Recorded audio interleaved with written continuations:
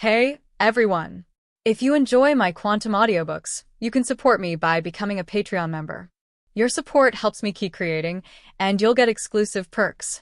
You can also access my audiobooks directly through Google Drive. Check out the link in the description. Now, let's get started. A few days earlier, on an uncharted island in the Grand Line, a young man, barely 18, sat alone on the beach. His eyes were red, his body trembling. The salty waves lapped at the sand, but all he felt was rage. Why? I finally came to a world where I could have a family. Why do this to me? Damn celestial dragons. His name was Luo Hu, once just a hardcore One Piece fan from Earth. 10 years ago, he died in a freak accident, only to wake in the Rocks era, a time when emperors ruled the seas and admirals were nothing special. Born into an ordinary fishing family, he trained daily, hoping to one day gain real strength. But talent? Talent was a wall he couldn't break. No devil fruit, no special gift. Just an ordinary man in a world of monsters. Still, life was warm. His parents worked hard, and they were happy. Until 4 days ago, while returning from fishing, they crossed paths with celestial dragons practicing for their God Valley hunt by shooting commoners like animals. His father tried to flee with him and his mother, but golden bullets tore through his throat. Moments later, Luo Hu and his mother fell too. They thought they killed all three. They were wrong. Luo Hu woke days later, alive only because his heart grew on the opposite side of his chest. But his parents gone, buried under the big tree by their home. The village chief told him to move on, to be strong.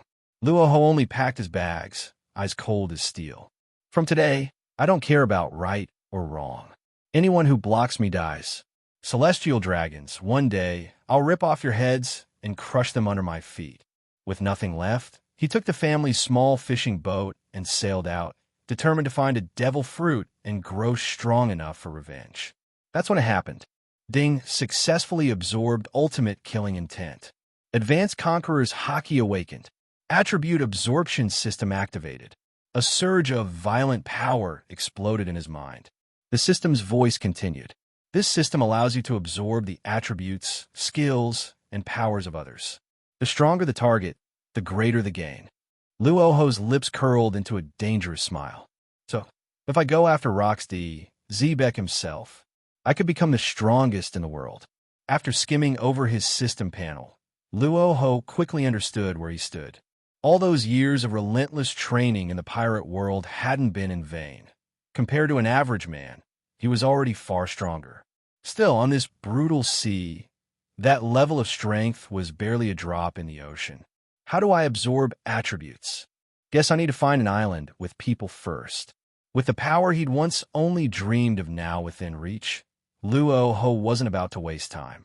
He grabbed the oars and rowed hard, sending loud splashes across the waves. The commotion startled a school of flying fish, which burst from the water in glittering arcs. Normally, they would have been a rare delicacy worth catching, but Luo Hu's attention was caught by something else. Tiny, multicolored spheres of light began to fall from the fish, drawn toward his body like metal to a magnet. The system's voice rang in his head. Ding, absorb +1 strength. Ding, absorb +1 strength. Ding, absorb +1 agility. Ding, absorb +1 agility. Ding, absorb +1 physical strength. Ding, absorb +1 physical strength. It ended quickly. Flying fish were only worth a few points, but it confirmed the system's ability. Even if he didn't know why random fish dropped attributes, he wasn't complaining. If he could take attributes from ordinary creatures, what about the world's strongest? Whitebeard, Golden Lion, Charlotte Lin Lin. Just being near them could skyrocket his power. Swordsmanship, Haki, Taijutsu, devil fruits, everything could be his. And in this world, everything came back to one thing: physical strength. Swordsmanship needed it. Taijutsu needed it. Even devil fruits burned through it. Haki, born from sheer will and power of the body. Luo Hu's own advanced conqueror's Haki had awakened from the killing intent that fueled his system's activation. Host, Luo Hu. Age, 18. Strength, 20, normal adult, 10. Agility, 20, normal adult, 10. Physical strength, 32, normal adult, 10. Haki, advanced conqueror's haki. Skills, none. Fruit ability, none. The numbers were still low, but he could already feel the difference. If only a sea king would swim by right now, he thought with a sigh, scanning the empty waves. Hours later, the horizon shifted. A lush green island appeared. Well-kept houses lined the shore. It was clearly a wealthy settlement. Luo Hu's eyes lit up. A place full of people meant a place full of attributes. He rowed straight to port, then made his way into the busiest part of town. The moment he entered the crowd, the system exploded with notifications. Ding, absorb plus 30 strength. Ding, absorb plus 25 strength. Ding, absorb plus 10 agility. Ding, absorb plus 12 agility. Ding, absorb plus 30 physical strength. Ding, absorb plus 20 physical strength. It was intoxicating. Even ordinary civilians, when gathered in large enough numbers, could provide a massive boost. Luo Hu prowled the marketplace until no more attribute orbs dropped, then finally checked his gains. His body had changed. He now stood nearly 2 meters tall, muscles thicker and more defined than ever. Every movement radiated raw, explosive power. The hunt for strength had only just begun. Host Luo Hu. Age, 18. Strength, 160, Naval Headquarters Major Level. Agility, 130, Naval Headquarters Major Level. Physical Strength, 300, Naval Headquarters Major Level. Haki, Conqueror's Haki, Advanced. Skills, fishing techniques, street fighting skills, fruit wine brewing, basic navigation skills. Fruit ability, none. Feeling the power constantly generated within his body, the flame of revenge in Luo Hu's heart suddenly burned more fiercely. The murderous gaze swept around and instantly aroused the aura energy deep in his mind that belonged only to Conqueror's Haki. In an instant, a reddish energy wave invisible to the naked eye spread out to a distance of nearly several kilometers from Luo Hu's body. The people around him only had direct contact for less than a second, and then they began to foam at the mouth. Their eyes rolled back and fell to the ground, unconscious. In this regard, Luo Hu could only say sorry silently in his heart. After all, this was the first time he accidentally used Conqueror's Haki, and he currently did not have the ability to directly and skillfully control it. Although my strength has greatly improved, it is impossible to seek revenge on the celestial dragons with this little power. After confirming that the attributes dropped by ordinary people could no longer improve him, Luo Hu turned his gaze to Hakinosu Island on the sea chart. It is known as the Pirates' Carnival Paradise, where countless vicious and murderous pirates gather. In such an environment, there are naturally countless strong people in Rock's Pirate. As long as he can join Rock's Pirate and absorb enough attribute energy and powerful physical fighting skills, Luo Hu's chances of revenge on celestial dragons will be greatly improved. However, it is impossible to join Rock's Pirate just by wishful thinking. In this era named Rocks, if you want to join his team, you need to go through an assessment. The content of the examination is simple at the same time, but it is also extremely difficult at the same time. Because Rock's-D, Zebek, as the captain of the Rock's Pirate, gave his fleet the only requirement to enter. That is to have a level of strength that can be accepted by him. If you want to be noticed by such a sea overlord, then your own strength must at least be able to fight a one-on-one duel with the admiral of the naval headquarters without losing. There aren't many key Rock's Pirate team members. Among them, whether it is Whitebeard, Golden Lion, Achaku, Silver Axe, Charlotte Linlin, and others, they are all powerful players who can stably suppress or even directly win against Admiral of Headquarters. After staying on the island for a few hours to replenish his fishing boat with water and food, Luo Hu returned to the port where he landed, ready to set off again to a new island to find more powerful passers-by, to absorb attributes and strengthen himself. However, just as he was about to loosen the rope tied to the wooden piles in the harbor to secure the fishing boat, an unidentified ship flying a skull and crossbones flag slowly approached under the cover of night. Pirates? That's strange. There are still some idle people who haven't been involved in the Rocks Pirates. Luo Hu walked away from his original position with a very vigilant look and quietly stayed in the darkness, observing the movements of this group of pirates. The total number of pirates in this group was about 20 to 30, and each of them had more or less bloody wounds on their bodies. Judging from the opponent's condition, it can be estimated that it was caused by a fierce battle with other pirates' forces at sea. At this moment, Luo Hu suddenly felt a sense of induction in his heart. He felt that among the pirates, there seemed to be a pair of cold eyes staring at him, hiding in the dark corner. It's observation, Haki. Luo Hu frowned. As a veteran Pirates fan, he knew very well that at this moment he had been discovered by the pirates with observation Haki. But he was not afraid at all. If these small pirates could make him retreat, then how could he talk about revenge against the celestial dragons?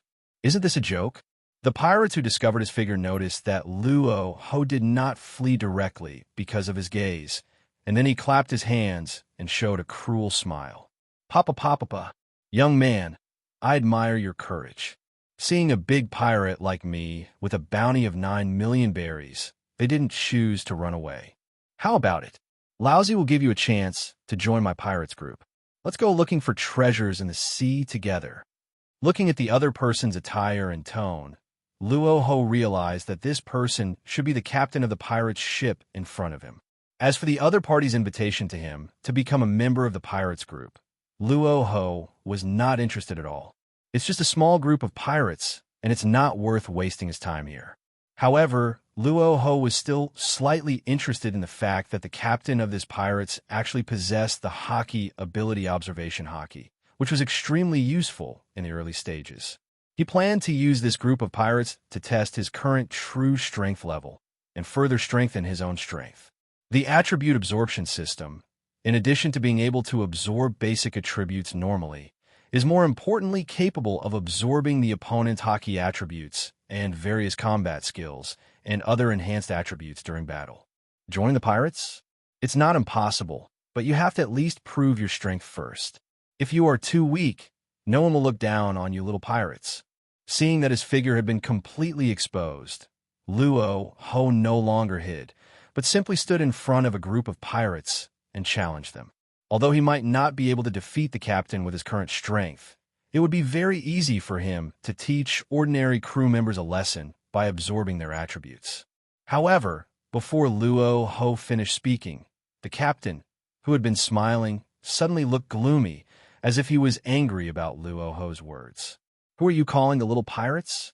Lousy is Captain Jackman, a super strong man with a bounty of 9 million berries. Guys, kill this ignorant kid. Let him know that pirates cannot be insulted. The captain's voice fell. Luo Hu was suddenly surrounded by pirates. All of them had smiles on their faces and held cold machetes in their hands. Kid, it's not too late to apologize to our Captain Jackman. Otherwise, be careful of the steel knife in Lousy's hand. White knife in, yellow knife out. One of the pirates holding a machete laughed. As it was already dark, the pirates did not see clearly that Luo Hu, whom they called a little devil, was not that weak. Luo Hu naturally had no intention of explaining this situation, because at this moment he was quietly absorbing the basic attributes dropped by these pirates members. Ding, congratulations to the host for successfully absorbing 12 points of power. Ding, congratulations to the host for successfully absorbing 14 points of power. Ding, congratulations to the host for successfully absorbing 17 points of agility. Ding, congratulations to the host for successfully absorbing 14 points of agility. Ding, congratulations to the host for successfully absorbing 20 points of physical strength. Ding, congratulations to the host for successfully absorbing 11 points of physical strength. Although these pirates members are not that powerful, at least they can still drop some useful attributes compared to ordinary adult males. But after just a few seconds, these ordinary pirates could no longer have any effect on Luo Hu. Hey, didn't your parents teach you to be polite? I'm talking to you. Due to Luo Hu's silence, the pirates who had been mumbling at the scene seemed to feel that he had been ignored. He was so angry that he started to curse. These words hit Luo Hu's heart so hard that his face immediately began to twist. He had just hidden his pain for not long before it was once again exposed by these damn pirates. Good. Very good. You have found a way to die. Luo Hu's eyes were filled with murderous intent. Then, with the coordination of all the muscles in his body, a powerful force suddenly burst out, and he rushed into the crowd of pirates like a cannonball. Bang! In a flash, a muffled sound was heard, and Luo Hu, with his agility far exceeding that of an ordinary person, quickly threw a punch.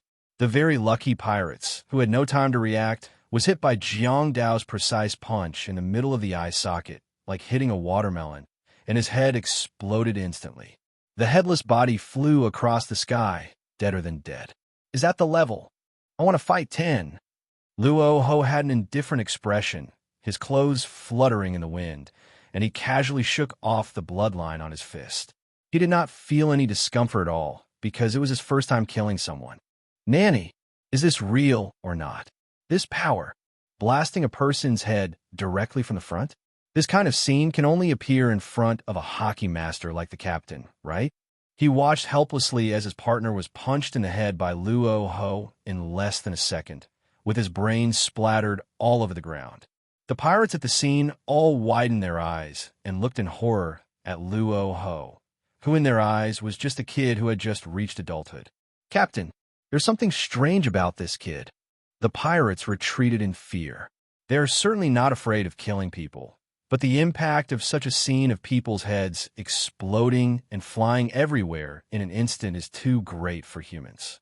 The headless corpse was still lying on the ground, twitching. How could they dare to move forward?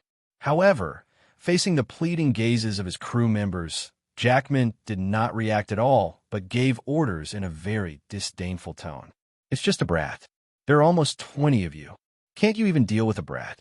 Why don't we all rush over and hack him to death? Captain, I'm watching you from behind. Go up and hack him to pieces. Avenge our comrade. Seeing that his crew was so useless, Jackman immediately shouted loudly in annoyance, and the pirates who had nowhere to retreat could only swallow hard and start to swim around cautiously, looking for a suitable angle of attack.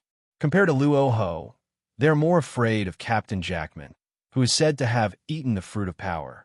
And if there are more than a dozen pirates attacking together, it should be very easy to capture this kid. Although their pirates group is not large, they cooperate with each other very well. What they're best at is rushing forward and chopping some tricky enemies to pieces with their swords. However, facing the pirates who surrounded him in a circle again, Luo Hu showed an excited expression.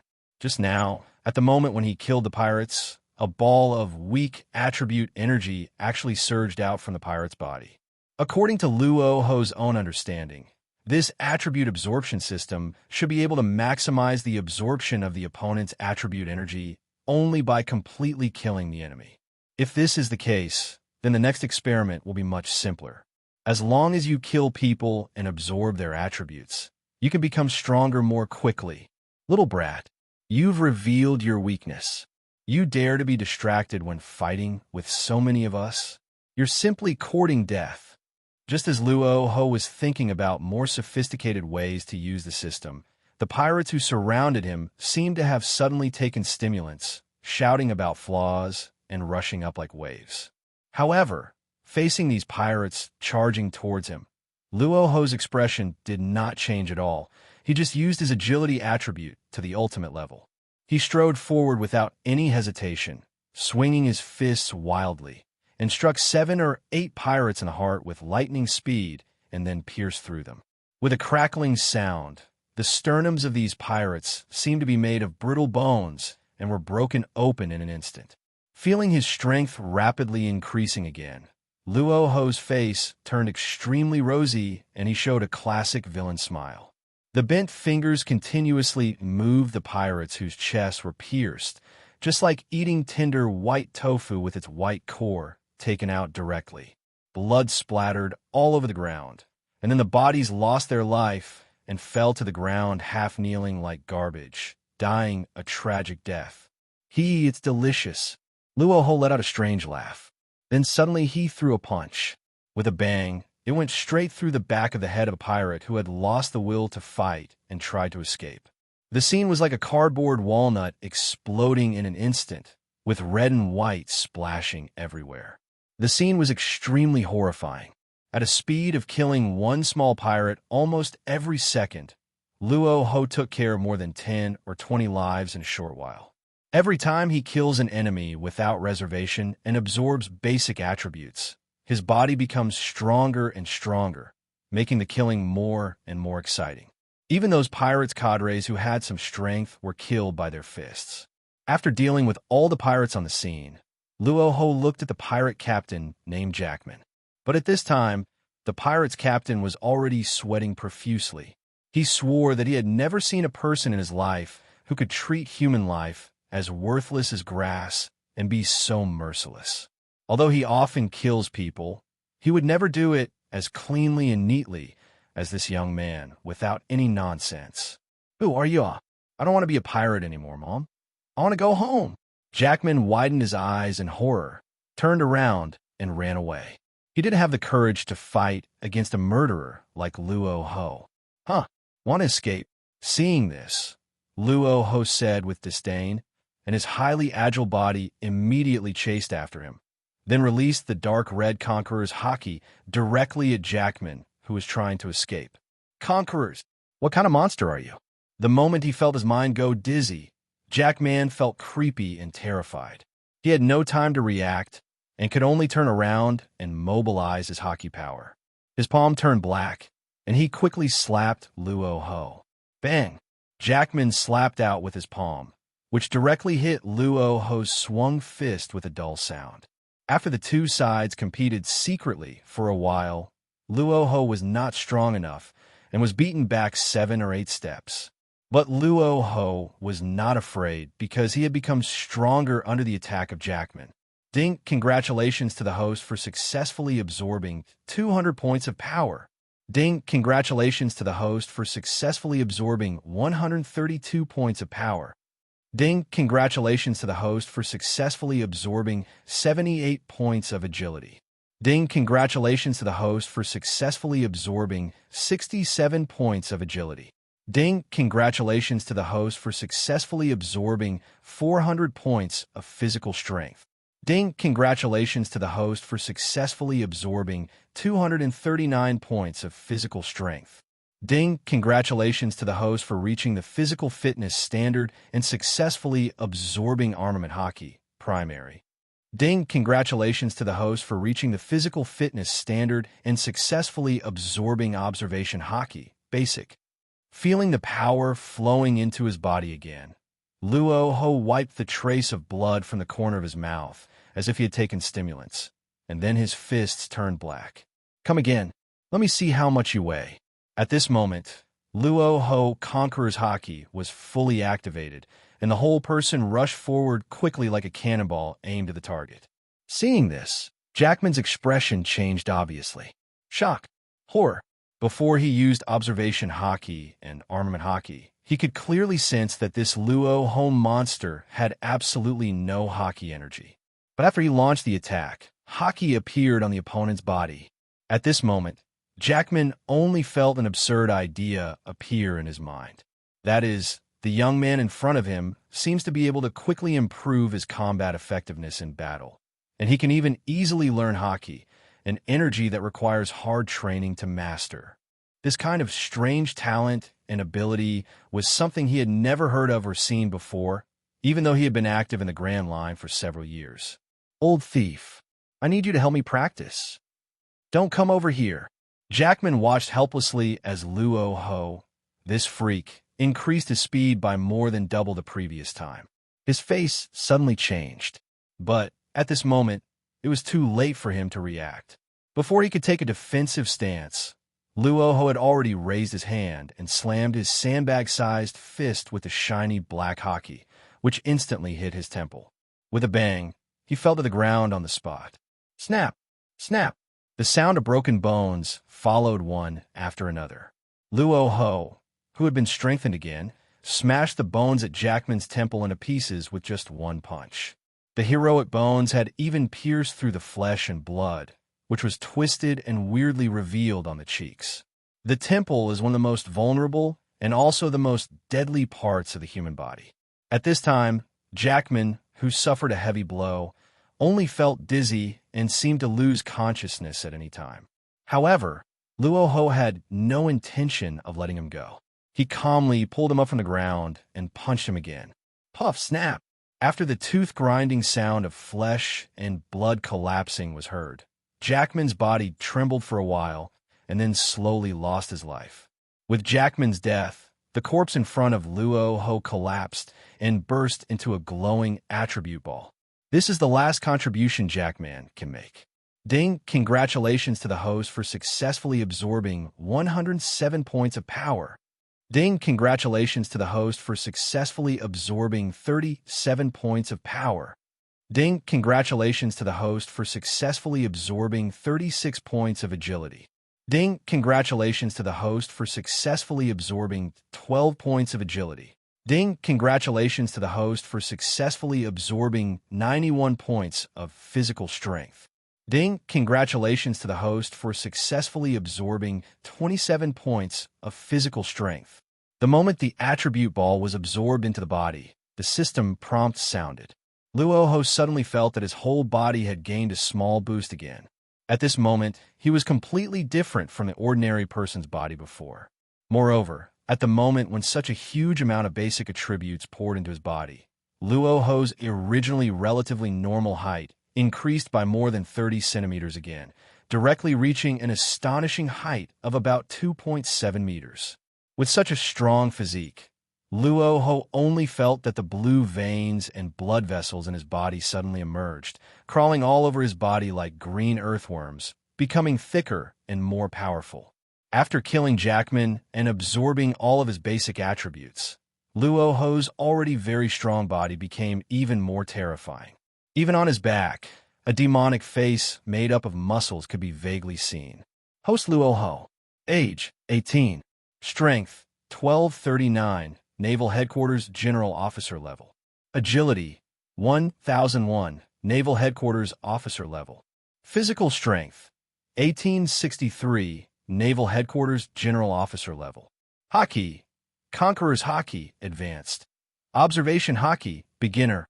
Armament Haki, Beginner. Skills, Basic Navigation, Basic Fighting Skills, Fruit, Wine Brewing Technology. Fruit Ability, None. This is the power of cheating. Seeing that his current strength level had skyrocketed in less than a day, he was basically on the same level as the generals of the naval headquarters. Luo Hu couldn't help but sigh at the unpredictable nature of life. After all, a day ago, he was just an ordinary person that could be found in the pirates' world. But now, he has become a master who has awakened Conqueror's Haki and is as powerful as a general in the naval headquarters. Although the generals of the naval headquarters were not considered experts in this era of rocks, that was only relative to those pervert guys. For ordinary people, Luo Hu at this time has become a powerful man who is out of reach. However, Luo Hu did not become lazy and degenerate just because he gained such powerful power in a short period of time. His goal is very clear.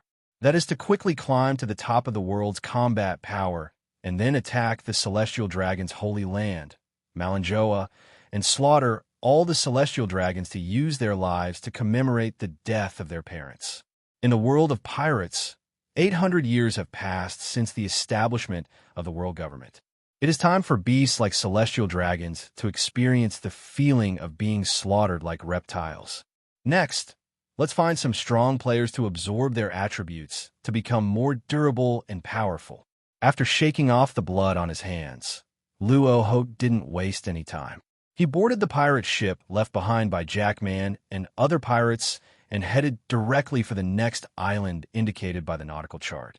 Although he had gone through a series of battles today, the energetic Luo Hu did not feel the slightest bit sleepy.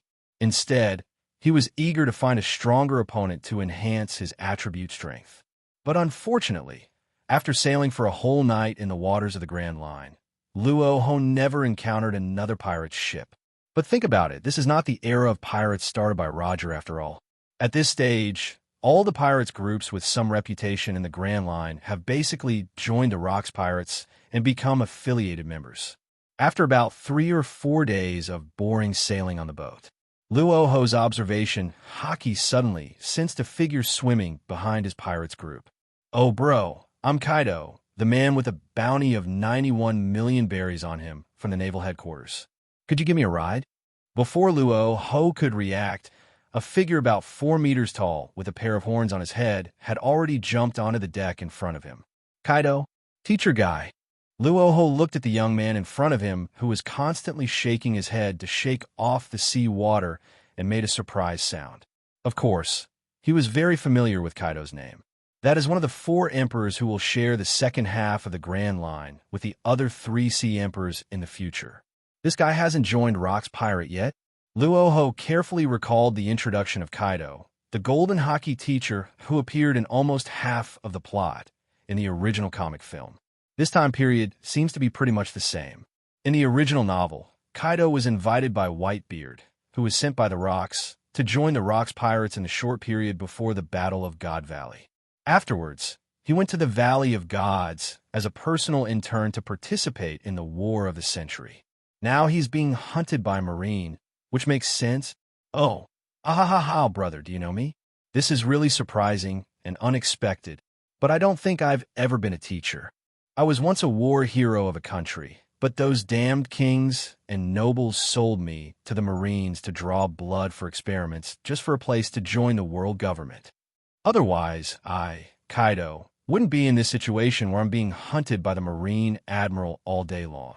When the young and naive Kaido met Luo Hu, a young man of the same age as himself, he immediately opened up and told him everything about his identity and background. Luo Hu, who was stunned by what was said, could only express his understanding. After all, in the world of Pirates King, every supporting character that appears lives a miserable life.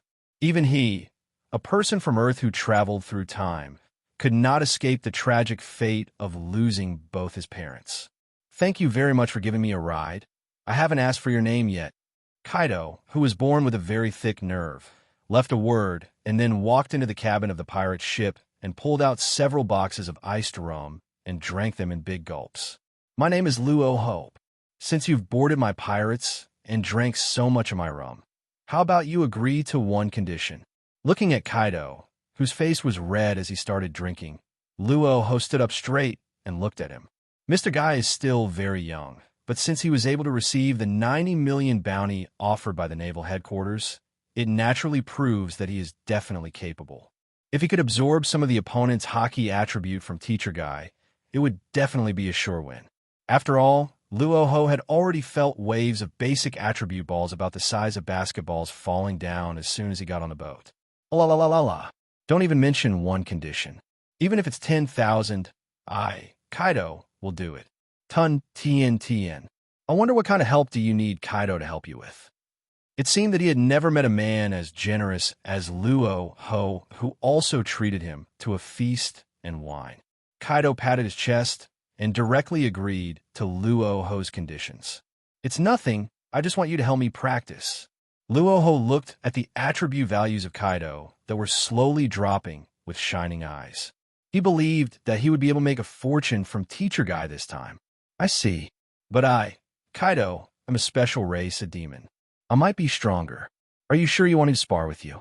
Kaido, who was very open-minded by nature, agreed without hesitation after hearing Luo Hu's request. After all, although Kaido was not a strong man at present, he was still at the middle level without any problem. "Come on, let's start with Conqueror's Tutorial." Luo Hu, who had successfully bewitched Kaido, was extremely excited. Before he finished speaking, he suddenly released his Conqueror's Haki and blasted Kaido. Kaido was naturally not polite at all. After putting down the rum in his hand, he also opened Conqueror's Haki to the fullest. "La la la la, Conqueror's Haki. I, Kaido, am not bad." After emitting his very distinctive laugh, a dark red air wave that was obviously darker than Luo Hu's was released directly from the center of Kaido's body. Bang! Kaido's Conqueror's Haki and Luo Hu's Conqueror's Haki are basically at the same level, and the gap between the two is not that big. However, compared to Luo Hu, who had just awakened Conqueror's Haki less than 2 days ago, Kaido's Conqueror's Haki was obviously more skilled, smoother, and more powerful. The Conqueror's Haki between the two people collided with each other, and the tearing almost instantly shook the originally calm sea surface into surging waves, overturning the sea. Dark black Haki lightning bolts were released wantonly on the blue sea surface, directly electrocuting the passing schools of fish and making them float across the entire sea surface. Even the dark clouds in the sky that were about to drop heavy rain were torn open by the two Conquerors' Haki. You are indeed a great teacher. Even though you haven't even become a Rocks pirate trainee yet, you have already mastered the use of Conqueror's Haki. Luo Hu looked at Kaido with fiery eyes, as Rujian had already pushed his Conqueror's Haki back several steps, and muttered to himself. He doesn't feel any discomfort at all, because there are so many Hakis who are stronger than him now. Because the stronger the gold medal teacher Kaido is, the stronger the Haki attribute he can absorb will be. Even Luo Hu already had a vague feeling that as long as he could absorb all of Kaido's basic attributes, he would definitely be able to break through to the level of a disaster star general. After all, although Kaido is not at the level of Vice Emperor now, he is more than qualified to be a top 3 disaster general. Sure enough, at the moment when Kaido pressed Luo Hu's Conqueror's Haki back into his body step by step, one after another, fist-sized attribute balls emitting dark red energy suddenly fell out from above Kaido's head. After this dark red attribute ball fell, Luo Hu also successfully received the prompt sound from the system. Ding, congratulations to the host for absorbing Conqueror's Haki attribute. Advanced, 12.33%. Ding, congratulations to the host for picking up Conqueror's Haki. Advanced, 23.96%. Ding, congratulations to the host for picking up Conqueror's Haki. Advanced, 36.49%.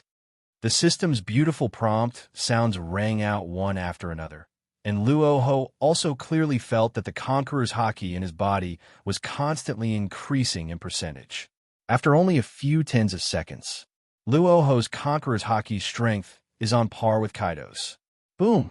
After a violent Haki lightning exploded, an even more powerful Conqueror's Haki spread out from Luo Hu's mind and once again violently collided with Kaido's Conqueror's Haki.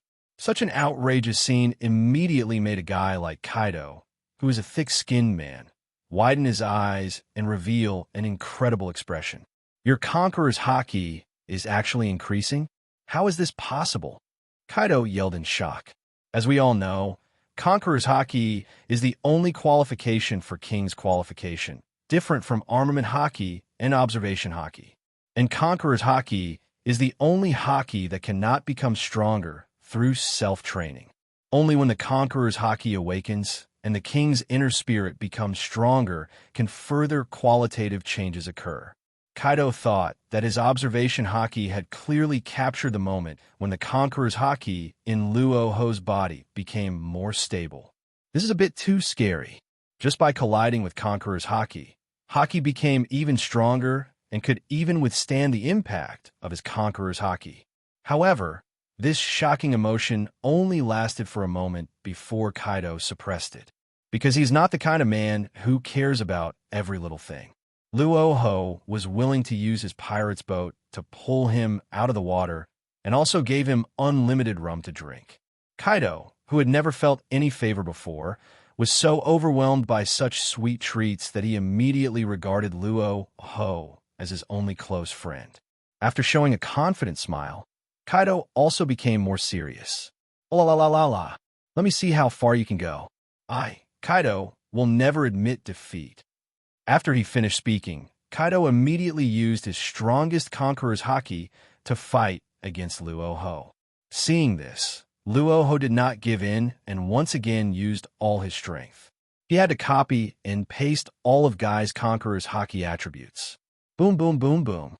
Two high-level Hakis collided and tore each other apart, and more densely arranged black lightning roared continuously. The purple high-voltage lightning that was faintly visible against the thick dark clouds in the sky seemed even more terrifying, as if the end of the world had suddenly descended upon the pirate's world. Ding, congratulations to the host for absorbing Conqueror's Haki attribute. Advanced, 41.32%.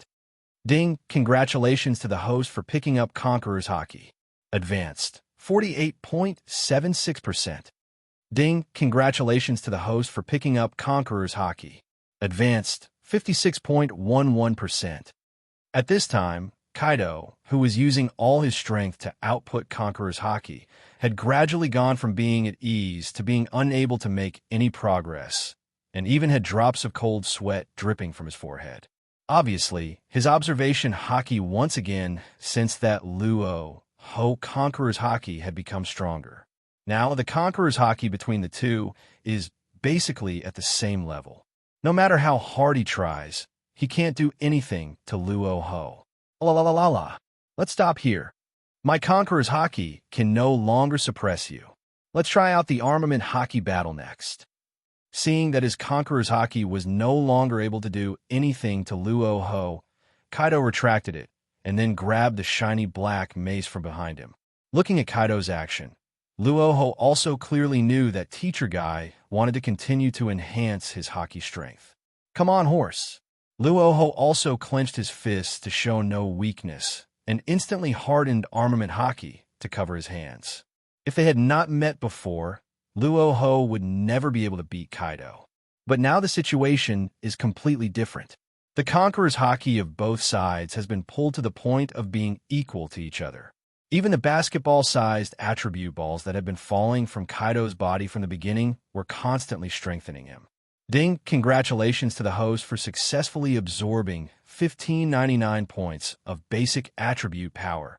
Ding, congratulations to the host for successfully absorbing 1361 points of basic attribute power.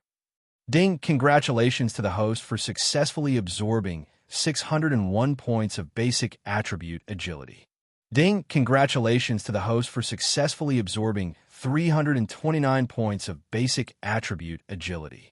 Ding, congratulations to the host for successfully absorbing 1900 basic attribute strength.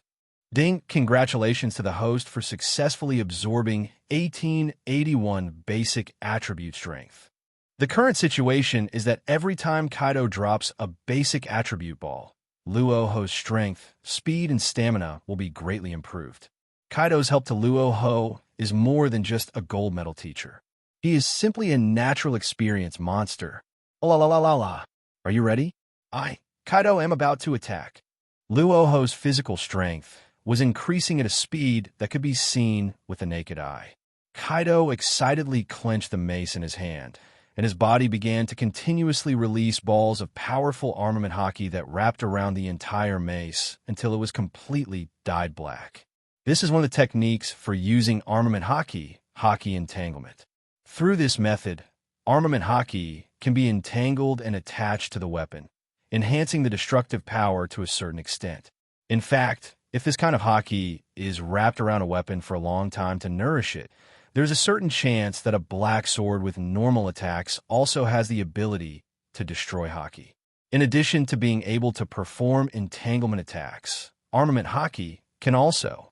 There's another technique to use Haki to attack the enemy out of body, and the power of this technique is very different.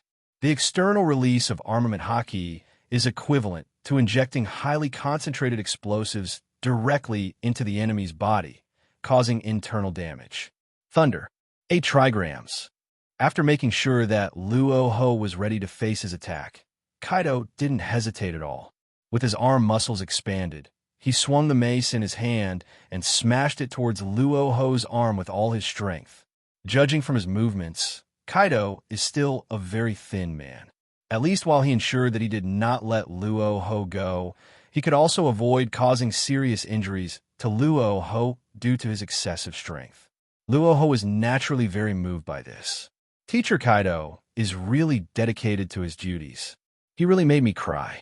Luo Hu didn't even look at Kaido's attack. He groaned inwardly and directly chose to wrap the armament Haki around his whole body to withstand Kaido's attack. Bang! A dull roar was heard, and the air rolled. Kaido's mace hit Luo Hu Haki's defensive arm with incredible force. The advanced armament Haki instantly invaded Luo Hu's body and spread along his chest, destroying countless muscle fibers along the way, directly causing Luo Hu to have bruises on half of his chest. The pain was so intense that Luo Hu almost grimaced in pain. However, compared with what he gained, this little bit of pain can be completely ignored. Ding, congratulations to the host for successfully absorbing the armament Haki attribute, advanced. Ding, congratulations to the host for successfully picking up the observation Haki attribute, advanced. The moment Kaido used the dual-color Haki of armament Haki and observation Haki to attack, Luo Hu also successfully absorbed the Haki attribute that dropped from Kaido, as well as the high basic attribute brought by the heavy stick. Ding, congratulations to the host for successfully absorbing 4,999 points of basic attribute power. Ding, congratulations to the host for successfully absorbing 4,361 basic attribute strength. Ding, congratulations to the host for successfully absorbing 3,601 basic attribute agility. Ding, congratulations to the host for successfully absorbing 3,329 points of basic attribute agility. Ding, congratulations to the host for successfully absorbing 5,900 basic attribute strength. Ding, congratulations to the host for successfully absorbing 4,881 basic attribute strength. At the moment the system prompt sounded, a powerful force like a torrent surged into Luo Hu's body. This basic attribute is like an experience pack that makes people unable to stop. With Kaido's attribute support, Luo Hu's growth rate is almost geometrically terrifying. Grandma, even though it hurts, it really hurts and makes me happy, ya. Keep fighting. Don't let the battle stop. Kaido's son. Feeling that he had become stronger, Luo Hu ignored his injuries and urged the hesitant Kaido to continue attacking him. Watching Luo Hu's rapid growth and bruised body, Kaido suddenly felt great respect for the man he had just met. After all, as a ghost clan that was born with great strength, he had never seen someone like Luo Hu who practiced so madly and didn't care even if he was seriously injured. However, he had no choice but to agree to Luo Hu's request. After all, Luo Hu was the good man who treated Kaido to a big drink. This favor must be repaid. Please be careful next time. I'm going to attack seriously. Conquer the third world. Induce Naraku. Kaido was afraid that Luo Hu could not withstand his attack, so he gave him an extra reminder before launching the attack. This kind of humane teaching is worthy of the title of Gold Medal Teacher. After he finished speaking, Kaido jumped high up on the spot. After reaching a certain height, he suddenly grabbed his weapon, aimed it at Luo Hu's position, and pressed down hard. Armament Haki hardened oil-consuming root. However, Luo Hu's strength had improved significantly at this time. He directly attached the high-level armament Haki to his fist and faced Kaido's mace with a King of Fighters 97 Rising Dragon Fist. Bang! The collision between the armament Haki of the same high level. The scene was like a collision of metals, sparks flying everywhere. The reckless attack by the two men caused cracks in the hull of the pirate's ship and even broke the keel into 3 pieces. Luo Hu withstood Kaido's attack of an Iraku. I have to say that the names of each of Kaido's moves are extremely gorgeous and classy, and are even no less impressive than those of the person with the poetry fruit ability. Click! The sound of wood breaking continued to be heard. Kaido took back his mace and put it on his back, completely shocked. Luo Hu only fought with him once, but now he can actually withstand his attacks. Originally, he thought that the rapid growth of Conqueror's Haki Luo Hu was just a coincidence. But now the talent displayed by Luo Hu made him twitch inside. Advanced Conqueror's Haki, Armament Haki, and Observation Haki add powerful strength and speed. Isn't this exactly the same level as Kaido?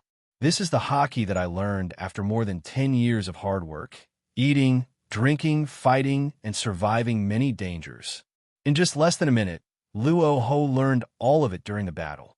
However, relatively speaking, Kaido did not feel that he was at a disadvantage.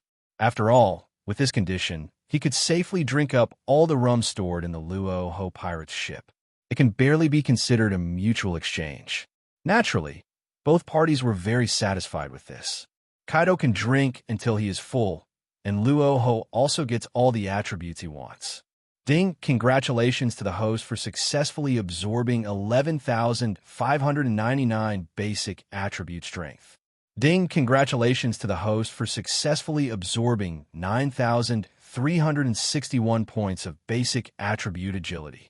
Ding, congratulations to the host for successfully absorbing 19,361 basic attribute strength. Ding, congratulations to the host for absorbing the armament Haki attribute. Advanced 62.33%. Ding, congratulations to the host for picking up the observation Haki attribute. Advanced 73.96%. Let's stop here for today. If we continue to fight, the pirate's ship might be broken apart.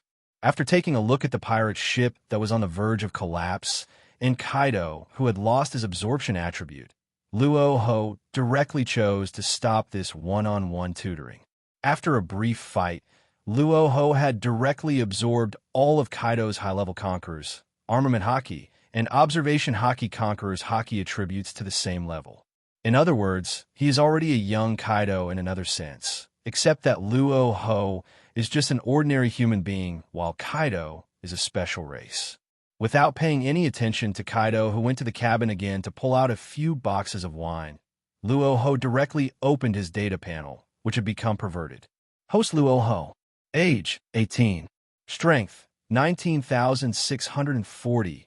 3 calamities, general level. Agility, 15,100. 3 disasters, general level. Physical strength, 32,000. 3 disasters, general star level. Haki, Conqueror's Haki, advanced 56.11%. Armament Haki, advanced 62.33%. Observation Haki, advanced 73.96%. Skills and physical skills, thunderous 8 trigrams, descending the 3rd world, leading to Naraku. Fruitability, none. Strength, agility, and stamina have all been raised to the level of the 3 disasters, and the level of Conqueror Haki practice is also very close to the top level. With the current data, Luo Hu could definitely say that although he could not beat the Admiral of the Naval Headquarters, he could still teach the elite Vice Admiral of the Naval Headquarters a lesson. After all, if we really want to talk about the world of pirates, we still have to rank them by the strength of Haki.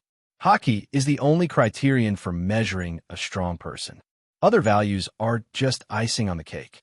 However, when reaching Luo Hu's level, if he wants to continue to improve, he needs to pay more attention to improving his basic qualities.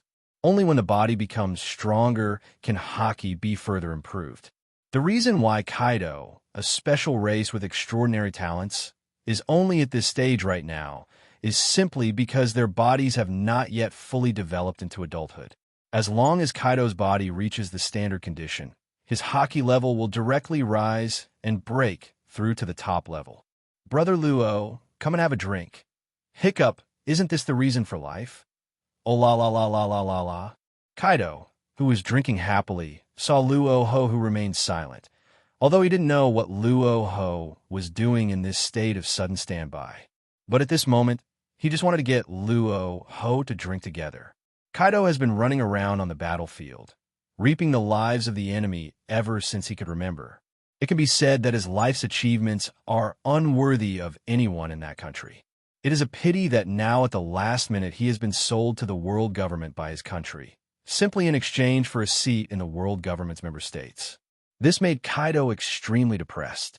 Fortunately, after being captured and taken to the laboratory, he managed to break out with his fierce fighting ability. Although he is now on the bounty list of the naval headquarters, fortunately, he has gained his freedom. Now he is even more fortunate to meet Luo Hu, a good brother who is sincere and doesn't care about his identity or background at all, and even treats him to drinks. Such a lucky thing should of course be celebrated properly. Well, come on, but if you can't drink, just go sit at a table with the kindergarten kids. Luo Hu also smiled after hearing Kaido's invitation. He was really grateful to this golden teacher for his unreserved improvement. However, this is only in terms of strength. If we really talk about drinking capacity, Luo Hu thinks he is as good as anyone. After all, his alcohol tolerance can be shown by simply raising one finger. That means he keeps drinking. La la la la la. You are so arrogant, Luo Hu. If I can't drink, then no need to say anything. I will automatically go to the same table with the children. Luo Hu's words directly aroused Kaido's competitive spirit. He had never lost to anyone when it came to drinking. No matter if he was in the barracks with his teammates or encountered pirates on the way to escape, he would drink until they foamed at the mouth. Cheers! Hick! In this way, the two of them consumed bottle after bottle, and all the dozens of boxes of rum stored in the entire pirate ship were drunk up. The two of them went straight to the early morning of the next day after nightfall. At this time, both Luo Hu and Kaido had fallen asleep on the deck of the pirate ship due to the paralysis of alcohol. There was no one to look out, no one to check the charts, and no one to steer the ship. The pirate ship sailed along the ocean current in an unknown direction. The next day, a warm sea breeze blew across Luo Hu's cheeks, bringing a comfortable feeling that relaxed his pores. Damn it, why does the rum in this pirate's world taste even more annoying than Tsingtao beer? Is this a fake bar? After shaking his head to clear his mind a little, Luo Hu began to look at the location of his current pirate ship. But, unfortunately, the nautical chart in front of him was no longer able to analyze the location of the pirate ship. What are you doing to me? Is this still Daxia? Looking at the endless sea in front of him with no reference points at all, Luo Hu could only let the pirate's ship continue to sail forward.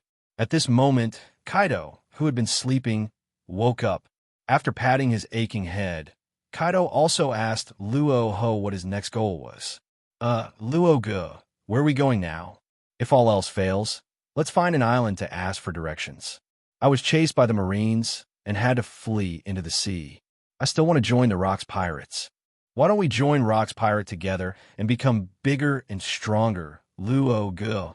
With our talents, as long as we enter Rocks Pirate, we can definitely become cadres in the future. Kaido, whose mind had gradually become clear, looked at Luo Hu eagerly. At this moment, Kaido had already regarded Luo Hu as his best friend in life. At least in Kaido's life, there has never been anyone who could treat him to a drink as generously as Luo Hu.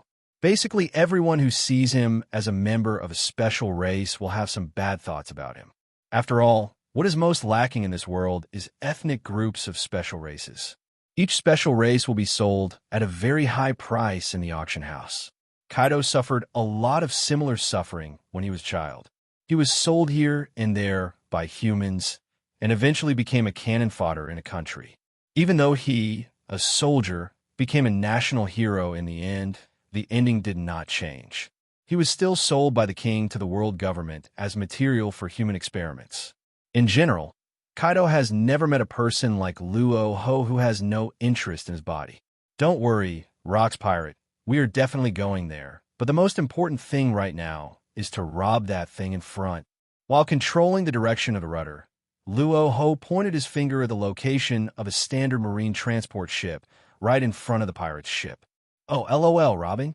That's a very good suggestion. I just happen to be hiding from the Marines, and I don't have much money on me, so I'd like to replenish it. Kaido, who was originally feeling a little bored, suddenly became interested when he heard Luo Hu actually said he wanted to rob a warship. Luo Hu was very appreciative of Kaido's attitude of spending money on buying things. After all, we all started out as ordinary people, and to a certain extent, spending some money to buy things from ordinary people can make you feel at ease. Even if the money was obtained through robbery, it would be the same.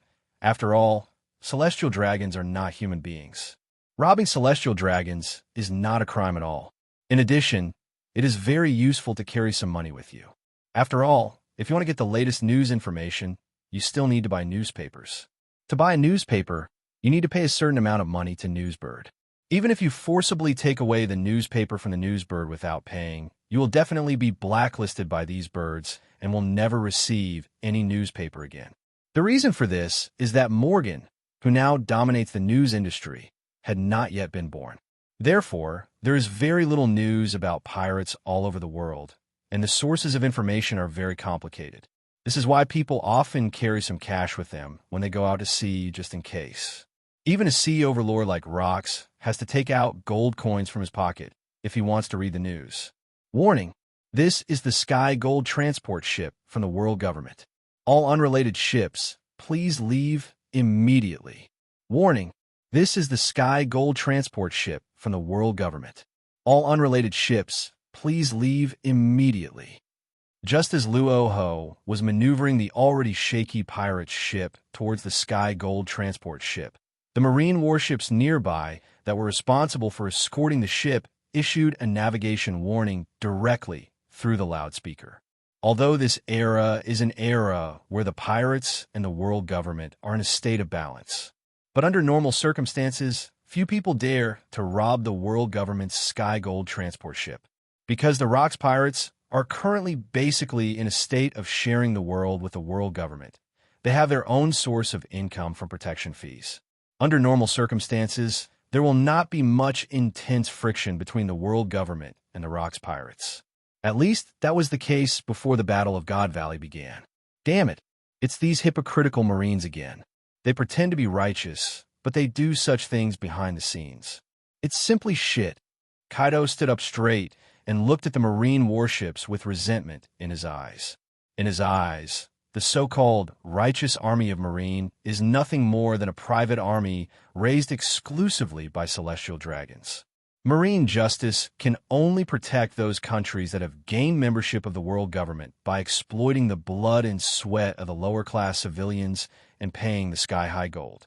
Without this identity, the country will be regarded by the world government as a place without human rights. The naval headquarters will naturally ignore countries without human rights, and countries without protection are naturally places where celestial dragons can carry out massacre games at will. And often when celestial dragons are engaging in this brutal killing game, they are accompanied by some Marine generals for protection. The purpose is to prevent those without human rights from affecting the senseless killings being carried out by the noble celestial dragons. Therefore, whether a Marine in the pirate's world is just or not depends on his or her individual behavior rather than his or her professional identity as a Marine. Some Marines have justice in their hearts, but this cannot be directly linked to the entire profession based on individual behavior. You can't say that the Marines who are responsible for protecting celestial dragons are also worthy of the word justice, right? That's a bit too ridiculous. Marine is just an ordinary person. Whether it is just or not depends on the individual. But these guys who are responsible for escorting the Sky Gold and making money are not so worth watching. Luo Hu did not object to Kaido's hatred towards Marine. After all, wasn't Marine also present when his parents were brutally murdered by celestial dragons? Then why did Marine's justice shine upon him? La la la la, Big Brother is right. Let's mess up this world together. Now start from this golden transport ship in the sky. Young Kaido said excitedly with a sunny smile. Although Kaido is still very young now, his character of wanting to cause chaos in the world is still exactly the same as when he became the Four Emperors decades later. He acts in a straightforward style, wanting only to tear this dark world apart. Luo Hu looked calm and said nothing, just wondering whether there would be a few world nobles who chose to come out to take a breath of fresh air on the Marine warship in front of him that was transporting the Sky Gold. Now that he has become stronger, his hatred for celestial dragons has only increased.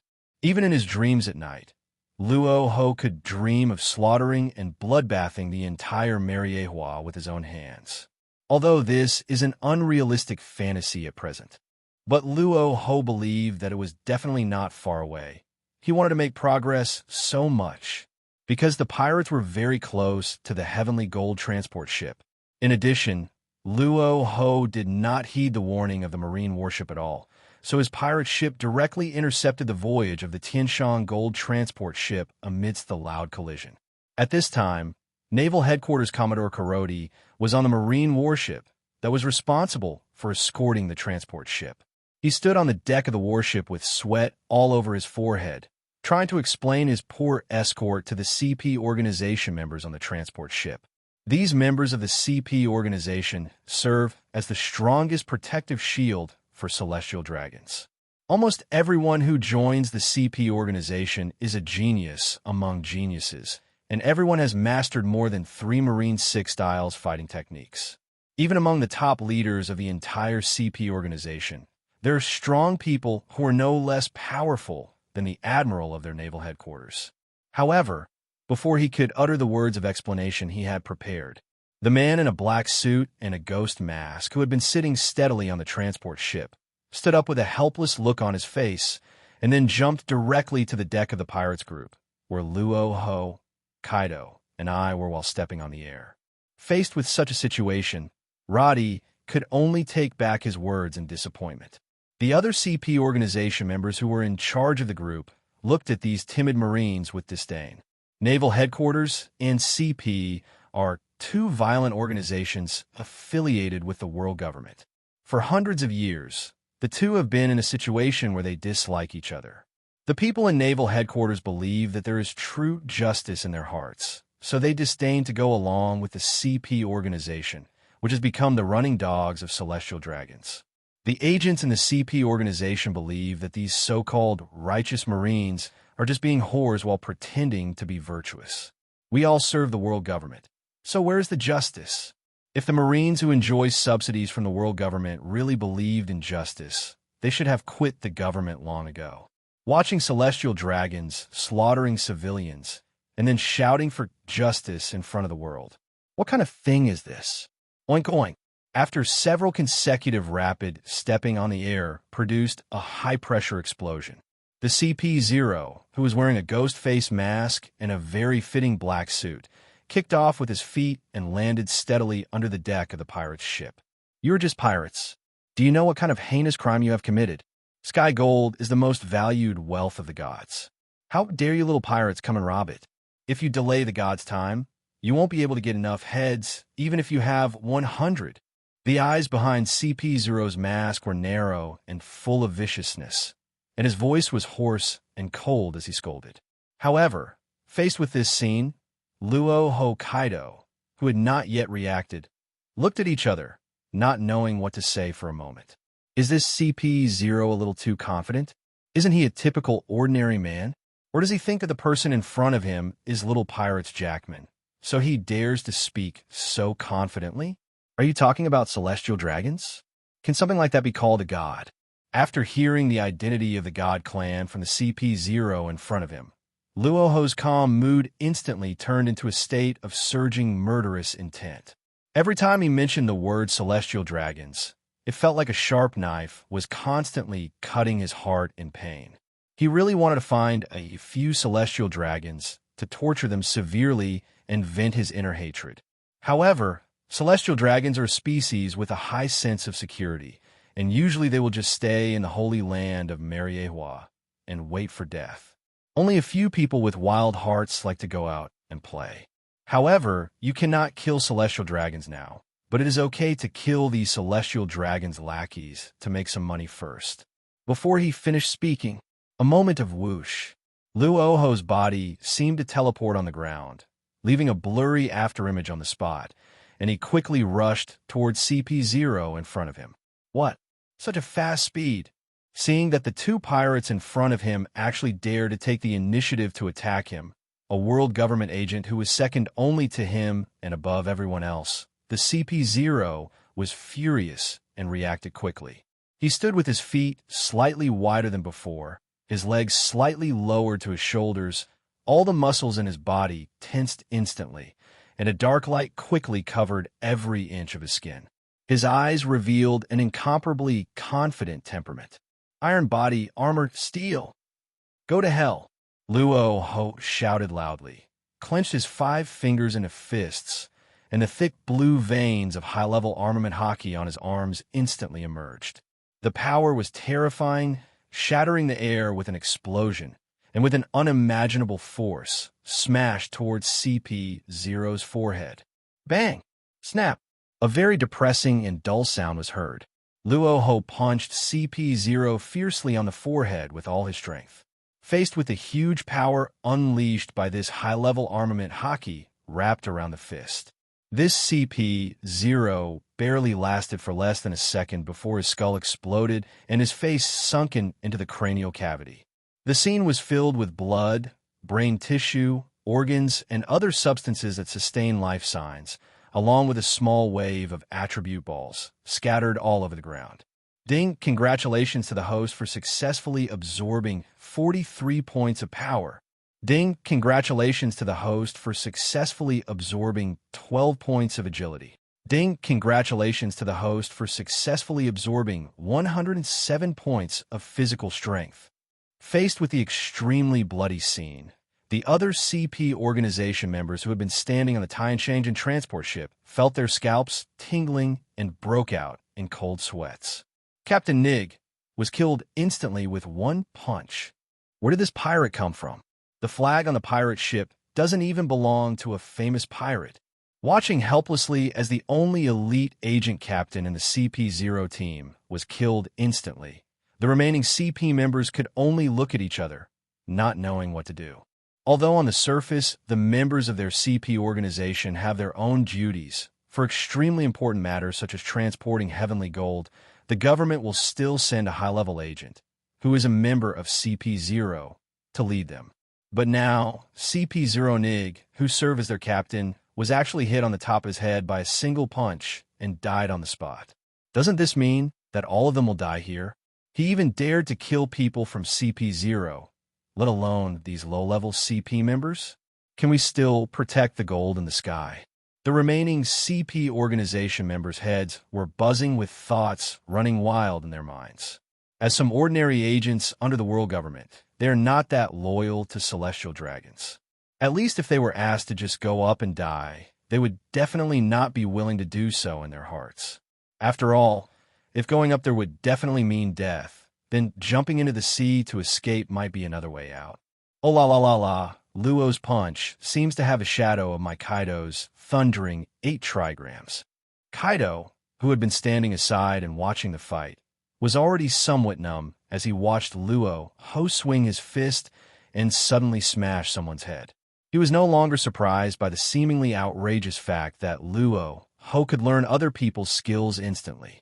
After all, isn't it more pervert to be able to directly copy Haki's strength than to learn skills? This skill move is just a sprinkle of water. Well, I did use the power technique of Thunder 8 trigrams. Your move is really good. Seeing that Kaido could see through the direction of his punch, Luo Hu did not hide it. He did learn the power techniques of Thunder 8 trigrams and Aina of the 3 worlds from Kaido. There is nothing to hide about this. Let's go and see what treasures are on the golden transport ship in the sky at that time. After casually shaking off the blood on his hands, Luo Hu took the lead and jumped directly onto the transport ship where a group of CP organization members were. Kaido naturally followed closely, not wanting to be left behind. The two of them, one on the left and one on the right, blocked the way for more than a dozen CP organization members to retreat. Now, I ask you questions and you answer them. If you dare to hide anything, you don't want to know what will happen to you. Looking at the CP members in front of him who were so scared that their legs were shaking like they were dancing the old Jackson dance, Luo Hu spoke with a calm look and an extremely cold tone, enunciating each word. Sir, ask me anything you want. I promise to tell you everything I know. I won't stay in this shitty CP organization any longer. Although the dozen or so members of the CP organization were very afraid of Luo Hu's murderous intent, they could only suppress their inner trembling when they thought of the inhumane treatment of the agents who betrayed the government within the government. However, under this high-pressure environment, 3 or 4 members of the CP organization stood up and chose to confess all the information they knew. Very good, you 3, stand aside for now. I will ask you again after I finish this matter. Seeing that some CP organization members still dared to take the risk and stood up under his intimidation, Luo Hu sneered and then walked directly to the remaining crowd. People need to pay the price for the choices they make. Since you have chosen to be loyal to the world government, please go on your journey with peace of mind." Before Luo Hu finished speaking, the dozen people in front of him were not stupid either. They suddenly stepped on the air base map continuously and used Moonwalk, one of the Marine's 6 styles, to leave the gold transport ship in the sky. But unfortunately, before they could fly into the air with their left foot, Luo Hu's originally black pupils instantly turned deep red. The next moment, a thick conqueror's Haki swept through every corner of the Sky Army transport ship. The turbulent black lightning crackled and spread everywhere, and almost in an instant it frightened the crowd that was flying in the sky like grasshoppers and made them fall down. Damn, it's conquerors. My body can't move anymore. Is this another guy who wants to be king? It's over. Is it too late to surrender now? I also want to report my confidence. However, Luo Hu, who had already given these CP organization members a chance, naturally would not say anything more. There is no point in leaving so many lives behind. It would be better to smash them all into pieces. After clenching his fists and wrapping them with advanced armament Haki, Luo Hu directly called out their names one by one, killing all the more than 10 lives in total. The scene was a river of blood and extremely brutal. These ordinary CP organization members didn't even have the slightest chance to resist and were sent off together on the spot. Luo Hu waved his hand casually, absorbed all the attribute fragments that fell on the ground into his body, and then walked directly to the 3 guys who were already frightened and pale. "You are lucky. I'm not a person who likes killing. Tell me, have any celestial dragons come out of the Holy Land recently? Where are they exactly? Who is protecting them?" The 3 CPs, whose faces turned pale with fear, knew that if they exposed the whereabouts of the celestial dragons, they would definitely be hunted down by the government. But damn it, they can't even survive now, so what's the point of talking about the future? It seemed that after the 3 of them looked at each other, they made up their minds on the spot and spoke without hesitation. "Sir, we have only received one piece of news. The government is preparing for a big event recently. Many gods, celestial dragons are out now, but most of them are operating in areas not far from the government and naval headquarters. The only group of celestial dragons that are relatively close to here are on Devil's Island. They seem to be going to the island to capture powerful pirates to replenish the number of slaves. The Marines are protecting them. As for the guard force, I only know that there are several vice admirals from the naval headquarters. The information from the admirals is not something that ordinary CP members like us can get." The 3 of them spoke in unison and told all the news they knew. However, before the 3 of them could finish their words, a pitch-black mace with sharp spikes swept directly towards the heads of the 3 people. Bang!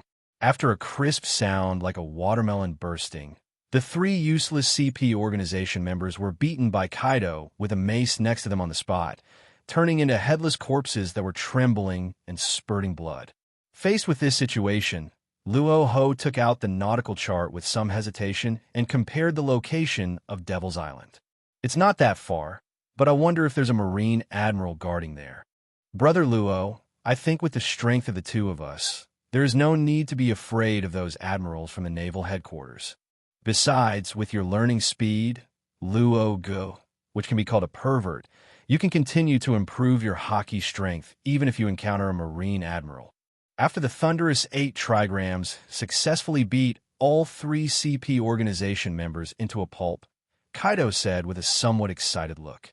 It is obvious that in addition to Luo Hu, Kaido, who is eager to create chaos in the world, must also want to touch the so-called world aristocrats.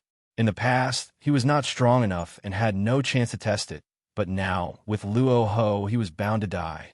Well, our next step is to go to Devil's Island to see if there are any celestial dragons there, and then go to Rock's Pirates to join them as cadres. Seeing that Kaido was so eager to find celestial dragons, Luo Hu naturally couldn't fall behind. His only purpose in going to sea was to attack Mariehua, the holy land of celestial dragons, and then hang all the pigs who called themselves the world's nobles. Otherwise, his life would be too frustrating. Let's go check out the value of this batch of sky gold first. Maybe there will be a secret treasure of the sea, like devil fruit.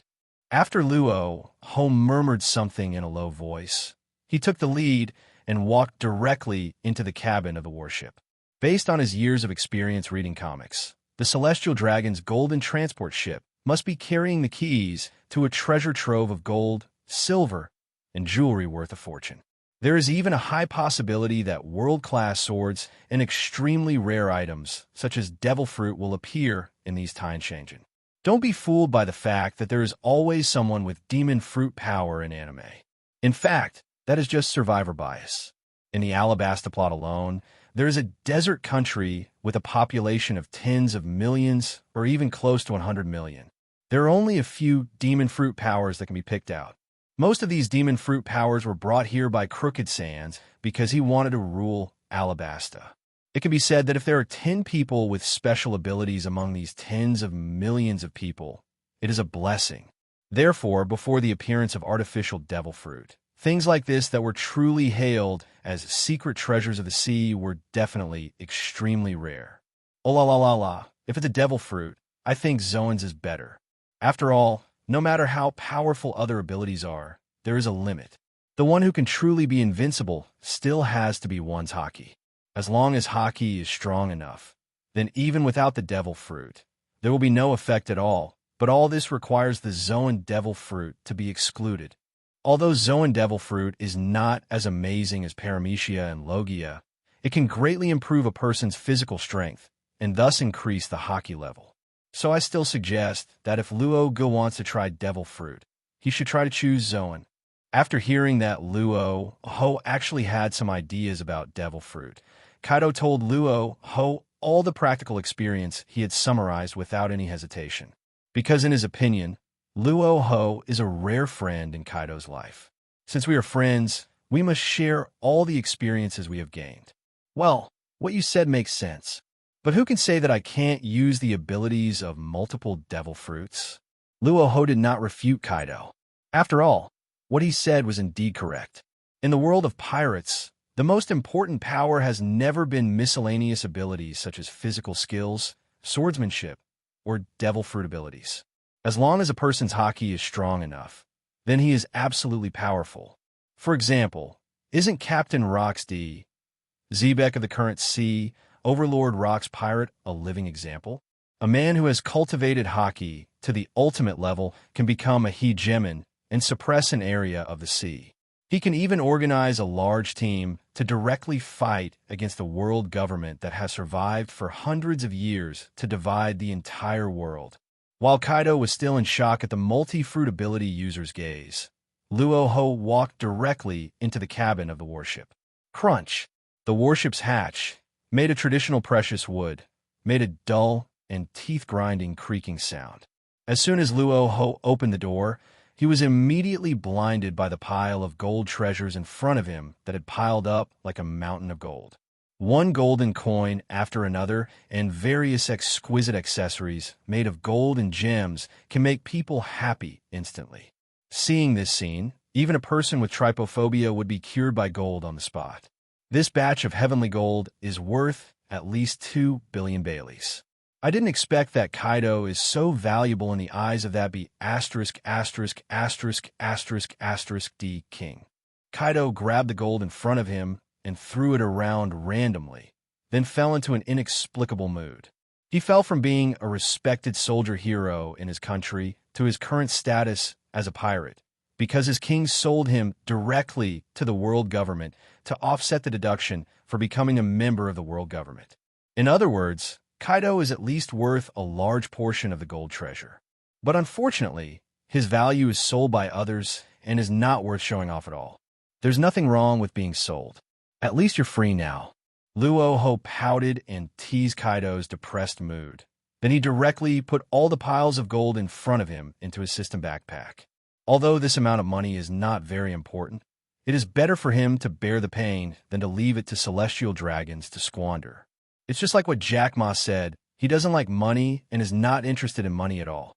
Luo Hu didn't like money either, but he naturally preferred other people's money, especially the squandered money of world nobles like the celestial dragons. After packing up all the gold in front of him and taking it away, Luo Hu continued to walk towards the next cabin of the transport ship. Under normal circumstances, it is absolutely impossible to pay all the high protection fees like Tianshangzhen with gold. Those countries that become members of the world government will hand over a portion of their gold at the end of each year, and then combine it with some other precious antique treasures, famous swords, and some very few countries will even directly hand over some strange fruits that they don't recognize, namely devil fruit, as a deduction. After gently opening the hatch in front of him, Luo Hu saw all kinds of swords and weapons placed throughout the room. However, among all these miscellaneous weapons, Luo Hu was more concerned about the glass display case placed in the center and the double-edged sword on top.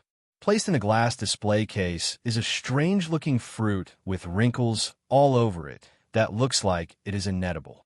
Oh, Luo Ji's devil fruit. I, Kaido, have seen it before.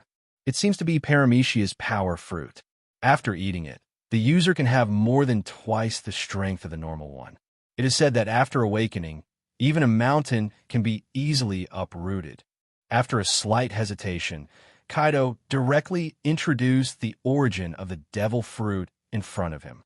Luo Hu punched the glass, and the shopkeeper grabbed the wrinkled devil fruit.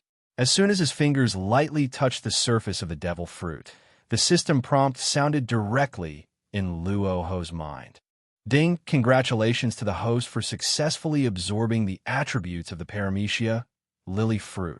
Ding, devil fruit side effect. The curse attribute from the sea has been automatically separated. After successfully absorbing the properties of the Paramecia power fruit, Luo Hu looked at Kaido, who was looking listless. This devil fruit is indeed Paramecia's power fruit, but since you only want to eat Zoan's devil fruit, I'll keep it for now. Hearing this, Kaido waved his hands to indicate that he really wasn't interested in anything other than the Zoan devil fruit. After all, Kaido is not like Luo Hu, who can absorb multiple abilities and become a pervert with multiple fruit abilities. Therefore, the choice of devil fruit is still a very important item for him. He must choose one that best fits his demon power as a special race. Kaido's own special racial talent is that, as a ghost, he is born with extremely strong resistance to blows and super physical strength. If it weren't for these two racial talents, he would have fallen in the battlefield amidst the hail of bullets at such a young age. It is because of this unique physical strength that Kaido himself is so keen on the Zoan Devil Fruit ability. As long as a powerful Zoan Devil Fruit ability is implanted under his unique racial talent, his physical strength will be maximized. Well, in that case, I think you don't need these swords and weapons anymore. Before he finished speaking, Ho collected all the hundreds of swords of various types stored in the second cabin.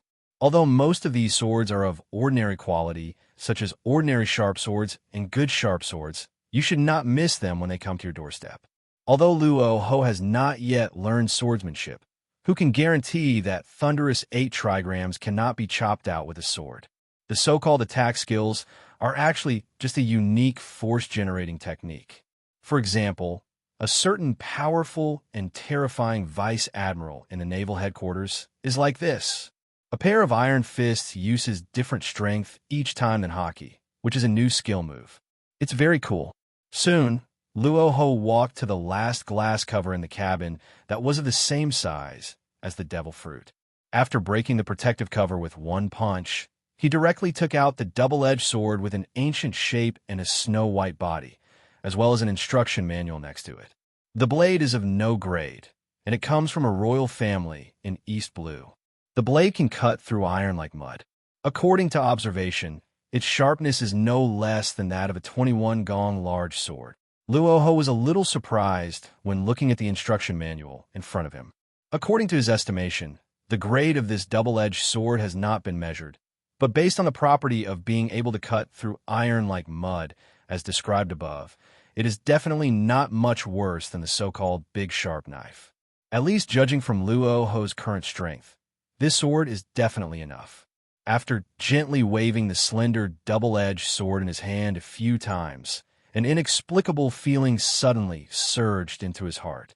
Dreaming of traveling around the world with a sword is something almost every man has fantasized about. From today on, your name will be Da. Luo Hu looked at the very handy sword in his hand and directly gave it a name. After all, Confucius said that one should win people over with virtue.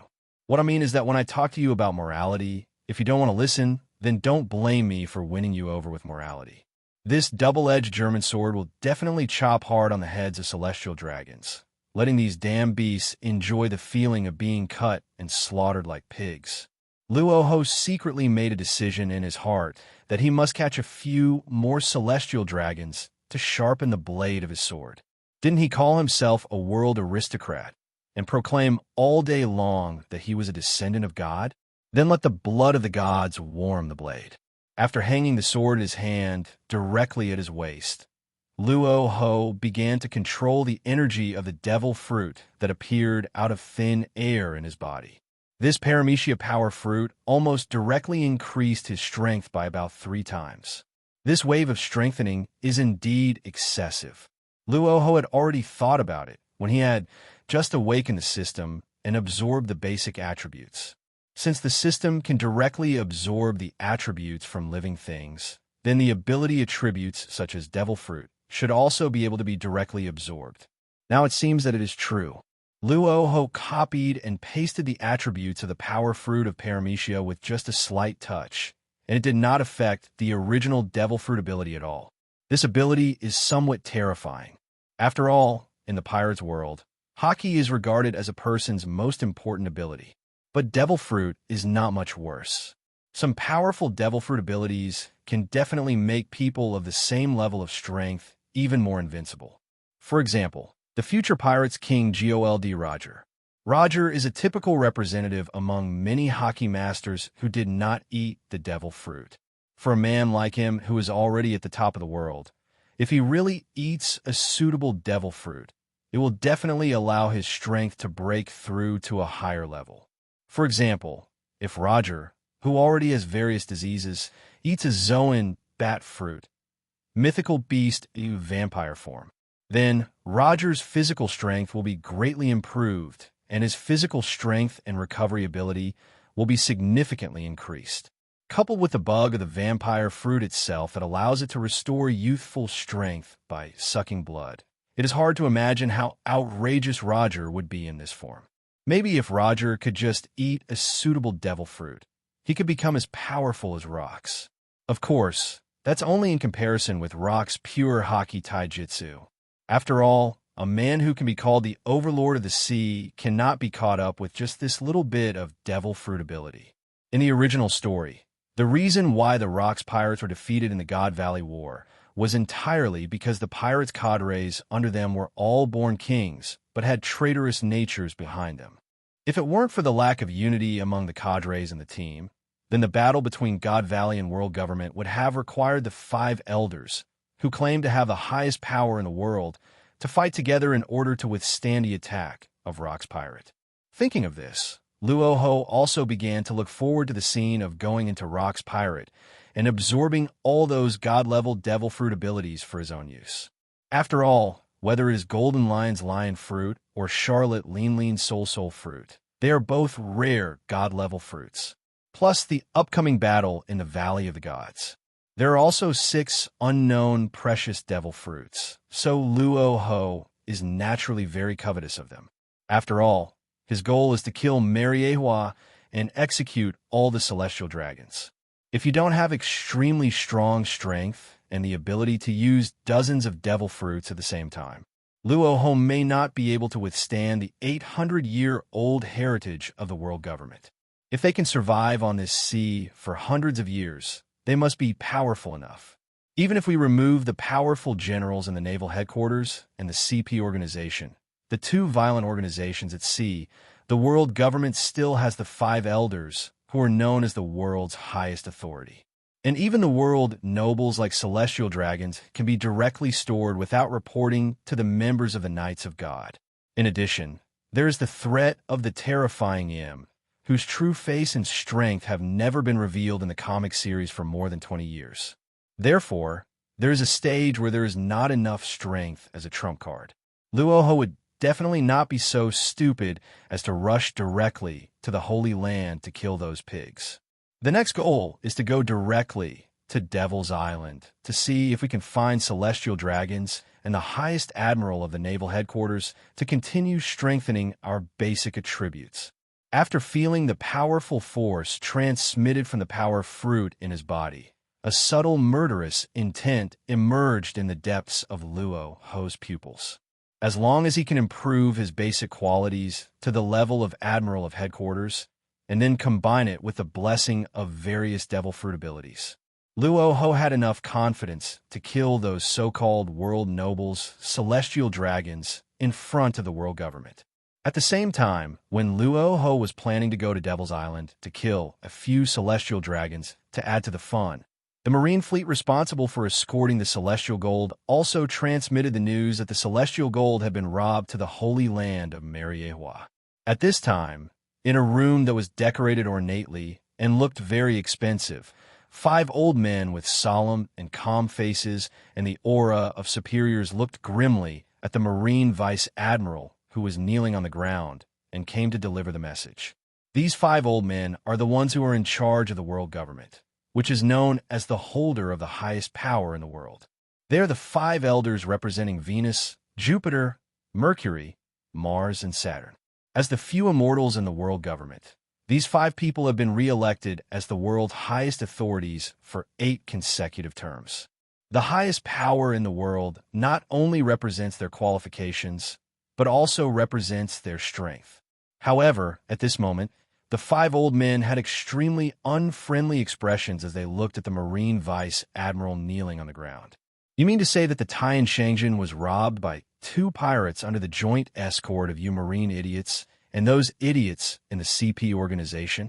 Is there even someone in the CP organization who betrayed the government and revealed the exact location of the celestial dragons to the 2 pirates? Shepherd 10 Peter Saint, the youngest of the 5 elders with blonde hair, looked coldly at the Marine who was kneeling on the ground and didn't even dare to raise his head to look at them. He is one of the 5 elders who is responsible for managing the CP organization in the world government. Now that his men had betrayed the government, it was undoubtedly a slap in the face to him in front of several of his colleagues. Even though he had lived for hundreds of years, this kind of bloody plot still almost made his nose crooked with anger.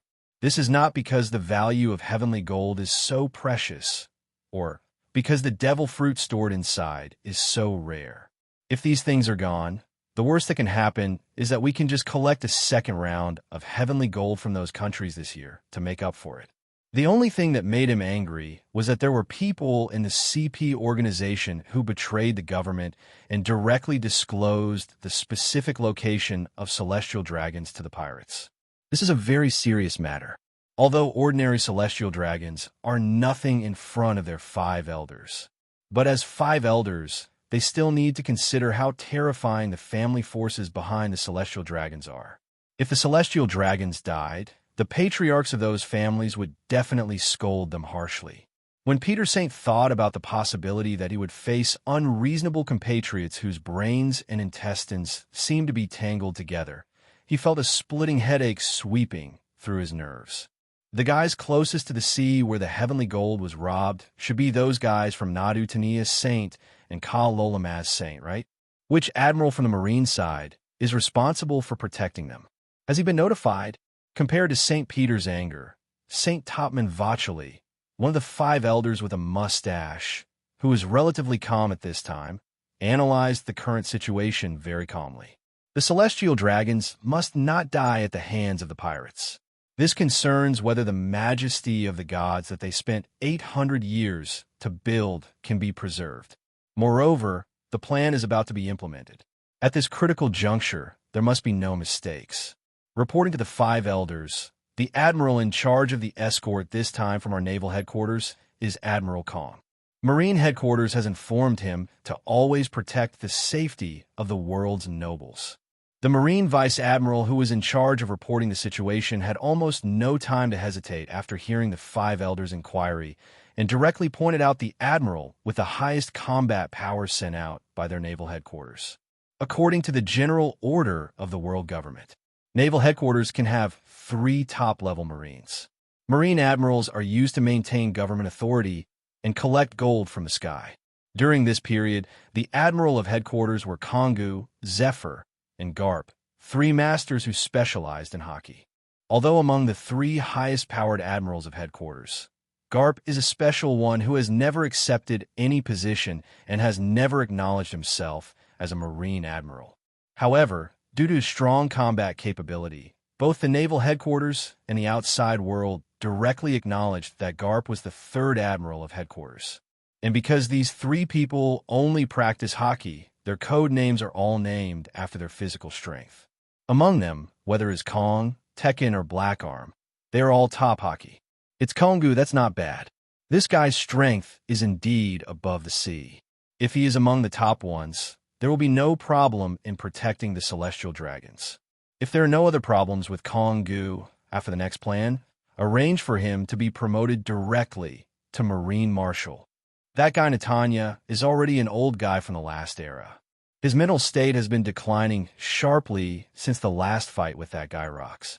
A naval headquarters marshal who has lost most of his fighting spirit is of no use to the government. Agree. After several five elders looked at each other, they directly agreed with the idea of the five elders with mustaches. In fact, no matter who serves as the commander-in-chief of the armed forces, it is not that important to the world government. It's just that they want to establish someone with greater prestige in the naval headquarters to make it easier for them to direct the direction of the Marine, which is a sharp blade. Kongu is an admiral with great abilities and a very smart mind, making him the perfect candidate. As for the other two admirals, that is another story. Black Arm Zephyr is still relatively young and was promoted to admiral of the headquarters not long ago. He is not qualified for this position yet. As for Garp the Fist, he is definitely a thorn in the side, not to mention letting him be the commander-in-chief of the armed forces. He has not even held the position of admiral of headquarters. By the way, who are those two pirates who stole the heavenly gold? Since someone from your Marine escaped, they must have known each other, right? It definitely can't be someone from Rock's Pirate. The guy seems to be planning something recently and hasn't been seen for a while. The five elders looked at the sweaty naval headquarters vice admiral, trying to find some answers from his eyes. To be honest, they personally were unwilling to believe that even all the members of the CP organization were killed, but these Marines were able to escape back and report the situation. If there's no one interfering, then it means that the pirates who robbed the Sky Gold are closely related to the Marine. Report. Report to Master Five Elders. Vice Admiral Garp's son, Monkey D. Dragon, was on the ship escorting the warships at the time. Those two pirates only took one look at Major Drago and never chased after our naval headquarters warships. The five elders, who were originally skeptical, became extremely vigilant after hearing what the Marine Vice Admiral said. If there really is a spy of the pirates inside the naval headquarters, then it is definitely a major hidden danger for their next plan that cannot be underestimated. But now it is obvious that it is not time to tear each other apart. So they just became alert in their hearts and didn't say much.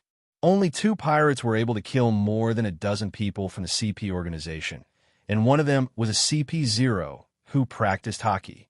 Marcus Maz, who had a long beard, said with some disbelief, with his hands behind his back, "Now is the era of rocks. Except for the low-level pirates in the 4C areas of Southeast, Northwest, and Northeast. Almost all the powerful pirates in the entire Grand Line have been assigned to Rock's Pirate. In other words, the two pirates who dare to take great risks and directly snatch the gold from the sky are actually two newcomers who have not yet become famous. Yes, the pirate who stole the gold this time has not been recorded yet, but the pirate of a special race next to him was a test subject who escaped from the Marine laboratory. And these two are both Conqueror's Haki owners. We, the Marine, have also received news that they are planning to join Rock's Pirate." After telling the five elders all the news he knew, the Marine Vice Admiral finally breathed a sigh of relief. It was his first time facing the highest power in the world, and he almost stopped breathing. This damn place was too depressing. What? You mean those two pirates all have Conqueror's Haki? And they even said they wanted to join the Rock's Pirates. Zambalong Nasadro, who had been holding the first-generation Kitetsu in his hand, heard that a dangerous man like Luo Hu was going to join Rock's pirate.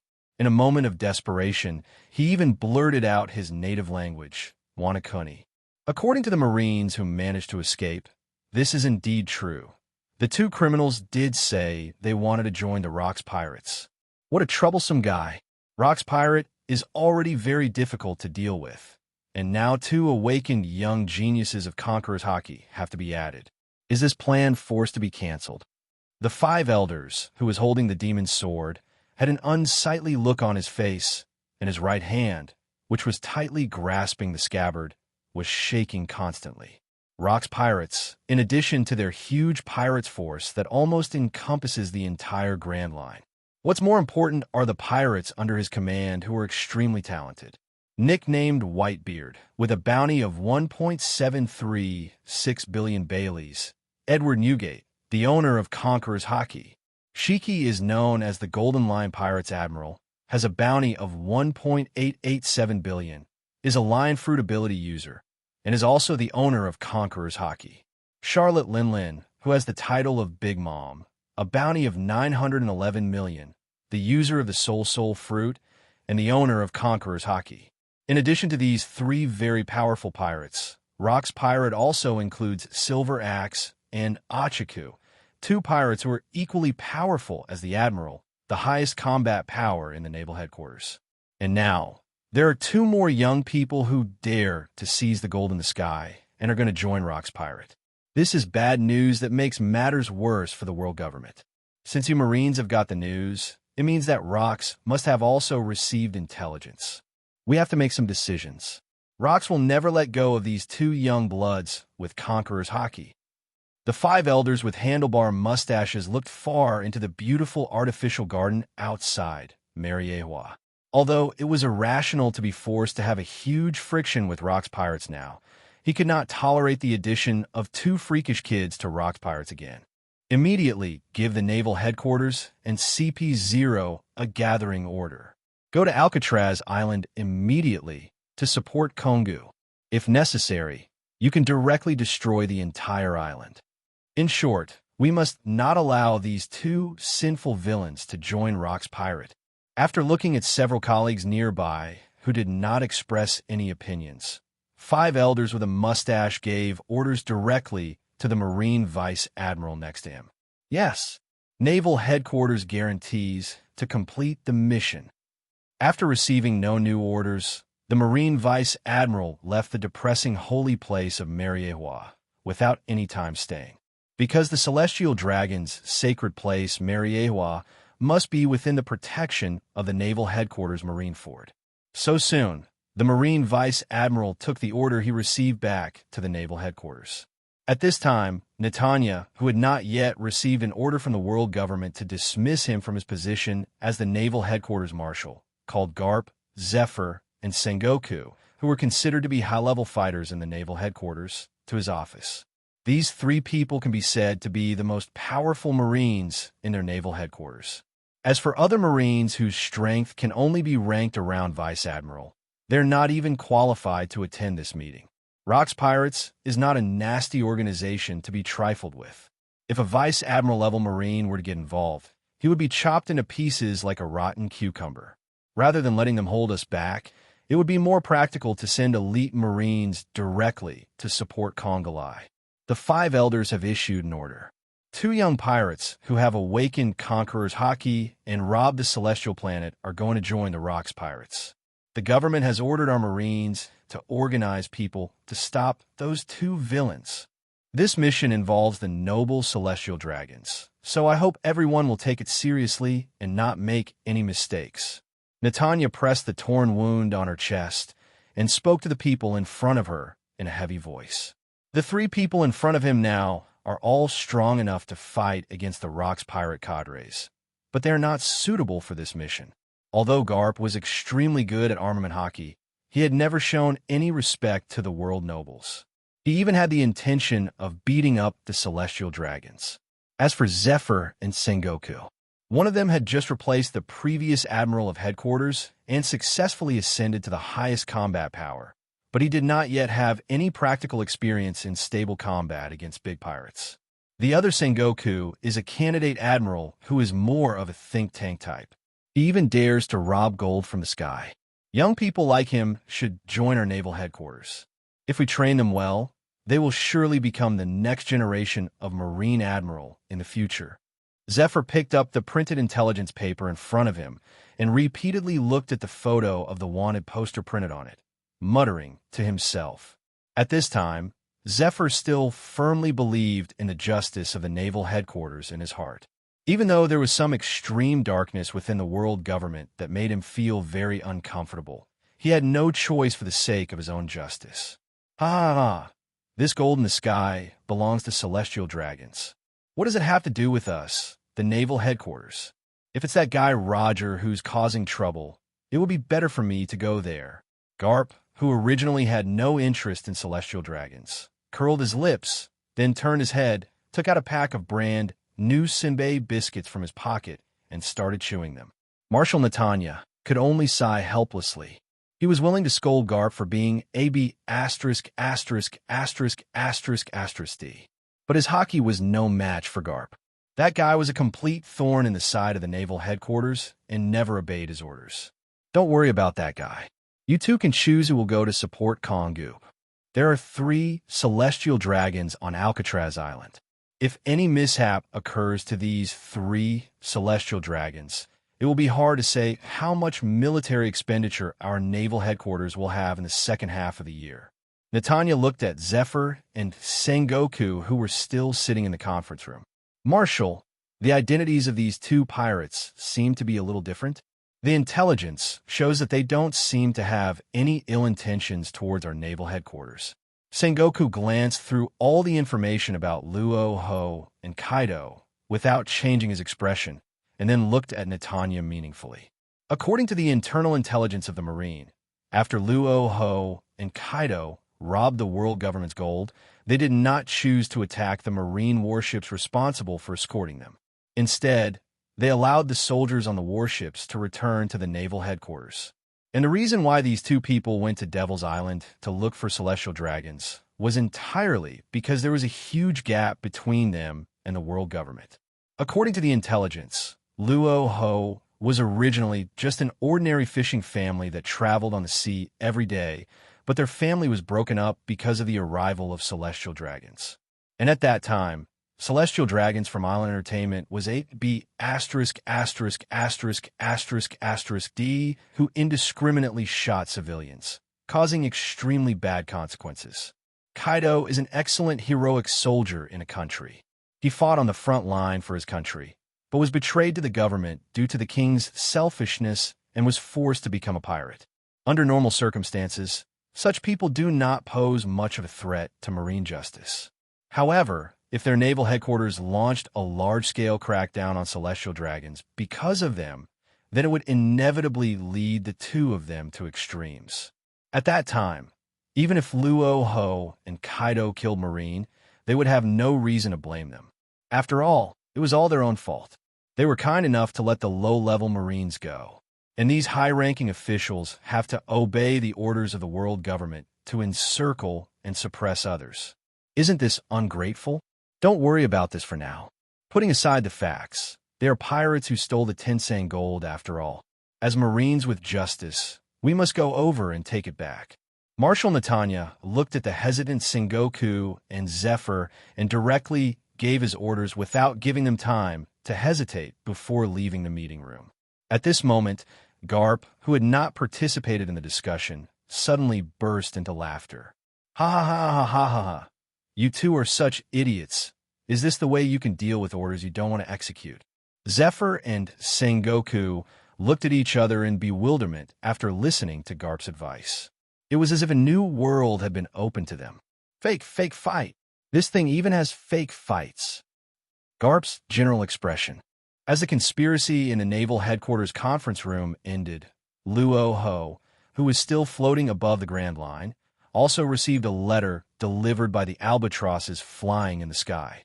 In this era, Morgan's, the crazy private newspaper president, had not yet been born, and the newsbird naturally had not appeared. Therefore, Currently, most of the information in the world is edited and written by organizations under the world government. Due to the interests between governments, the authenticity of these current affairs news is something that is very worthy of scrutiny. Oh la la la la, 100,000, 1 million, 10 million, 100 million. I, Kaido, am finally a man with a bounty of 100 million Baileys. Ha ha ha ha. So I guess I have to target the damn celestial dragons to quickly accumulate bounties and become a world-famous pirate. On the warship transporting the heavenly gold, Kaido was in charge of the operation while holding a bounty order of his own and laughing wildly. Although he was once a heroic soldier, after being betrayed by his country, he became keen on improving his own strength and then obtaining a larger bounty to increase his popularity. The reason for doing this is that Kaido has always had a crazy plan in his heart. He wants to form a giant group of pirates, all organized by Zoan demon fruit power. He wants to rely on the pirates group under his command to start a world-class chaotic war, if for no other reason than to avenge the painful experience of having his blood and marrow drawn again and again that he was forced to endure in the government laboratory. At this moment, compared to Kaido's excitement, on the other side, a group of fierce-looking pirates on the island of Hakanosu were looking at the brand-new bounty order in their hands with shock on their faces. I didn't expect that besides us rocks pirates, there's actually a new generation of pirates that is so powerful they even dare to steal the world government's gold. They are really tired of living. Is this true? A rookie pirate's first bounty is 118 million berries? If I remember correctly, this bounty should be for a pirate who has just set sail, right? Nothing is impossible. Didn't Admiral Golden Lion say that? There is no shortage of geniuses in this sea. When Admiral Golden Lion was only 8 years old, he activated Conqueror's Haki, which was unprecedented. Although this newcomer has some talent, he is just average compared to those officers of our rocks pirates. If I can also rob a heavenly gold transport ship, maybe I can also serve as a small cadre in the Rocks Pirate Extra Story team. Stop talking bullshit. People are fighting for the heavenly gold because they have the strength to do so. What do you have? If a little Karami like you goes to fight for the heavenly gold, those people from the CP organization will pull your large intestine out of the pit with one hand and stuff it into your mouth. That's right. Although he is a rookie pirate on the surface, he is still a strong man who has awakened armament Haki, observation Haki, and Conqueror's advanced Conqueror's Haki. He can practice to such a level at this age, so he is definitely a freak. By the way, the man with horns on his head next to Luo Hu's bounty order seems to be Kaido, the ghost who has been causing a lot of trouble at sea recently. How come these two are mixed up? It's useless to say so much. If I can gain their strength, I would be willing to eat, drink, gamble, and have fun every day. Because the inflation rate in the pirates' world in the current period is not as crazy as it would be later when it would reach billions. Therefore, at this moment, Luo Hu, whose first bounty on the sea was marked as 100 million Baileys, almost immediately attracted the attention of pirates from all walks of life. In this era, pirates who can reach a bounty of 100 million times have basically been recruited to join the Rocks Pirates. In addition, Kaido, a special race, who is also a freak who has awakened Conqueror's Haki, also appears on the screen. Therefore, at this time, no matter which force it was, they were all worried that these two monsters would join Rock's pirate and once again strengthen the terrifying armed force. Inside Hakanosu Island, compared to the pirates playing around outside, this place is a special place for the Rock's pirate cadres to rest. It is also the core base area of Rock's Pirate, where there are not only a variety of exquisite food and refreshing drinks, but also various SBA massages, foot baths, and other projects. Gulala, if you want a tip, please massage harder. I'm not a stingy guy like John. At this time, a man with blonde hair, muscular body, a height of 6.66 meters, and a white beard on his face that was curved upward like a crescent moon was lying comfortably on the chair, allowing the girl in leopard print shorts next to him to press his muscles at will. This 16-foot-tall man was naturally the strongest man in the world, Whitebeard Edward Newgate, who almost killed Blackbeard with a sliver of his health at the naval headquarters. At this moment, Whitebeard's preference for the opposite S*X has not changed at all. He only likes beauties wearing leopard print hot pants and exuding a wild beauty. However, his words made Miss Bajin, who had a pretty face and smooth skin, so angry that she put her hands on her hips and looked annoyed. Bajin can be said to be one of the most beautiful pirates in Rock's Pirates, but she has always admired Whitebeard, and she dresses up carefully day and night just to seduce this man, but it never works. It was not until this moment when I saw the satisfied expression on Whitebeard's face that I realized that this guy actually has a little fetish for leopard print shorts. Damn it, it would be too embarrassing for me to wear this kind of clothes. After weighing the pros and cons, Bajin could only put his thoughts aside for the time being. After all, it takes time to seduce a man like Whitebeard. However, at this moment, the noises of the noisy pirates outside became louder and louder, causing Whitebeard, who was originally planning to take a rest, to show a dissatisfied expression. What are those little brats outside making noise about? Is it the world government calling? Whitebeard supported himself on the sofa with both hands, intending to stand up and go over to see what was going on. But before he could take action, a tall figure with the same blonde hair floated over from the sky not far away. Ah, Newgate, guess what I found? This man with a very strange laugh and the same blonde hair effect as Whitebeard is naturally one of the Rock's Pirates leaders, Haki, nicknamed the Golden Lion. What good things can you do? Don't tell Lousy that you want to form a branch house to form some bullshit Golden Lion Pirates group. Whitebeard didn't even bother to open his eyes when his colleague arrived. After all, he knew this guy too well. Ever since he joined Rock's Pirate, this guy has been trying his best to persuade him to quit Rock's and establish a new sea group to dominate the world. But unfortunately, Whitebeard is a loyal man.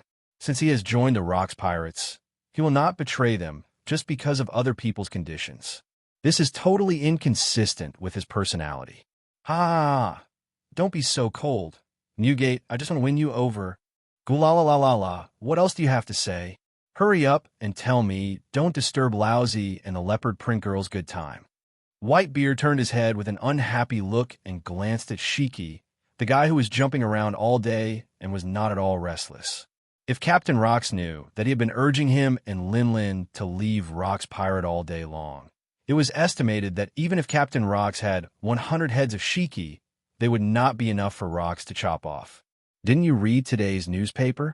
Recently, 2 amazing newcomers have appeared on the sea. They are young, but have already become conquerors Haki masters and have all cultivated to a high level. If such talents can join my flying pirates fleet as officers, then they will definitely have a bright future. Golden Lion introduced the information of Luo Hu and Kaido, 2 new pirates, with saliva flying all over his face.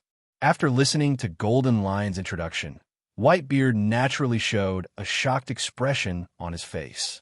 After all, even these cadre members were not necessarily much better than Luo Hu and Kaido when they were their age. If a guy like this joins their Rock's Pirate, there will definitely be 2 more cadre members in the next few years. Gulala, it would be a waste of talent for such a talented player to join your flying fleet. Let's go inform the captain and see how he makes a decision. After all, the world government and the Marines will never sit idly by and watch these 2 brats join the Rock's Pirates without any hindrance. Whitebeard ignored Shiki's clamor to recruit the 2 young guys to join his fleet. In his opinion, it would be safest to inform Captain Rox about such a newcomer. After all, the greater the power of Rock's Pirate is, the better protected his hometown, Sphinx Island, will be. Otherwise, the huge amount of gold that he had to pay to the world government every year would be enough to turn his hometown into a poor island. What a boring guy. Captain Rox doesn't even want to go to war with the world government. Lousy has nothing to do except eating, drinking, whoring, and gambling all day. Is this a life for human beings? Seeing that this guy Newgate actually stood up and went to Captain Rox to report the situation, Haki could only kneel down on the ground and cry with a look of pity on his face. In fact, it's not his fault. After all, Rock's Pirate is now very powerful. Apart from the world government, no one can be their rival. Therefore, Haki, who had been in Rock's Pirate for several years, could not get a good fight. In such a frustrating environment, he was naturally going crazy. However, Shiki did not dare to do anything rash towards Captain Rox mentioned by Newgate. After all, he was a man who had truly mastered Conqueror's Haki to the legendary level. Even though all of their pirates' cadres were extremely talented masters, they were still far inferior to that man. After going crazy for a few seconds, Shiki quickly caught up with Whitebeard. He didn't want to give such a good opportunity to take credit to this guy Whitebeard. Everyone in the world knows that Captain Rox is the most generous captain. As long as you have made contributions to the Rox pirate, there will definitely be rewards. Maybe they can even directly obtain Captain Rox's method and skills of practicing ultimate Haki this time. Since both of them were extremely powerful pirates, it took them less than 3 or 2 minutes to reach the skeleton room located in the center of Hakinosu. Boom, boom, boom. Looking at the closed door in front of him, Whitebeard reached out and knocked on it without any hesitation. After a few seconds, a calm and somewhat hoarse voice was heard in the silent and depressing room. "Come in." After receiving the captain's order, Newgate and Shiki quickly turned the door handle and walked in. "You two have the time to come to me. Are you here to talk about those 2 new guys who stole the world government's gold?" Rox's calm gaze is filled with the confidence of foresight. At this time, Newgate and Golden Lion were completely confused. They didn't say a word, but the captain already knew it clearly. "What is going on?" "Hey, Newgate, I heard that observation Haki will develop unique abilities after it is trained to the ultimate state." Whitebeard raised his eyebrows and then reacted. "You mean the captain's observation Haki has gained new ability? But doesn't the captain's observation Haki already have the ability to foresee the future?" Whitebeard looked at Rox, who was sitting calmly in the chair, somewhat at a loss. This man shocked him so much. The state between the 2 people is simply not in the same class. Compared to Whitebeard, Shiki was also a little bit unbelievable, but he did not doubt the captain after all. After all, no matter what abilities Captain Rox gains, it is extremely normal. This is indeed the second ability derived from observation Haki after it was upgraded to the ultimate state, prying into people's hearts. Rox did not hide his guess about Whitebeard at all, but directly admitted that he had the ability to read people's minds. This scene gave Shiki, who had always wanted to leave the branch house, goosebumps all over his body. If the captain knew about his idea, wouldn't his head be chopped off? When Shiki thought of this, he shuddered all over. Although he complains about being bored all day long, if his P*** were really cut off, then what would be the meaning of his life? He can't be the first eunuch in the pirate's world, right? "Congratulations, Captain. Congratulations, Captain. My admiration for you is as endless as the surging waters of a river." After a round of worship and compliments, Rox just waved his hand to indicate that Shiki didn't need to show off anymore. He didn't care at all about his men's desire to distract themselves. After all, who among his subordinates is not a king who has awakened Conqueror's Haki? It would be really strange for such a person to be inferior to others. As long as these crew members don't make too much trouble, Rox generally doesn't want to interfere. "Gulala, Captain Rox means that we need to go directly to pick up the 2 future crew members." Whitebeard smiled brightly, and he was very happy that his captain's strength had been further improved. "Well, please go by yourself, Newgate. Shiki, please stay. I have something to say." Rox nodded and indicated that Newgate could set off directly to Devil's Island to pick up the people. After watching the tall Whitebeard leave the room, Rox looked at the trembling Golden Lion next to him with eyes that seemed to have lost all emotion in an instant. Grand Line Road C. Luo Hu and Kaido, who had been drifting on the sea for several days, finally saw the Devil's Island area shown on the nautical chart. Alcatraz is a small island located in the Road Sea area in the middle of the Grand Line. Almost all the people on this island are extremely vicious pirates who are completely out of the control of Rox pirates and the world government. Therefore, except for the Marine, almost no civilians or merchant ships dare to approach this area. However, Luo Hu and Kaido, who are heading to Alcatraz at this moment, are of course exceptions. On the deck of the warship, Luo Hu looked at the island whose blurry outlines were gradually appearing in front of him, and felt the slight shaking of the ship. I have to say that Kaido is indeed a very good helmsman. Being experienced, he knows how to deal with the bad weather in the Grand Line. Looking at the strangely changing weather, it is no wonder that those powerful pirates all gathered in the second half of the Grand Line. The truth is, the climate here is simply not a place for humans to stay. After several days and nights of boring sailing, now Luo Hu was eager to find a few celestial dragons and pierce their hearts with a great virtue sword in his hand to sharpen it. As for celestial dragons, if they are guarded by the admiral with the highest combat power in naval headquarters, they will not be able to stop Luo Hu at all. As long as the opponent can't kill him instantly, Luo Hu has absolute confidence that he can copy and paste all of the opponent's basic attributes, Haki attributes, and physical and sword skills, devil fruit abilities, to himself within a few minutes.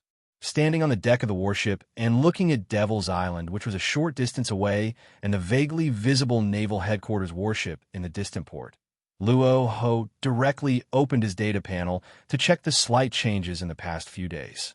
Although at this stage his strength is already strong enough to suppress Kaido with the help of the power fruit. But for now, the basic attributes dropped from Kaido can still be exploited. Although I can basically only maintain an improvement of 10 to 20 points per day, a small amount is still meat. The harder Kaido trains, the more basic attributes Luo Hu can absorb. The main focus is mutual assistance and mutual benefit. Host Luo Hu. Age, 18. Strength, 20,360. 3 disasters general level. Agility, 16,321. 3 disasters general level. Physical strength, 39,002. 3 disasters general level. Haki, Conqueror's Haki, advanced 56.11%. Armament Haki cover o entanglement, advanced 62.33%. Observation Haki, advanced 73.96%. Skills and physical skills, thunderous 8 trigrams, descending the third world, leading to Naraku. Fruit ability, Paramecia power fruit. Looking at his current data information, Luo Hu also analyzed his current level of strength. Although he already possesses Conqueror's Haki, an attacking skill essential for a strong man. But now, the most he can do is use the basic ability of Conqueror's Haki to clean up some small fish. As we all know, Conqueror's Haki, like Armament Haki, can be derived into 3 advanced usage techniques. It is just different from Armament Haki's covering entanglement and external Haki that causes internal damage. Conqueror's Haki's 3 skills of ignoring defense, shocking the mind, and seeing and killing are much more advanced. Apart from the most basic ability to intimidate the weak whose minds are not strong enough, the remaining 2 techniques are skills that can provide great benefits in battle. However, Luo Hu is unable to acquire such ability for the time being. We can only wait and see whether we can pick up these advanced skill attributes from Rox after joining Rox Pirate. Because the warships that transport heavenly gold are large in size and can only be sailed by wind. So even though Luo Hu had seen the island of Devil's Island from afar, it still took more than an hour to sail on the sea to reach the port. At this time, the port was densely packed with dozens of pirate ships of various types, all flying skull and crossbones flags. The number of these pirate ships alone is enough to show how large the number of pirates is in the Alcatraz area, compared to these pirates, which are cheap and relatively simple in style. The giant luxury cruise ship located in the center, which is covered with gold powder and inlaid with hundreds of densely packed gems, is Luo Hu's goal this time when he came to Devil's Island. That is the travel equipment exclusive to celestial dragons. On the parapet of this luxury cruise ship, it is not the cross flag of the world government, nor the seagull scale of the naval headquarters that is hung. They blatantly treated all the slaves as nothing and made the hoof mark of the celestial dragon, which represented their identity as celestial dragons, into a flag and flew it high on the top of the cruise ship. In addition to being used to indicate the world's noble status, the celestial dragon's hoof print is more importantly a mark used by celestial dragons to brand the identities of their slaves. Anyone who is chosen by the celestial dragons and eventually becomes a slave will have their skin burned with a red-hot iron, leaving this mark. Here it is. Celestial dragons. After docking the transport ship at the port, Luo Hu had an idea, and the advanced red-seeing Haki in his body instantly scanned most of the island. Information sent back through observation Haki. Luo Hu clearly saw the celestial dragons who came to Alcatraz to select slaves. They had already walked to the center of Alcatraz. Luo Hu also paid special attention to the marines standing next to celestial dragons, who had bulging muscles, a mutar hairstyle, and 3 inverted mountain beards on his shin. As expected, the Admiral of Headquarters is here to escort us. And he's Garp's old boss, Admiral Kong. After confirming the candidate for the highest-powered admiral in the naval headquarters whom he would face this time, Luo Hu directly withdrew the coverage of his observation Haki, because he had clearly noticed that the hollow drum had vaguely cast its gaze towards his side. Obviously, his observation Haki induction has been noticed by this powerful marine who lives in the non-night plot.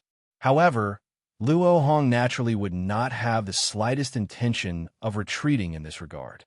Now his basic strength has roughly reached the level of the 3 disasters generals in the original story.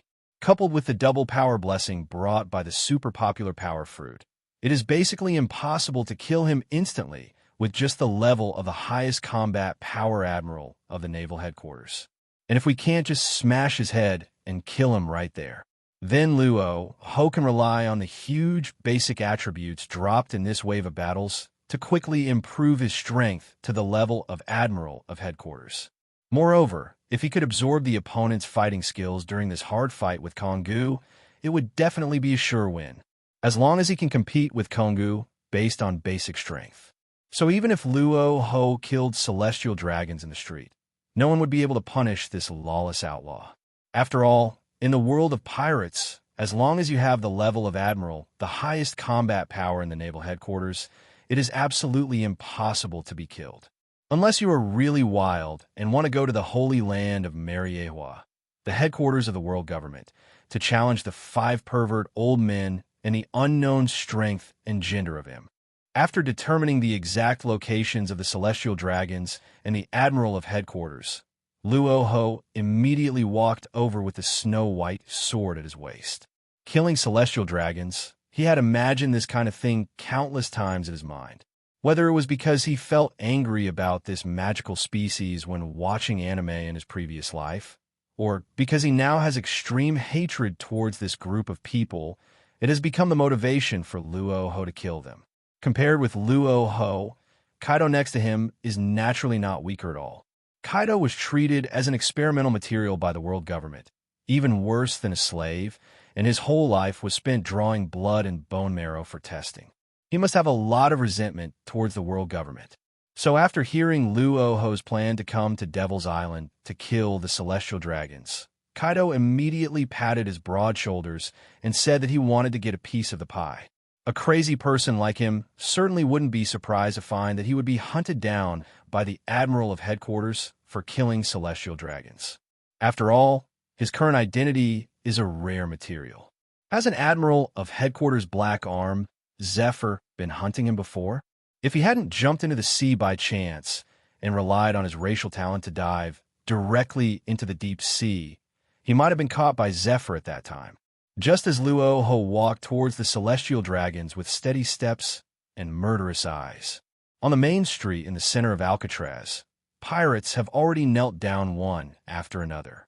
The person these pirates are kneeling to is naturally the one with a transparent glass cover on his head and wearing clothes that seem to be specially used for diving. The people who can wear such unique costumes in this world are naturally the celestial dragons who are known as the world's aristocrats. Of course, the reason these pirates chose to kneel on the ground was not because they were afraid of the so-called celestial dragons. It was simply because next to these celestial dragons stood an Admiral of Headquarters with bloated muscles, 3 naval headquarters vice admirals, and a large number of CP organization agents in black suits. If these people were not here, well, these lawless pirates who don't even take the Rocks pirates seriously can tear off the heads of these celestial dragons on the spot and chopped them in a meat sauce to make wine. Just when all the pirates were looking at the celestial dragons, who were obviously more distinguished standing in the front row with fear and trepidation, the other party suddenly laughed weirdly, as if he was crazy. Ha ha! So many untouchables. There are really so many untouchables here. I must pick the most powerful untouchable to be my slave, Saint Tania of Nadu. This celestial dragons, who called himself the Saint of Nadbantinia, laughed, and then used the whip in his hand to severely whip the slave riding under his body. Yes, as a true world noble, the celestial dragon among celestial dragons, Saint Nadbantinia would never allow his shoes to fall on the muddy land. So compared to the celestial dragons that accompanied him out, in order to show his higher status, he chose to ride the slaves directly out. Taking a closer look, he found that the slave he was sitting on was actually a beautiful female captain with fair skin, long legs, and a pretty face. A female pirate's captain with a bounty of over 30 million berries. Having just been out to sea for a short time, she is indeed a new pirate who is worth paying attention to. But unfortunately, his news deeds had just been broadcast when they were noticed by the Saint of Tania in Nadu. Hence, it took only a moment for the celestial dragon's lips to open slightly. This female captain, who had just become famous and wanted to join the Rocks Pirates, was packed up by countless agents and sent to the holy land of Mariewa overnight. As for what fate such a beautiful female pirates will encounter when she is sent to the hands of celestial dragons, it is completely unknown. However, looking at her torn skirt that revealed a large area of snow-white skin and left marks all over it, one could probably guess the celestial dragon's evil behavior. Although the world government has explicitly stipulated that all celestial dragons are not allowed to intermarry with outsiders. But this rule doesn't say that celestial dragons can't play with other races, as long as they are careful in what they do. It would be fine if we could prevent these untouchables from accidentally becoming pregnant with the blood of the gods. Of course, if you walk by the river often, you'll get your feet wet. There will always be some unexpected things when venting your emotions on beauties of so many races. These celestial dragons also have their own unique way of dealing with this. Any woman who accidentally becomes pregnant with the blood of the gods will be pushed into a charcoal-filled fire pit by their own hands and burned to death. In their words, the blood of God must never be polluted. Only by pushing the pregnant woman into the fire pit and burning her into charcoal can the bloodline of the gods be prevented from being polluted. At this moment, Nadbantinia suddenly waved to a group of CP organization members next to him. After seeing this scene, several men in neat black suits and wearing black sunglasses despite it being a cloudy day immediately stepped forward, knelt down respectfully, and waited for orders. Come here. Capture all these lowly pirates. I want to test the latest stimulant I've developed. After receiving the order from Debantinia, these CP0 members, who were obviously the highest-ranking members of the CP organization, immediately took action. In just a dozen seconds, they subdued the pirates who were named and threw them into a large pit that had been dug in advance. Damn it! If it weren't for these Marines and CP guys here, Lousy would have twisted his head off to vent his anger. Are these celestial dragons going to kill us all? If I had known this earlier, I should have just joined the Rocks Pirates as a small pirate. At least with that identity, even the celestial dragons wouldn't dare to mess around. Seeing that the celestial dragons at the scene grabbed 7 or 8 strong pirates and threw them into a large pit nearby, with just a few words, a commotion suddenly broke out at the scene.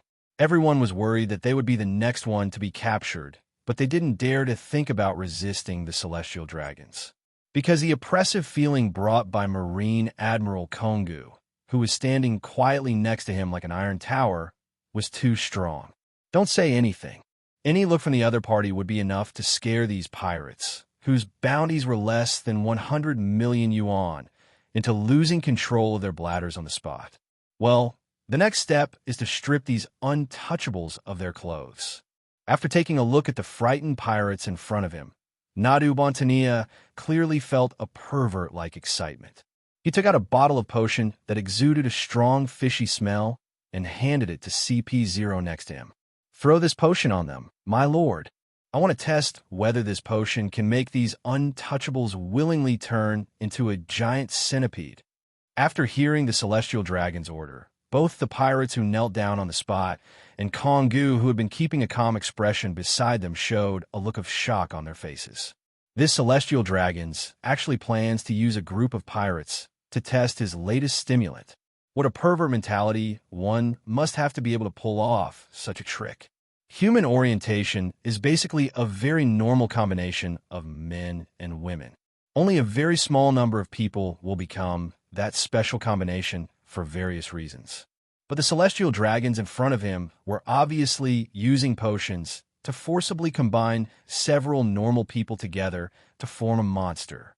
These pirates are just a little brutal at best. Compared with the Nadu Bontania in front of him, he is so many versions behind. This kind of behavior is not only disgusting, it can even cause extreme psychological discomfort in people. But how come it was celestial dragons who issued this order? Even these CP0 agents felt nauseous inside, but they still had to force themselves to hold back the discomfort and pour the potion in their hands on the pirates. As the drug gradually penetrated the skin and entered the nasal cavities of several pirates, a unique crazy party appeared. The pirates, who were originally very resistant, suddenly began to become confused and pale in the eyes, and even their bodies gradually began to dance with youth. After a few minutes, under the gaze of countless Marine soldiers at the scene, several pirates who were forced to inhale the drug began to crawl with their eyes white. Their sickly appearance really looked like the monsters described by the Saint Tanya of Nadu. Ah ha ha ha! That's it. Go grab a few more pirates and throw them in. I want to see a more perfect work. It seems that the image of pervert directly touched some strange little habit deep in Nadu Tania's soul. After a burst of crazy laughter, he issued another order, asking the CP organization members nearby to continue capturing more pirates for experiments. To this, even the Admiral of Headquarters Kongu, who thinks he is knowledgeable, he could only sigh and turn his head away from the scenes that had given him goosebumps all over his body. The chosen pirates all looked like they wanted to die. To be honest, they really didn't want to be a member of the pervert. But if they don't obey the orders of Master Celestial Dragons, the only thing waiting for them is death. Dignity is precious, but life is more precious. Rather than being killed on the spot by those damn lackeys CP0 agents, it is better to endure the discomfort in your heart and satisfy the weird hobby of celestial dragons. Less than a few seconds after the order was given, a few more pirates appeared in the already chaotic pit. Originally, the pirates who had just gone down were still very resistant.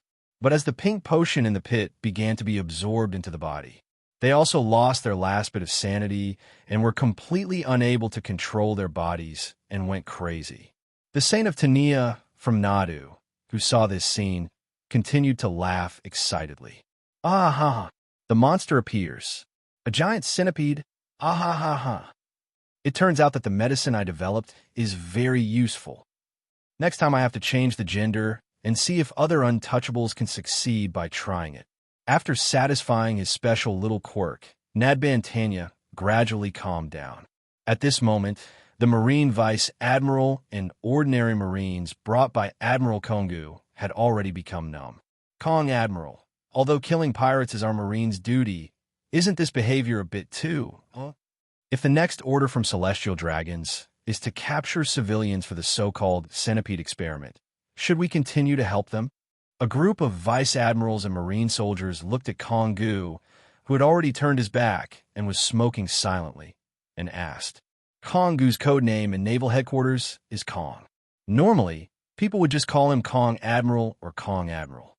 But now, this man who is known to be as hard as steel has such a weak side. He even didn't dare to look directly at the group of soulless pirates in the pit. Oh, stop asking. Stick to the justice in your heart. The world is dark, but if even our Marines choose to give up, then who can save this world? Most celestial dragons can still communicate, but this one is slightly perverted. If you don't want to watch, just close your eyes and Jonan will bear it for a while. Kongu responded with a distorted expression to the Marine soldiers who were also feeling very disgusted. However, after the cigarette, but in his hand, gradually burned out. The observation Haki in Kongu's body suddenly sensed the appearance of two powerful figures behind him. After thinking about it for a while, he knew clearly that these were the two guys who came to cause trouble for celestial dragons. Although he is also very troubled by creatures like celestial dragons, after all, the naval headquarters still needs to rely on the hands of the world government to exert the force of justice. Many times, even if the order was very wrong, he had no choice but to do it. For example, this time, the 5 elders who represent the highest authority in the world government personally gave him an order. Even if all the Marines go up to die, they must protect the lives of the world's nobles. Regardless of the loss, no matter how many lives are lost, no matter how great the price is, not a single hair of the celestial dragons can be lost. However, just when Kongu took action personally and eliminated the 2 pirates Luo Hu and Kaido in a lightning speed, Nadabontania, who was proud of his noble status, also noticed the unusual situation. After looking around for a while, Nadu saw that he was outside the crowd, who all knelt down. I don't know when 2 men stood up with their arms folded over their chests, as if they were watching him perform a monkey show. This extremely abrupt scene instantly made Nadu feel greatly insulted. He is a celestial dragon. No, he is a high-caste celestial dragon whose status is more noble than ordinary celestial dragons. The identity of ordinary celestial dragons is enough to make all other races kneel down on the spot, crawl on the ground, and dare not look up. And he, the celestial dragon among celestial dragons, was actually despised when he was traveling. And the playful attitude on the other party's face made Nadbantania feel uncomfortable. He could clearly sense that the 2 men opposite him were laughing at and mocking his behavior. How dare someone stand before the great Saint Tania of Nadu? Where's Marine? Where are the people from the CP organization? Hurry up and capture those 2 untouchables for me. This saint is going to turn each of them into a supersized version of a centipede. With a distorted face, Nadu Bontanya, Cursed Marine, and the CP organization members next to him. Then he immediately took out the precious pistol made entirely of gold from his waist, pointed it at Luo Hu's heart, and fired several shots.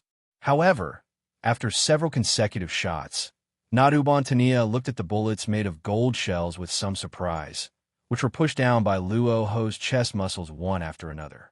Even his golden pistol, which had been specially modified by the Marine Science Corps, was unable to cause even the slightest harm to Luo Hu. Oh, you're still a tough guy, but no matter how powerful you are, you must kneel before me and sing conquer today.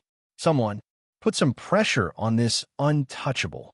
After realizing that he could not hurt the man in front of him with his gun, Saint Nadbantanya directly took back his pistol. As a member of one of the most powerful celestial dragon families in the Holy Land of Mariewa, he is certainly not as stupid as other celestial dragons. As a celestial dragon who had seen the world, he knew that there were some powerful beings on this sea who were not afraid of the privileges of celestial dragons. For example, Rock's pirate, who is now dividing the world with the world government, is one of them. He, Nadbantanya, can enjoy all kinds of privileges from the world's nobles in front of ordinary people, but only in front of the strong, he will choose to take a step back.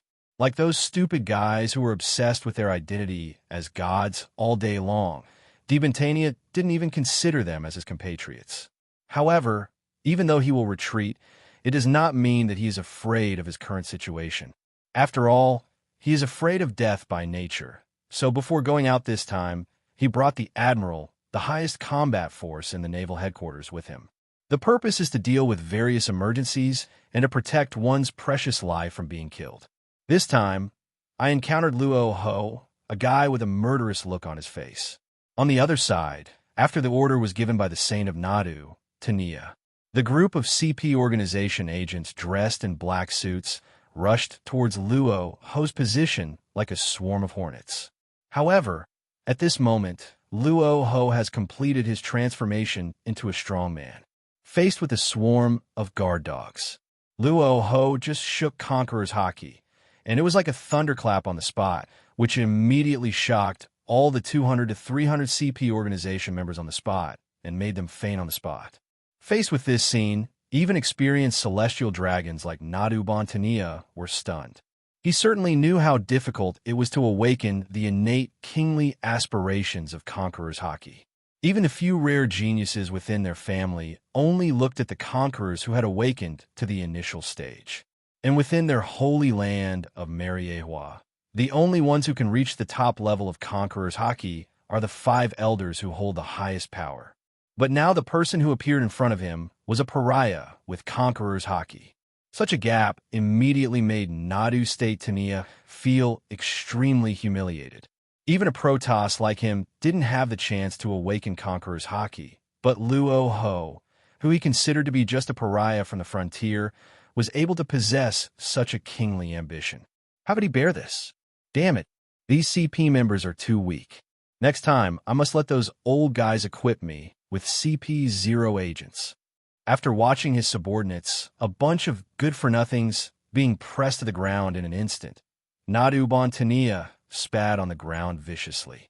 Then he turned his head and looked at Kongu, who was tall and strong and had a serious expression on his face. Hey, Kongu, what are you still looking at? He is humiliating the great world nobles. I command you to arrest him immediately. I want him to be my lifelong slave. This is a slave who possesses Conqueror's Haki. Those guys in the Holy Land will definitely envy me. However, at this moment, Admiral of Headquarters Kongu simply did not have time to deal with this noisy guy. Although on the surface their Admiral of Headquarters is only used to protect the lives and safety of celestial dragons. But at the critical moment, Kongu will still choose to consider the overall situation. For example, in this case, a pirate with a high-level Conqueror's Haki is already worthy of his attention.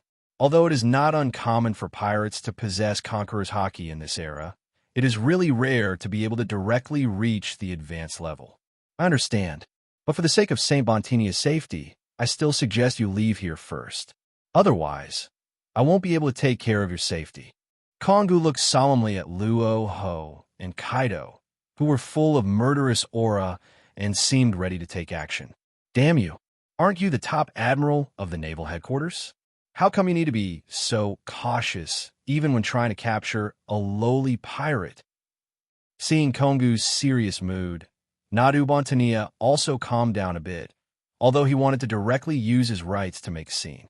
But as a smart celestial dragon, he knew that now was not the time for him to come into play.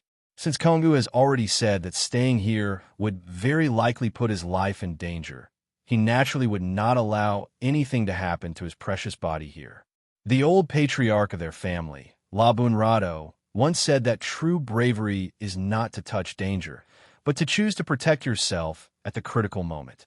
Therefore, for the sake of his own extravagant life for the next few decades, Nadu Bontania would not choose to throw a tantrum like those stupid celestial dragons. However, in order to save some face for his identity as a god, he still scolded Kongu a few times with an unhappy look on his face before choosing to leave. But how could Luo Hu let him out of his sight so easily? While these damn celestial dragons are still within my attack range. The armament Haki in Luo Hu's body surged out instantly and directly wrapped around the granite next to him, which weighed about 1 or 2 tons. After taking a little aim, Luo Hu suddenly pulled his right leg back. His muscles instantly tensed as hard as steel, and then he aimed at the black granite on the ground and launched a powerful shot. Bang! Since this huge piece of granite was completely covered with Luo Hu's armament Haki, it did not crack even after being bombarded with tremendous force. Even under the blessing of this powerful force, it was like a flaming meteorite, rushing towards the back of Nadu Bontania's head in an instant. However, this direct and blatant attack on the celestial dragons also instantly attracted the attention of the pirates who were kneeling on the ground and dared not move. No way. This. How dare this guy attack celestial dragons in front of the Admiral of Headquarters? Isn't this a bit too brave? Does he think he is a Rocks pirate officer? If he really causes any damage to the celestial dragons, the 3 admirals of the naval headquarters will hunt him down together. Nothing is impossible. Haven't you heard that there are two young and crazy newcomers in our pirate community recently? Are you talking about Luo Hu and Kaido, the two who stole the world government's Sky Gold transport ship the day before yesterday and offered a bounty of 100 million Baileys for their crimes? A group of pirates were shocked that Luo Hu directly killed the celestial dragons and started to analyze the situation at the scene. It has to be said that wherever there are people gathering, there will definitely be some people who are naturally well-informed. Some of the more sharp-eyed pirates have already recognized Luo Hu as the newcomer in their pirate group, who is said to have talent comparable to that of Rock's pirate cadres. He is just a young-looking kid, but he is already the owner of a high-level conqueror's Haki. And according to the rumors coming out from the world government, Luo Hu also obtained a paramecia power fruit when he robbed the golden transport ship in the sky. At such a young age, he has already reached the high-level conqueror's Haki and obtained a perfect fruit of power. Such talent plus luck are enough to make 99% of the pirates in the world envious. Do you think he can really kill celestial dragons? If such a large piece of granite falls on a celestial dragon, it will be paralyzed even if it doesn't die. How is that possible? Could you please think carefully about it? Is Kong vegetarian? He is the Marine Admiral with the highest combat power in the naval headquarters. That makes sense. After all, this is the Admiral, the highest-ranking officer in the naval headquarters. Even if a Rock's pirate officer comes, he may not be able to defeat Kongu. In my opinion, this ignorant young brat will most likely be pinned to death by Kongu's fist. After all, a genius who has not grown up is nothing. Not necessarily. After all, Luo Hu already possesses a high-level conqueror's Haki at such a young age. Even if the admiral of the naval headquarters is so powerful, he can't be killed with just one punch, right? The pirates gathered at the scene and had a shocked discussion about Luo Hu's open attack on celestial dragons. A group of noobs who would cower and kneel on the ground in fear and dare not move when facing the admiral of headquarters, however, seemed to have turned into military advisors when it came to commenting on others, spitting, and debating with the crowd. They looked just as confident as those keyboard warriors in their previous lives who manipulated keyboards across the internet. However, the situation at the scene was exactly as they had guessed.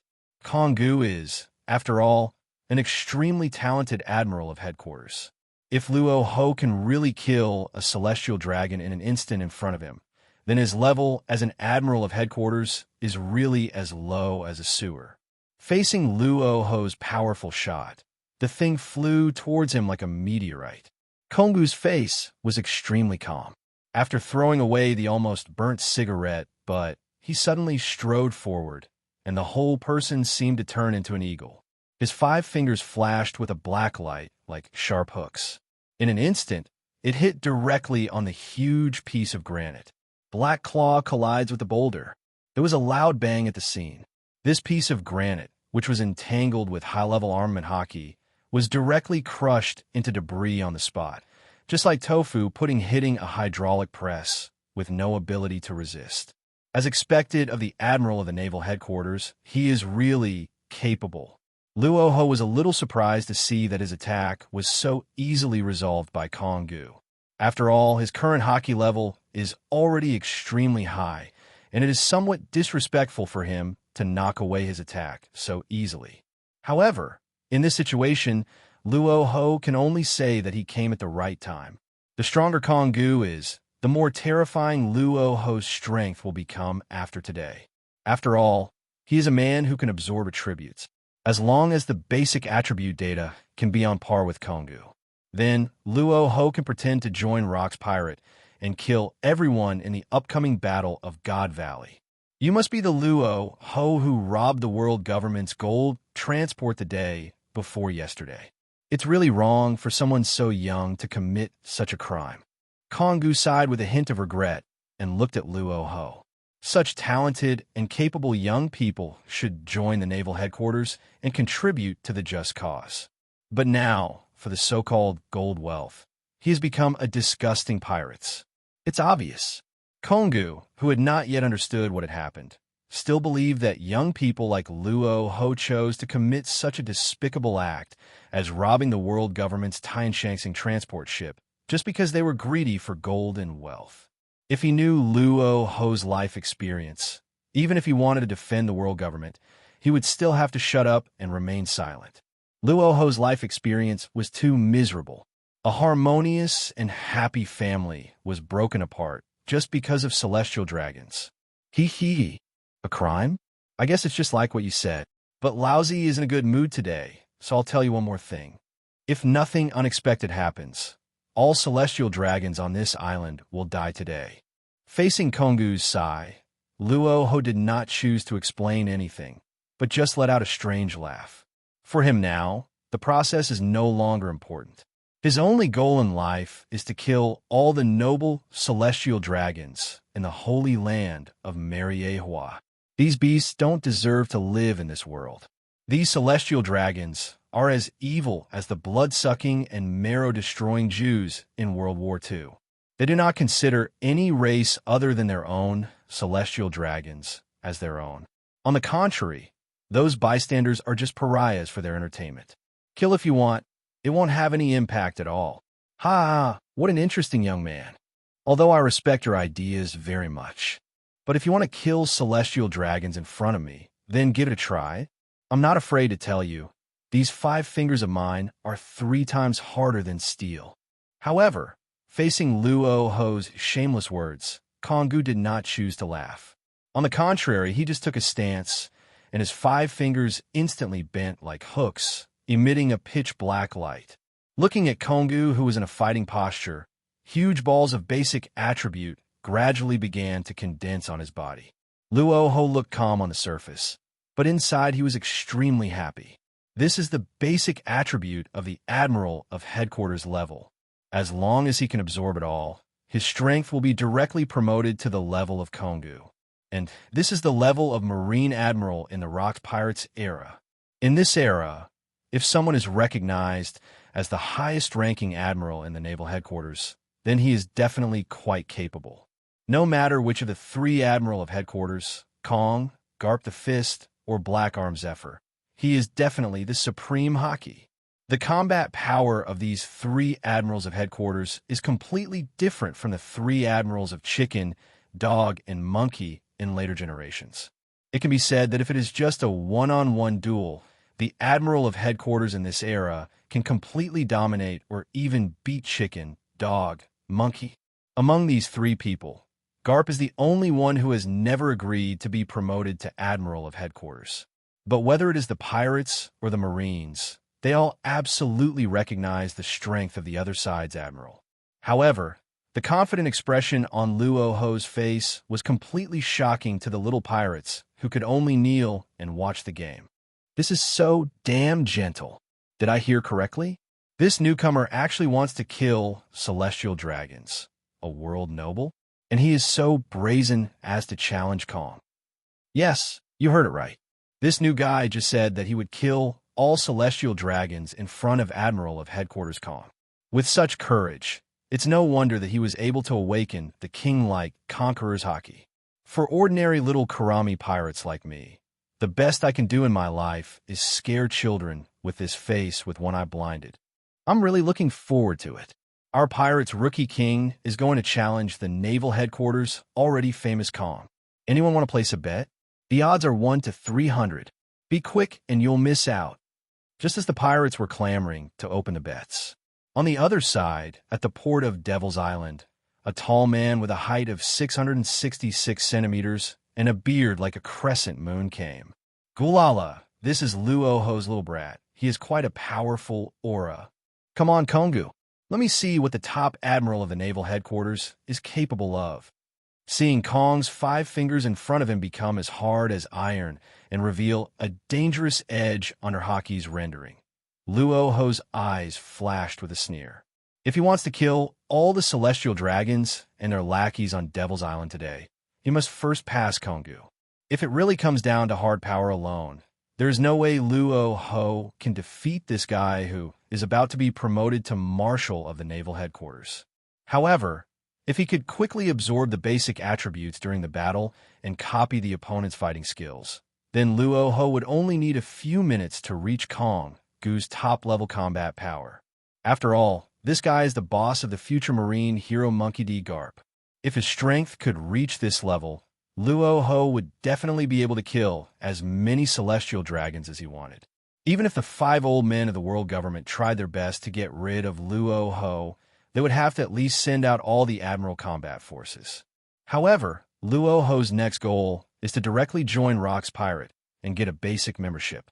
As long as they join Rock's Pirate, no matter how angry the 5 elders are, they can only watch helplessly and dare not say a word.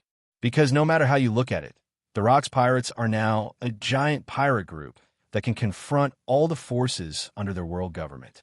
If they were not fully prepared, even the 5 elders would not dare to offend Rocks. What's more, after Luo Hu reaches the combat effectiveness of Admiral of Headquarters, the number of cadre members of Rock's Pirate will be further increased. However, facing Luo Hu's idiotic behavior and words, Kong Gu was stunned for a moment. He had been around the world in Grand Line for many years, but he had never seen such a brave newcomer. Whose general is this? How dare he propose a one-on-one duel with a veteran like him who had been addicted for so long? What is impure is that the old man ate arsenic. Is he tired of living? Are you sure you want to fight me? Don't say that I didn't give you a chance. Turn around and leave Devil's Island immediately. I can still pretend that you never showed up. Konggu tried to make a final effort. He really didn't want such a young man to be killed accidentally by him for trying to kill celestial dragons in front of him. As an Admiral of Headquarters, he knew best that his duty was to protect these celestial dragons. But doing so would go against one's own inner justice, and that is also the case. If the little devil Luo Hu killed celestial dragons in Sabeti Archipelago or even some other islands, then it would have nothing to do with him, Konggu. But until now, this stubborn little devil insisted on killing celestial dragons in front of him. Isn't this just trying to seduce him as the Admiral of Headquarters? Stop talking nonsense and just attack. Today it's either you or me. If you have the strength to stop me, those celestial dragons can go back. If you, the Admiral with the highest combat power in the Naval Headquarters, are just a show-off without any real strength, then I will string the heads of the 3 celestial dragons through ropes one by one, like hanging salted fish, and hang them on the bow of the boat as bait for baiting. Luo Hu ignored Kong Gu's advice. This opponent is like a Beijing roast duck that comes to his doorstep. Such a huge amount of basic attribute value is waiting for him to absorb. Nothing can let Kong Gu leave so easily. Kong Gu frowned slightly. He had already admonished this young and hot-tempered kid many times. But the other party seemed to have no appreciation for the old man's kindness at all. That being the case, no wonder he was so ruthless and bullied the weak. Facing Kong Gu, whose aura had gradually changed from peaceful to fierce, Luo Hu did not dare to be careless at all. He directly controlled the Conqueror's Haki that was dormant in his body, and it roared out instantly. Judging from his current strength, if Konggu directly used his all-out attack and used his trump card as the first move, he would definitely be killed instantly on the ground. So although Luo Hu appeared calm on the surface, he was still somewhat panicked inside. As a large amount of black lightning continued to strike all the surrounding matter, the eyes of the old man and the young man met directly. Luo Hu did not choose to take action first. He just tensed all his muscles and activated his armament Haki and observation Haki to the maximum to resist Kong's first wave of attacks. Konggu didn't have too many ideas. He just wanted to let the young and energetic kid in front of him see what kind of power the strong man above the sea has. Swish!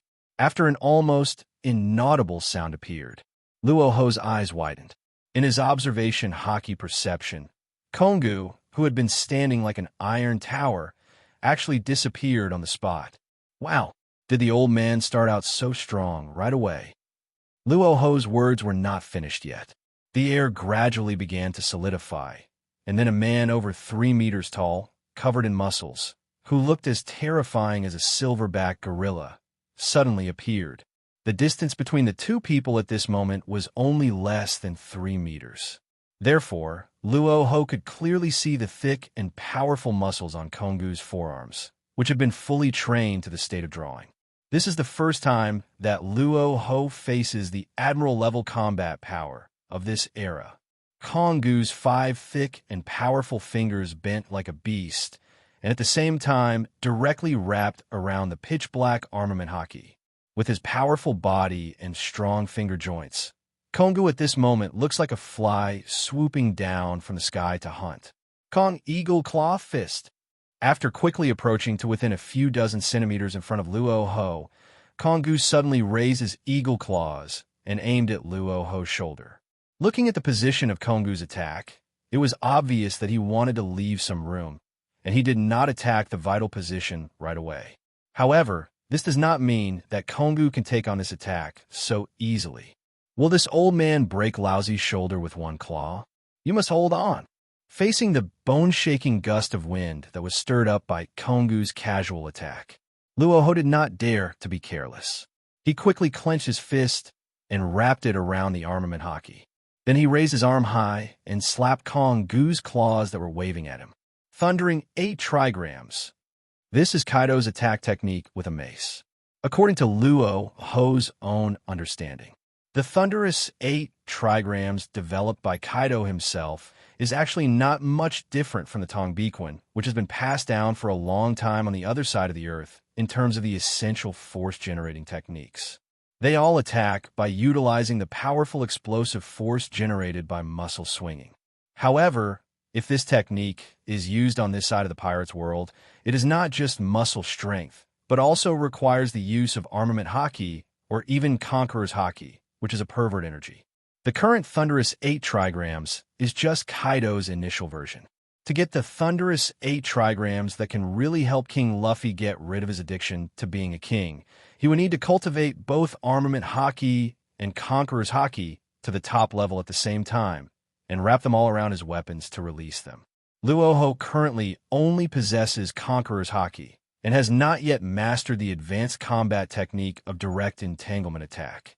However, although it is only supported by Armament Haki, this is a combat skill that can directly reach the world's top level in the future.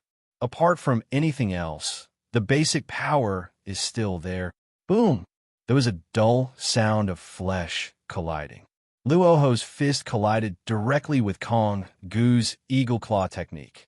Almost in an instant, Luo Hu was knocked away for dozens of meters. After knocking down several unlucky pirates in half and leaving them bleeding all over the ground, Luo Hu finally stopped his uncontrollable body. Look, let me tell you, although he is a very talented pirate, he is definitely asking for trouble if he challenges the Marine to protect DJI. I've always told young people not to be too impulsive. If Kong's claw had hit the kid's head directly, his head would have at least exploded. Luo Hu was seen being sent flying almost effortlessly by Konggu's claw. The pirates at the scene finally felt relieved. After all, they were wrong in the first place, so what hope did this young man have? After all, apart from that man, basically no one in this age group can beat the Admiral, the most powerful person in the naval headquarters.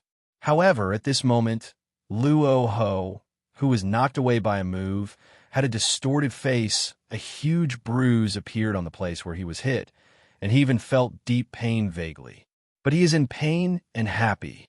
Not for anything else, just for the high attribute gains that Konggu's punch just now brought him. Ding, congratulations to the host for successfully absorbing 26,346 points of power. Ding, congratulations to the host for successfully absorbing 16,321 points of agility. Ding, congratulations to the host for successfully absorbing 37,546 points of physical strength. The huge amount of basic attributes that dropped after Konggu's punch made Luo Hu feel full of power almost instantly. In addition to the 3 basic attribute values of strength, agility, and stamina, Luo Hu also absorbed the Haki attribute and attack skill attribute ball dropped by Konggu. Ding, congratulations to the host for successfully absorbing the armament Haki attribute. Top level, 12.96%. Ding! Congratulations to the host for successfully absorbing the observation Haki attribute. Top level, 13.96%. Ha ha ha! I feel the power. Luo Hu rubbed his numb and bruised arms with rosy complexion and excitement, then stood up again and looked at Kong, who looked like a treasure boy. As far as the strength of the admiral of headquarters of this era is concerned, Kong Gu is indeed top-notch. Without using all his strength, a single punch more than doubled Luo Hu's basic strength. Luo Hu, the perfect driver for taking advantage of others, has become increasingly addicted. As long as he continues to withstand a few more attacks from the opponent, his strength will be directly equal to that of the Marine Admiral. Even because Konggu himself is very powerful, Luo Hu's combat effectiveness will directly surpass that of several other Marine Admirals. However, during this beating, he was surprised that Kong did not have Conqueror's Haki. It is no wonder that the other party has made great progress in the subsequent development, able to go to the Holy Land of Hua and become the commander-in-chief of the three armies. The world government is absolutely unwilling to allow those who possess Conqueror's Haki and are naturally unwilling to follow orders to rise to the top and take charge of the military power. For example, in the original work, after the Summit War, Naval Headquarters Marshal Fuyu Sengoku resigned from the post of Marshal. However, Sengoku did not directly replace Kong as the commander-in-chief of the three armies. This is also due to the unstable factor that Sengoku has Conqueror's Haki. Little brat, I just showed mercy to you. Those who are in the real world should leave Devil's Island immediately. Celestial dragons are not something that young brats like you can touch. Konggu looked at Luo Hu with some annoyance, as he was clearly no match for him, but was still walking forward.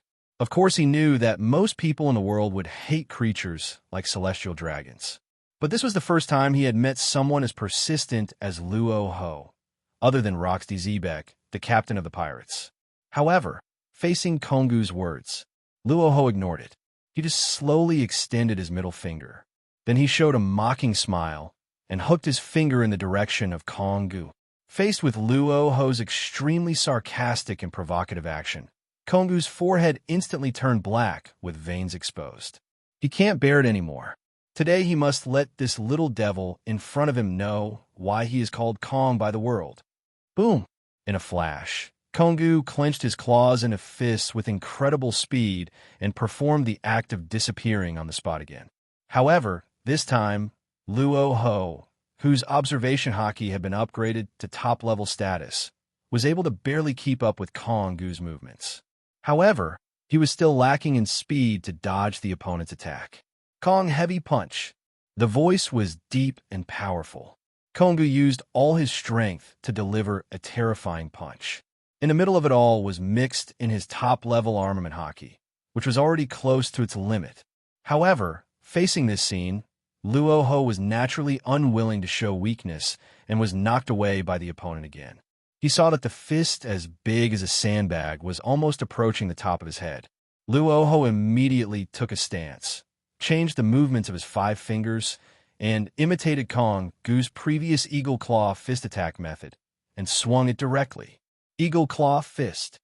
The collision of fists and claws, the sound of the hard armament Haki colliding with each other, was as harsh and dull as cold steel.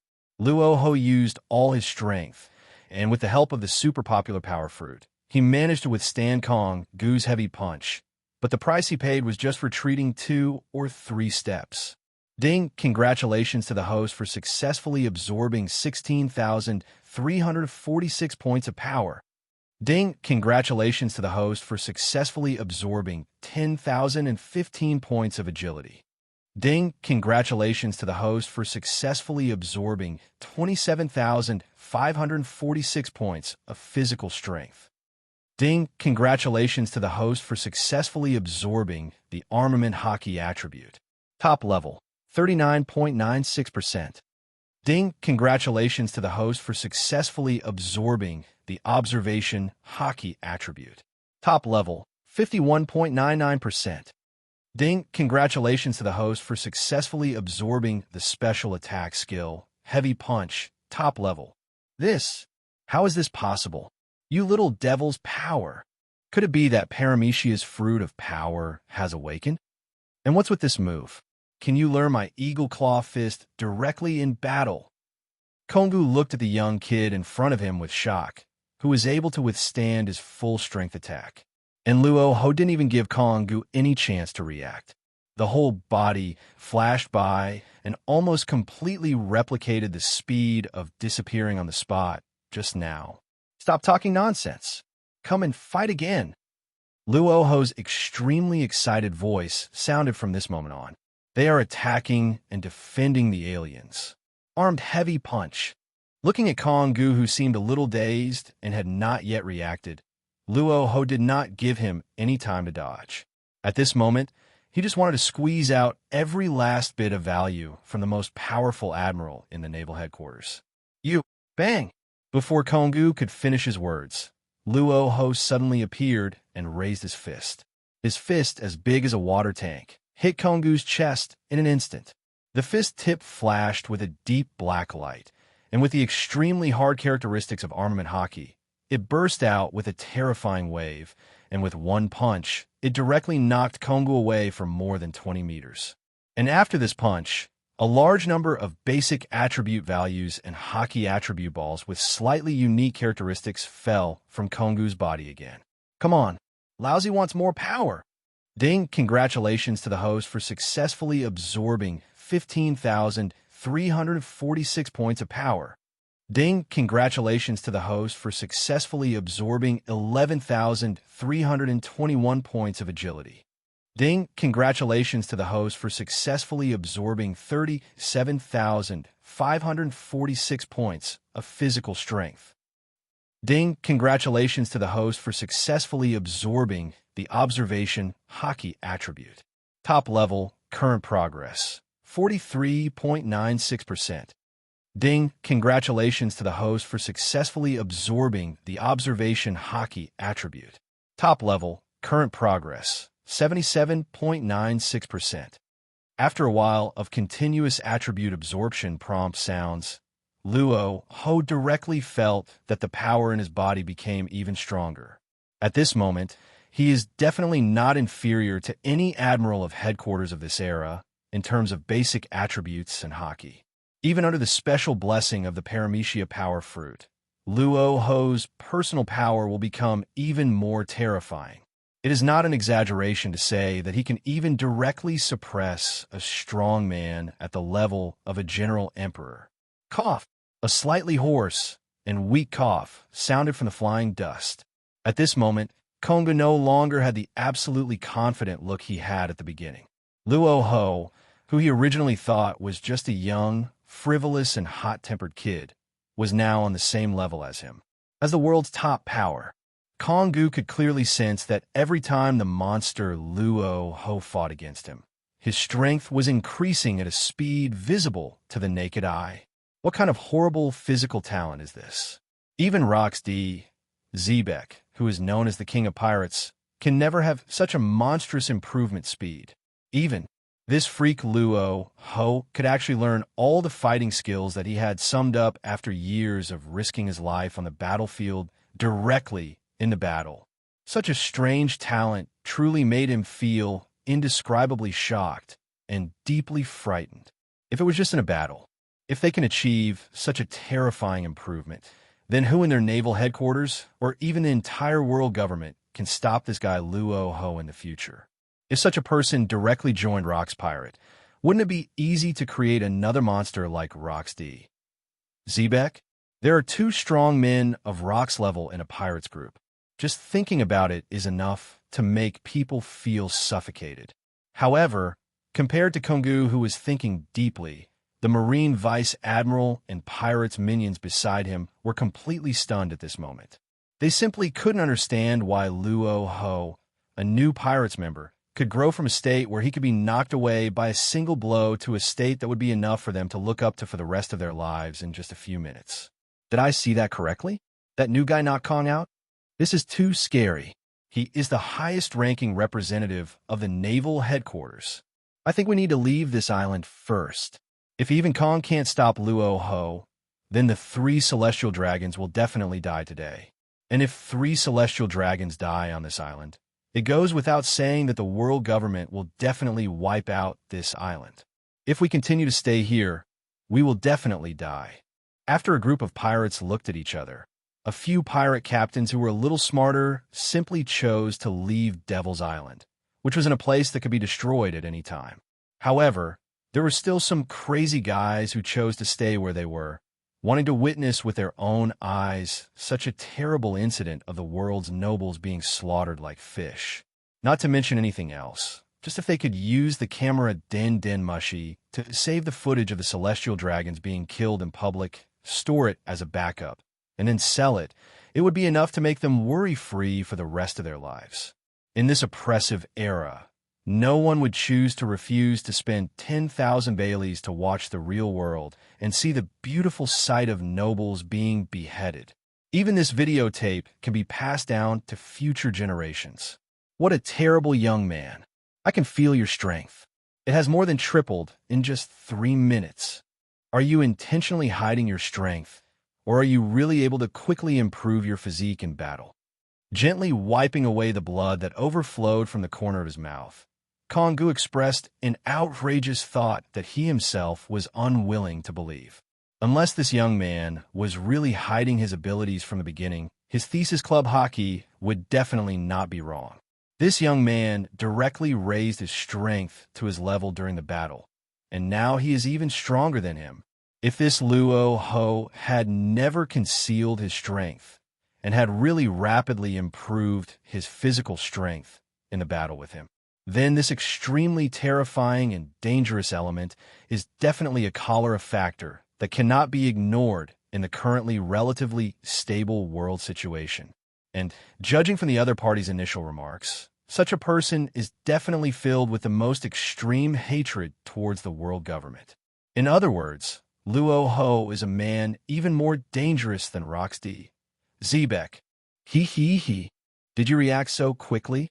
It's a pity it's still a little too late. Now you have no ability to stop me from killing those pigs. Luo Hu did not choose to hide anything from Kongu's doubts. After all, given his condition, anyone with a clear mind could easily find out the truth. This rapidly improving state is absolutely visible to observation Haki. And after hearing the answer given by Luo Hu, Kongu's already solemn expression became even more rigid. Is that really the case? It seems that I'm going to become a remnant of the old times after all. Although he had already clearly sensed the weirdness of Luo Hu, Kongu's heart couldn't help but skip a beat after hearing the affirmative answer from the person involved. Such crazy pirates are really too dangerous. Even now, the situation is no longer something that he, the admiral of the naval headquarters, can handle. This matter must be reported to the government and decided by the 5 elders, the world's highest authority. Remnants of the old times? You haven't reached that stage yet. I came here today to do only 3 things. The first thing is to kill celestial dragons. The second thing is also to kill celestial dragons. And the third thing is to kill celestial dragons. Luo Hu smiled as he looked at Kong, who had realized that something was wrong and was unwilling to fight him anymore. Kongu, the admiral of headquarters, is generally still in a justice sequence.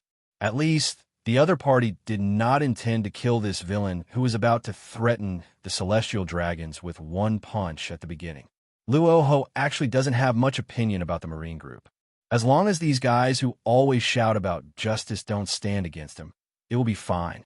If these Marines ignore the true justice and fail to uphold it, but instead obey the orders of the world government to interfere with his actions, then Luo Hu had no choice but to kill and completely destroy these false justices. Ha. As the admiral of the naval headquarters, I naturally have my own responsibilities. If you want to kill celestial dragons, then you should defeat me first. After all, I really want to see how strong you, a crazy guy, will become. Faced with Luo Hu's undisguised words that clearly stated he wanted to kill the celestial dragons, Kong Gu chose not to say anything more. As the admiral of the naval headquarters, if he just gave up his position and let Luo Hu kill the celestial dragons, then he would have no chance to continue his job as admiral. Even he felt unhappy with the pervert race like celestial dragons.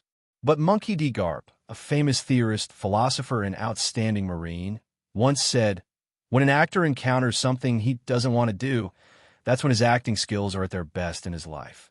Therefore, even though Kong-gu knew that he could not stop Luo Hu today, he at least had to go back with wounds all over his body to report to the world government. It's impossible that all the celestial dragons were killed just because he suffered some minor wounds, right? If that's the case, the five elders would never believe him even if he talked his mouth off. Since you said it so sincerely, Laozi will do as you wish. Before he finished his words, Luo Hu disappeared from the spot like a fleeting shooting star. At this moment, his speed has reached the top level in the world. Combined with the extra power brought by the super popular power fruit, Luo Hu's speed will also be improved to a certain extent. In general, under the effect of devil fruit, Luo Hu's basic attributes have completely surpassed Kong. Swish! A slight sound of breaking through the air was heard. Luo Hu's muscular body flashed to within a few dozen centimeters in front of Kong Gu, and he suddenly swung out a heavy punch that flashed with a strong black light. Come on, you are really good at learning my heavy punch to such perfection. But that's not enough. Kong, seeing that Luo Hu's heavy punch was about to hit the bridge of his nose, Kong Gu caught the last bit of movement with his top-level sword Soul Haki in a flash. He did not choose to dodge, but raised his right fist high. The muscles on his arm swelled extremely, and the thick armament Haki instantly turned black. However, this time's armament Haki is obviously different from before. Under the thick darkness, a faint flow of pink energy began to appear. At this moment, Kong-gu's momentum was greatly enhanced. It was as if he was originally just a heavy sword that was good at breaking everything with one force. But now, this heavy machete has become even sharper due to its own power. Kong-gu's aura rose wildly, directly suppressing the air around Luo Hu, forming circle after circle of terrifying air waves. He was fully focused, leaving no room for error as he unleashed all his Haki and strength to meet Luo Hu's attack. Heavy punch. Boom! With the help of top-level armament Haki, the two sandbag-sized fists were like thousands of kilograms of steel colliding with each other, and a thunderous roar broke out. The power between the two sides, Haki, is tearing each other apart and confronting each other head-on. This is the highest level of armament Haki. Let your own Haki flow to cause damage to the enemy's interior. The corners of Kong-gu's mouth curled up slightly, revealing a smile like a dragon king. And then he directly relied on his perfect Haki skills to force Luo Hu to retreat 3 full steps. But that's not all. After he felt the pain and took a few steps back, a hint of pink appeared on the black and thick armament Haki on Luo Hu's fist. Ding! Congratulations to the host for successfully absorbing 1346 points of power. Ding! Congratulations to the host for successfully absorbing 2,746 points of agility. Ding! Congratulations to the host for successfully absorbing 2,746 points of physical strength. Ding! Congratulations to the host for successfully absorbing the observation Haki attribute. Top level, current progress, 63.96%. Ding! Congratulations to the host for successfully absorbing the observation Haki attribute. Top level, current progress, 87.96%. Ding! Congratulations to the host for successfully absorbing the armament Haki usage technique flow, emission. After being attacked by Kong-gu's flowing Haki punch, Luo Hu also successfully mastered the opponent's attack technique. Flowing Haki, specifically, means turning the Haki that was originally just covering the surface of the body to form a hardened attack into a state as agile as flowing water. This kind of armament Haki that can flow out can to a certain extent, directly penetrate into the interior of the target, and then directly destroy the body tissue from the vulnerable parts inside. This is a very good technique, ahem. After swinging his body slightly and directly removing the last of Kong Gu's strength, Luo Hu clenched his fists again. After seeing this scene, Kong Gu was so shocked that he was speechless. "You little brat, you can actually copy my Haki skills." Kong Gu widened his eyes, still seeming a little bit unbelievable. However, this shock only lasted for a few seconds, and then he returned to normal. After all, this monster Luo Hu can copy his strength, speed, and even the attacking skills that he has been obsessed with for a long time directly on the spot. In this light, it is not so outrageous that he can directly absorb his armament Haki usage skills. After successfully mastering the highest level of armament Haki, Luo Hu's figure suddenly disappeared again. But this time, Kong Gu did not choose to fight back. He just stood there with a calm expression, allowing the sandbag-sized fist to continue to grow larger in front of his pupils. Armed heavy punch. It was still that extremely heavy punch, but this time Luo Hu was no longer limited to covering the armament Haki and wrapping it around his fist. At this moment, he was able to make his armament Haki flow like Kong Gu, invading the enemy's interior and causing the greatest degree of destruction. Under the effect of the Paramecia power fruit, Luo Hu's muscles began to swell, with blue veins exposed everywhere, just like thick green earthworms covering every inch of his skin after the rain. Bang! Luo Hu threw a punch, accompanied by an extremely violent sonic boom, and hit the center of Kong Gu's chest with a bang. The jet-black flowing Haki, as the fist touched the chest, was like a flood of crabs, rushing directly into Kong Gu's body. Snap! A crisp sound of bone breaking was heard. Kong Gu, who was known as the most powerful admiral in Kong's naval headquarters, had a 3 or 4 centimeter long sunken wound on his chest. Then, Luo Hu's terrifying power, generated by the devil fruit, directly blew him away dozens of meters.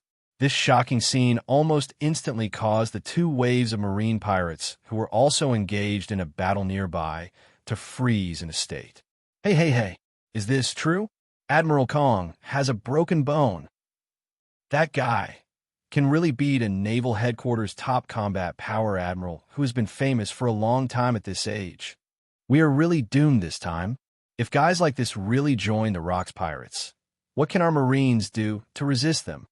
However, at this moment, compared to the shocked looks of the Marine pirates, the man who had been standing quietly like a wooden stake for about 7 or 8 minutes not far from the battlefield showed an expression of great appreciation.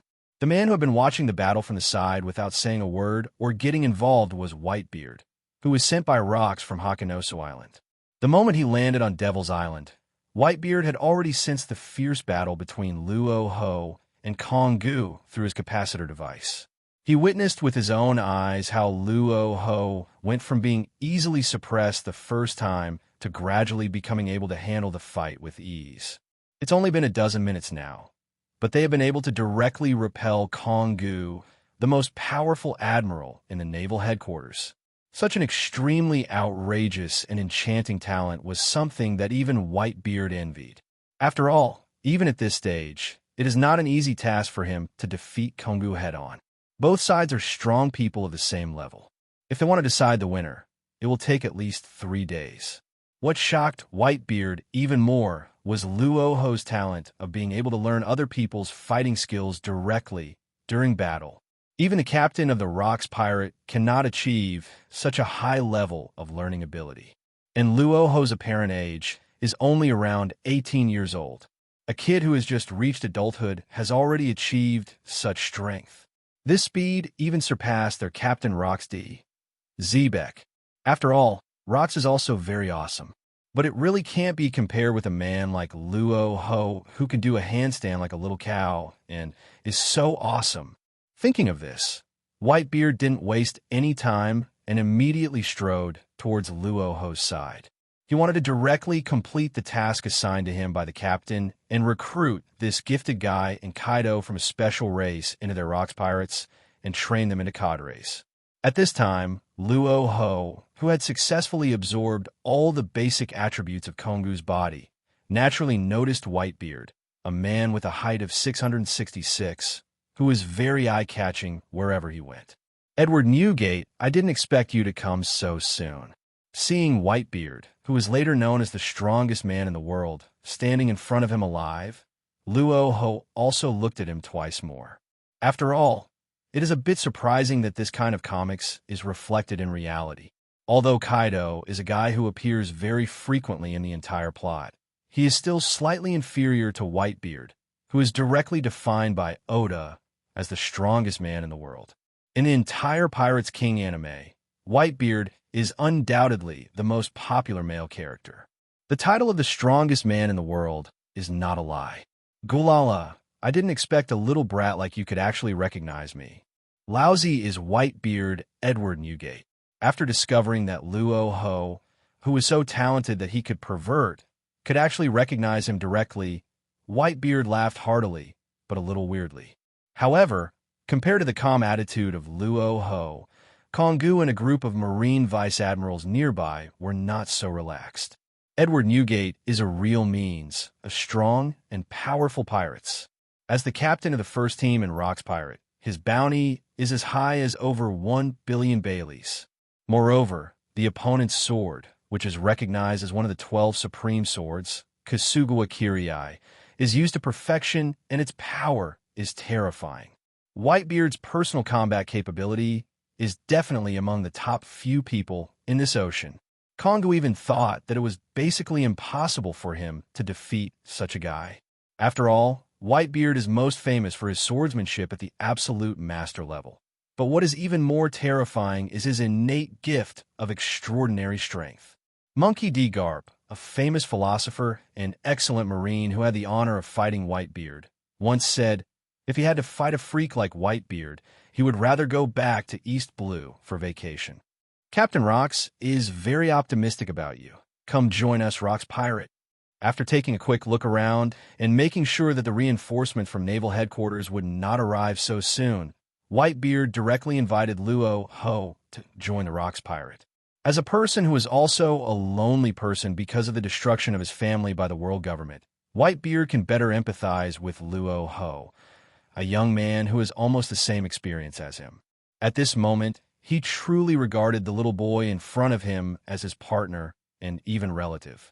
After all, compared to fighting and killing all day long, Whitebeard would rather build a team with family ties as the bond.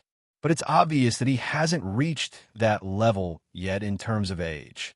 So Whitebeard could only suppress his desire to adopt a son as usual. Admiral Kong, what should we do next? Do we need to launch a direct charge to break through and escort the world's nobles out of here? I think we should just get out of the way. These two guys are perverts. No, we can't retreat. For Marines, justice. Lousy must sacrifice his life. Just when a group of Marines were chattering and trying to ask the only admiral on the scene what to do next, a Naval Headquarters rear admiral who seemed to be born very stubborn suddenly drew the saber from his waist, shouted all the way, for justice, and rushed towards Whitebeard. After seeing this scene, even Kongu didn't have time to stop this idiot. Facing Luo Hu and Whitebeard, two admiral-level fighters, he would have to think twice even if he wanted to take action. But this guy is obviously someone who has been brainwashed by the justice of the world government. Sure enough, at this naval headquarters, 3 seconds had passed since the rear admiral launched the charge. Whitebeard's tall body suddenly pulled out the large guandao next to him, Kasugawa Kirii, and after a few fancy turns of the sword on the spot, he slashed forward fiercely like sweeping across an army. Phew! There were almost no surprises at the scene. This brainwashed and crazy naval headquarters rear admiral had his head chopped off by Whitebeard's sword, and it fell to the ground. The scene was so horrific, with blood splattered everywhere. Even this guy's body, under the influence of inertia, spun like a top for 7 or 8 times before collapsing. Gulalalala Kongu. I came here today just to receive the captain's order to bring these two guys back to Rock's Pirate. If you don't want to cause loss of life on the beach, just get out of the way. After hacking an ungrateful guy to death with one blow, Whitebeard used his left leg to stop the still spinning head on the ground, looked at Kong and smiled. It was obvious that a big pirate like him could never be a nice guy as rumored. For a person whose methods are not fierce enough, it would be wishful thinking for him to survive in this dark age, let alone become a famous pirate. Only those who don't have brains. That's why I think Whitebeard is a person who only wants family affection and never wants to fight and kill. Just thinking about it, you know this is impossible. If no one was killed, where did the bounty of more than 1 billion Baileys come from? However, facing this scene, Kongu remained silent for a long time. Then he took out a Marine Premium cigar from the pocket of his marine coat, lit it, and started smoking it as if no one was around. Now that things have come to this, what else can this old man say? As long as you don't touch these Marines under my command, you can take them away if you want. No matter how powerful you rocks pirates are, the ones who should be giving me a headache are not me, but those old men in the world government. Kongu, who was smoking a cigar and responding to Whitebeard in a bad way, stood up silently and walked to the side. It seems like he really intends to be a bad Marine admiral. Gulala, you're smart, old man. In response, Whitebeard laughed loudly and then planned to take Luo Hu and Kaido directly to the pirates group he brought with him and return to Hakanos. However, at this moment, Luo Hu, who had not yet completed the goal of his trip, would naturally not leave directly. Please wait a moment. I still have something to deal with. This time he came to Devil's Island specifically to chase the Celestial Dragons. If he doesn't kill Celestial Dragons, then there is no point in him coming here. Gulala, no problem. I'll help you keep an eye on this guy, Kongu. Just don't worry. After the words fell, after Luo Hu flashed a few times on the spot, he chased directly towards the luxury cruise ship that was sailing away into the distance. Whitebeard also kept his promise and just stared at Kongu. In this regard, Kongu could only helplessly stand there smoking his opium and chose not to pay attention to Whitebeard. Oink oink. The calf muscles suddenly exert force. Luo Hu's whole body was like the power technique of Marine 6 styles, stepping on his left foot with his right foot, stepping on the air, and chasing after him. In just less than 3 or 2 minutes, Luo Hu's figure had already caught up with the deck of the luxury cruise ship where the Celestial Dragons were. On the cruise ship, the members of the CP organization who were responsible for protecting the Celestial Dragons' daily life and safety all had their expressions changed drastically. Although in order to protect the absolute safety of Celestial Dragons with more noble status like Saint Nabantinia, they're all powerful agents carefully selected from the CP0 organization. But that doesn't mean they can defeat a monster like Luo Hu. The opponent is a man who can even break the bones of Admiral Kong by hammering him. Needless to say, that kind of force is beyond their ability to withstand. However, as CP agents who have been completely brainwashed by the world government, they know very well that they are no match for Luo Hu. But they were also very loyal. A large number of them rushed out and surrounded Luo Hu, leaving no room for any harm to the Celestial Dragons. You want to disrespect the great god? Get past US first. We are the CP0 Special Agent Team. The agents in the crowd, all of whom looked fierce and had killed many people, kept shouting in an attempt to scare away the enemies in front of them. But who is Luo Hu? At this moment, his heart was 10 times colder than those old workers who have been killing live fish in our team art for 30 years. They're just a few Celestial Dragons guard dogs. How can they stop his murderous aura? Let's attack together. He may not be able to kill us before he runs out of energy. Among the crowd, an agent who looked very smart suddenly realized it. They have an absolute numerical advantage, and perhaps they can use the human wave tactics to exhaust the opponent's physical strength and then win. That's right. Lousy is an agent among agents. Can he kill Lousy instantly? Let's go together. For the gods. After a commotion, about 17 or 18 CP0 agents drew their knives and attacked Luo Hu's vital parts at almost the same time. Almost all of these agents are powerful warriors who have awakened the 2-color Haki. The blade in each of their hands is wrapped with black Haki, turning into a black knife. But at this moment, Luo Hu is no longer the fisherman who stood on the island like a thug. He is a strong man who has truly reached the world's top admiral level of combat power. It's big pirates like Whitebeard and Golden Lion, and men who are on the same level as the highest-powered admirals in the naval headquarters, such as Congo, Garp, and Zephyr. They're just a few CP0s, and they don't even have the desire to take action. But since the other party has already launched the attack, Luo Hu will naturally have to send these agents to meet their god as he wishes. Crack, crack, crack, crack. Suddenly, more than a dozen muffled sounds were heard. The suits of the dozen or so CP0 agents in front of Luo Hu all exploded, blood splattered, and the scene instantly became extremely bloody. The CP0 agents who rushed over didn't have any chance to react at all before they were punched one by Luo Hu, and all of them were hit in the face accurately. The scene was like a hydraulic press hitting a watermelon. More than a dozen heads exploded, and headless corpses flew everywhere and fell into the sea, dyeing the sea's surface blood red. After casually slapping a dozen flies to death, Luo Hu tore off his clothes, which had become rags, and shake off the blood on your fist.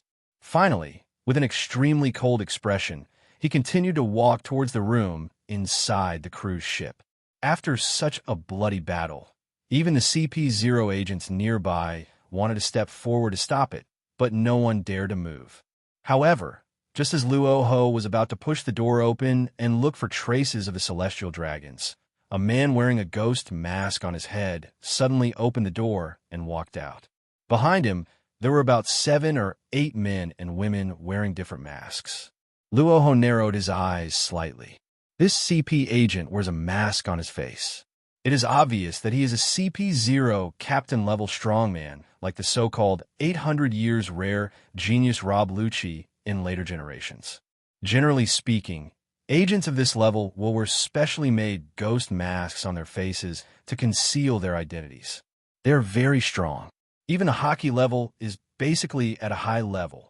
He is a guy who is specifically responsible for handling some problems that ordinary CP agents cannot handle. However, at this moment, Luo Hu just wanted to tear off the celestial dragons' heads and crush them. I didn't have the energy to listen to any nonsense from this CP captain who suddenly appeared. If a mere guard dog dares to block the road, just send him to death. Luo Hu had an indifferent expression on his face, and he teleported forward directly. His whole body seemed to have turned into an eagle, and his 5 fingers were like hooks that flashed black light.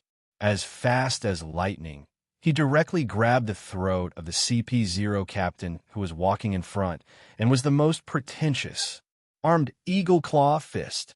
There was only a teeth-grinding snapping sound at the scene. Luo Hu grabbed a large piece of throat cartilage from the CP0 captain who was similar to Rob Lucci. It was bleeding profusely, as if he had been crushed by a hawk soaring in the sky. It looked extremely horrifying. To the captains who are also the best in the CP0 Special Forces team, such a bloody and violent scene seems as terrifying as a god. Damn it, what kind of speed is this? There was no time for Haki to cover his body, and he was caught and killed. Didn't this guy just offer a bounty of 100 million berries? How could he be so powerful? Is the intelligence wrong? A group of CP0 team leaders looked at each other, their foreheads covered with cold sweat. But Luo Hu doesn't have the leisure to talk so much nonsense like a villain. He just continued to punch hard. With a bang, it passed through the head in front of it that was still reacting and exploded instantly. Red and white splashed everywhere. The CP0 captain died on the spot, and the remaining half of his body twitched in place like a fish with its head chopped off. I'll give you 3 seconds. Go and grab your master now. After 3 seconds, if I don't see any celestial dragons, you will all die. After easily taking care of the most powerful captain among this group of CP0, Luo Hu looked coldly at this group of agents who specialized in serving celestial dragons. However, it was obvious that his desire to let the other party live a few more minutes was ultimately betrayed. These team leaders, who were obviously extremely brainwashed, simply could not bear to hear any words that would hurt the celestial dragons. Before Luo Hu could say anything, As soon as the 7 or 8 men landed, they brandished steel knives, performed Marine Six styles and various killing techniques, and rushed towards him. In this regard, Luo Hu could only go along with people's wishes. The fingers of both hands are slightly bent to form an eagle claw posture, and a thick armament Haki flows up again and covers every inch of muscle fibers. The next moment, the whole body flashed on the spot, and then he waved the eagle claw fist continuously, and his 5 fingers were like iron rods. The terrifying force tore off the cheekbones of 3 or 4 team leaders' faces. At this moment, the CP0 team leaders who suffered such severe facial injuries could only scream miserably no matter how well they had trained and how well they could control their emotions. However, this howl alone was still not enough to hide the pain in Luo Hu's heart. These CP agents who aid and abet the evil are all special weapons designed to protect celestial dragons. Even if I kill 100, 1,000, or even 10,000 of them, it won't have any emotional impact. On the outer deck of the cruise ship, after wasting a dozen seconds, all the CP organization members present were crushed to death one by Luo Hu. After getting rid of all the external forces that were blocking him, Luo Hu's low, devilish voice lingered throughout the cruise ship. Let me guess, where's the great celestial dragons hiding? In fact, according to Observation Haki's perception, the monkeys inside have already discovered the narrow room where the celestial dragons are hiding. I have to say, these celestial dragons are quite smart. At least I can still hide in the corner of the toilet and live a miserable life. But unfortunately, celestial dragons like them are ignorant and have no way of realizing how accurate the radar-like skill Observation Haki is. With a bang, the golden toilet door was kicked open. Luo Hu directly grabbed out 3 celestial dragons that were neatly arranged and crowded together like a jura. At this moment, even the extremely honorable Saint Nadbantinia felt the uncomfortable coming of death on Luo Hu. B****ch. No, Master Pirates, please let me go. I am Saint Nadbantinia.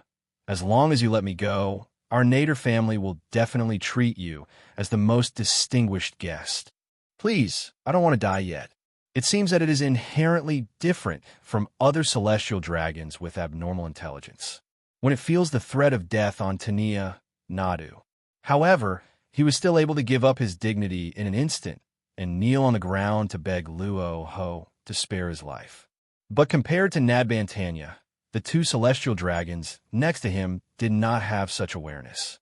When they saw that Saint Nadbanthenia, who was much more noble than them, actually chose to kneel in front of a pariah and cry bitterly. These 2 celestial dragons have such walnut-sized brains that they simply can't figure out what the current situation is. The 2 celestial dragons widened their eyes, totally unable to believe what they were seeing. You beastly untouchable. How dare you make Saint Lord Tania of Nadu kneel on the ground? Where did Kongu go? Why don't you come over and protect me? However, the celestial dragons with a mental disorder had just finished speaking. Luo Hu swept across with an incredibly swift slap without even using Haki. He simply used his physical strength above the admiral level to slap the noisy guy's head, causing him to spin 18 times on the spot, and then he fell to the ground with a tumble. After successfully killing the first of the celestial dragons, Luo Hu felt as if a biological current was flowing in his heart, and he felt waves of special numbness. This is just like the breakthrough in realm of thought often described in novels, which makes one's senses leap with joy. Ha ha ha! I didn't expect killing celestial dragons would be such a satisfying experience. Luo Hu burst into laughter, and his whole person turned into a cheerful mood of revenge. Even though he only killed 1 celestial dragon, at least he had taken a step towards revenge. After killing this one, there are still thousands of celestial dragons waiting for his sword. Clang! Luo Hu drew out the double-edged sword hanging from his waist. Although he has not learned any swordsmanship. But even if you haven't eaten pork, you've seen a lot of pigs running. After all, as an authentic Huxia, who hasn't used a straight and smooth wooden stick as a sword to travel around the world when he was a child. Apart from anything else, Luo Hu thought that he had no problem using the sword skills he created in his childhood to kill celestial dragons. "My lord, please don't kill me if you want to kill them. They are all fools. I am smart enough. If you are willing to let me go, I will use all the rights of the world's nobles to serve you." He saw Luo Hu actually draw out a bloody sword and start waving it up and down in front of him. Tania was almost frightened to death. The image of his stupid compatriot's head being knocked off by a slap was still fresh in his mind. Now, do you have to face the pain of this sharp sword cutting through your body? Thinking of his skin being cut by the blade, revealing the deep muscle tissue and even internal organs, Tanya felt a chill and twitch in his heart. Thinking of this, he immediately knelt on the ground and kept kowtowed with his noble head against the ground, begging Luo Hu to spare his life. However, Luo Hu, who was in a hurry at the moment, didn't have the time to say a few more words. He drew out the sword and gestured with it for a while. Luo Hu thrust his double-edged sword into Tanya's heart and rubbed it back and forth like slaughtering a pig. As blood splattered everywhere, the light in Tanya's pupils gradually dissipated. As he was dying, there was a look of madness in his eyes. "You pariah, the great god, will never let you go. This saint is waiting for you, a pariah, to come to heaven." After uttering his last unwilling words, Tanya simply closed his lifeless eyes. After killing another celestial dragons, Luo Hu finally experienced the feeling of bioelectricity running through his body. So cool. This is how it feels. No wonder the world government emphasizes that the lives of celestial dragons are the most precious. It turns out that killing these so-called gods can be so wonderful. After wiping the blood off the blade of the Sword of Virtue, Luo Hu turned around and slashed at the last celestial dragon that was scared to the point of peeing its pants. Now it's time to join Rock's pirate. As long as we can absorb the basic attributes of the sea overlord like rocks, then we may be able to take advantage of the battle in the Valley of the Gods to severely damage the world government. After thinking about his next plan for a while, Luo Hu just stepped on the air and walked towards Whitebeard. This is moonwalk in Marine 6 styles.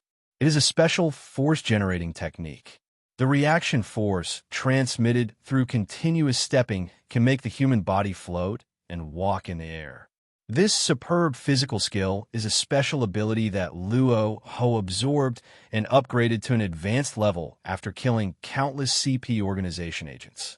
Generally speaking, a CP agent or a general in the naval headquarters would only specialize in 3 or 4 of the 6-style physical techniques. However, after Luo Hu killed a large number of agents, all these advanced physical skills were absorbed into his body in the form of attributes. In addition, he also absorbed the opponent's 6 styles experience through the battle with Admiral Kongu, the highest combat power of naval headquarters. So at this moment, Luo Hu has already reached the top level in terms of Marine 6 styles, Iron Body, Finger Pistol, Moonwalk, Tempest Kick, and Paper Arts. After flying in the air for a while, by stepping on the air continuously, Luo Hu once again returned to the center of Alcatraz. Whitebeard still stood there like an iron tower, holding Kusakamo Kiri tightly in his hand, and looked at the 3 figures standing opposite him. Luo Hu looked at the 3 Marines with a slightly serious look, whose aura was definitely not weaker than Kongu's. Admiral of Headquarters Black Arm Zephyr, and Naval Headquarters Vice Admiral and Alternate Admiral Buddha's Sengoku, Garp the Fist. Among these 3 Marines, only Zephyr is the highest combat force in the Naval Headquarters at the same level as Kongu. However, this does not mean that the 2 substitute admirals have no strength. After all, a vice admiral like Garp is really not something that ordinary people can compare to. He just didn't want to be promoted to the rank of admiral, and was restricted by the world government and forced to protect the celestial dragons. If there really are pirates who treat Garp as an ordinary vice admiral, then I guess they will definitely get hit in the head by that iron fist. However, at this moment, Garp's name was not as famous as it would be in later generations, because the war in the Valley of Gods has not yet broken out. Garp also did not join forces with Roger to defeat Rox D, Zebek, and gained the title of a heroic Marine. Gulala, you're finally back. If you were a little slower, Lousy would really have to fight these three guys. Whitebeard, who had been frowning, finally calmed down a little after Luo Hu finally came back. Although he was confident, if he were to fight four famous Marines, Kongu, Garp, Zephyr, and Sengoku, at the same time, he would obviously be beaten up and lose face. You and Kaido go ahead, I'll cover you. Whitebeard Haki is unparalleled. An extremely strong conqueror's Haki swept across the entire island as soon as he finished speaking. In an instant, all the ordinary pirates and marines at the scene were frightened to the point of foaming at the mouth and falling to the ground. However, just as Whitebeard was about to take the first step and attack, Luo Hu simply raised his hand to signal the other party to stop. Just when Whitebeard felt a little confused, Luo Hu actually took out a celestial dragon with its hands and feet chopped off, which looked like a human pig, out of thin air. This was the one he kept as a backup after he had killed two celestial dragons when he was chasing them at the beginning. With this absolute identity token, even the Admiral of Headquarters would have to consider whether to continue hunting them down. Although Luo Hu was very envious of the ultimate armament Haki on Garp, the pain in his shoulder at this moment forced him to choose to leave for the time being. During the battle between Luo Hu and Kongu, a crack appeared in the bone of his left arm when he suffered his first attack. At this moment, if he continued to stay here and fight with these people, he would most likely lose his life due to serious injuries. So Luo Hu had a unique trick up his sleeve before killing the celestial dragons. The purpose is to use a trump card that can be useful in avoiding being chased by the reinforcement from the naval headquarters. Whitebeard, who originally didn't understand, couldn't help laughing after seeing the celestial dragons in Luo Hu's hand. I see. As expected of you, Luo Hu. With these celestial dragons as hostages, let's see if those marines dare to chase us. Gulalalalala. In this world, everyone knows that the naval headquarters is dedicated to serving celestial dragons. If you have the lives of celestial dragons in your hands, then it will be easy to command the Admiral of Headquarters. Just like that, under the protection of celestial dragons, Luo Hu, Whitebeard, and Kaido left Devil's Island in front of four Admiral-level fighters from the naval headquarters. Then they boarded the pirate ship brought by Whitebeard and headed towards Hakanosu. As for what the four Marines, Kongu, Garp, Zephyr, and Sengoku, are thinking at this moment, no one knows. The four people just stood quietly on the island and watched Luo Hu and Whitebeard disappear above the sea. Just as everyone was having different thoughts, Garp suddenly burst into laughter from the bottom of his heart. We didn't expect that a guy like you couldn't even protect a few rubbish celestial dragons. Now, when you go back to the naval headquarters, you'll be scolded by that Marshal Netanya. Garp has never been interested in the garbage celestial dragons since he joined the naval headquarters. This time, Luo Hu killed two celestial dragons so openly and took the other one away as a hostage. This was exactly what Garp wanted. At this moment, he just wanted to shout out in his heart, "Good kill." Luo Hu, this crazy kid, did something that even Garp didn't dare to do. It's absolutely amazing. However, just as Garp was about to continue his heaven-defying remarks, his good friend Sengoku, next to him, suddenly slapped him on the back of the head. "Garp, how many times have I told you? Don't say that in public." Facing Sengoku's accusation, Garp did not feel any dissatisfaction. He just raised his eyes slightly and looked at the few CP organization members who were still alive. Then he directly activated his unique devil fruit ability. "I'm sorry, I said that wrong just now. Just pretend I never said that. Ha ha ha ha." Garp crossed his arms, and there was no apology on his face. He just explained and retracted his words out of helplessness. Overall, his withdrawal fruit is indeed very useful. At least in the face of absolute strength, the members of the CP organization nearby did not dare to fart and could only nod to indicate that they agreed that they had not heard that sentence. After cleaning up the scene, Kongu and the others drove in the opposite direction of Whitebeard on their way back to naval headquarters. In the warship's conference room, Kongu looked at the people present with a serious expression. Everyone, I want to tell you something very serious. After briefly telling him everything that had happened to him today, be it Zephyr, Sengoku, or the heartless Garp, everyone at the scene became gloomy. Originally, they thought that the reason why Kongu failed to protect the celestial dragons was because of the intervention of the great pirate's Whitebeard. But they never expected that Luo Hu could actually tie with or even injure Kongu with his own strength. In other words, this young man who had only appeared on the sea in the last few days was actually able to defeat the admiral with the highest combat power in the naval headquarters. What is Kongu's strength? They're the ones who know best. Not to mention anything else, it would be impossible for any cadre in Rock's Pirate to defeat him easily. But Luo Hu actually did it. This kid has only been out to sea for a few days. Has he already reached the level of an admiral? Everyone looked at Kongu in disbelief, hoping that he was just joking. Otherwise, once such a genius joins Rock's Pirate, the impact will be absolutely earth-shaking.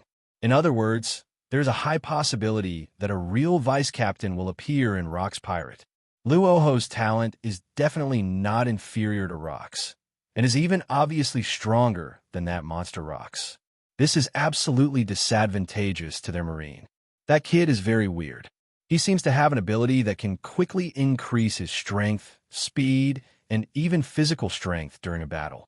And his Haki level improved from the advanced stage at the beginning to the top level, and in the end it was not inferior to mine at all, and it only took 7 or 8 minutes. I think he must have some kind of devil fruit that can absorb other people's abilities. Kongu explained the seriousness of the matter word by word to his comrades. Does this devil fruit ability really exist in this world?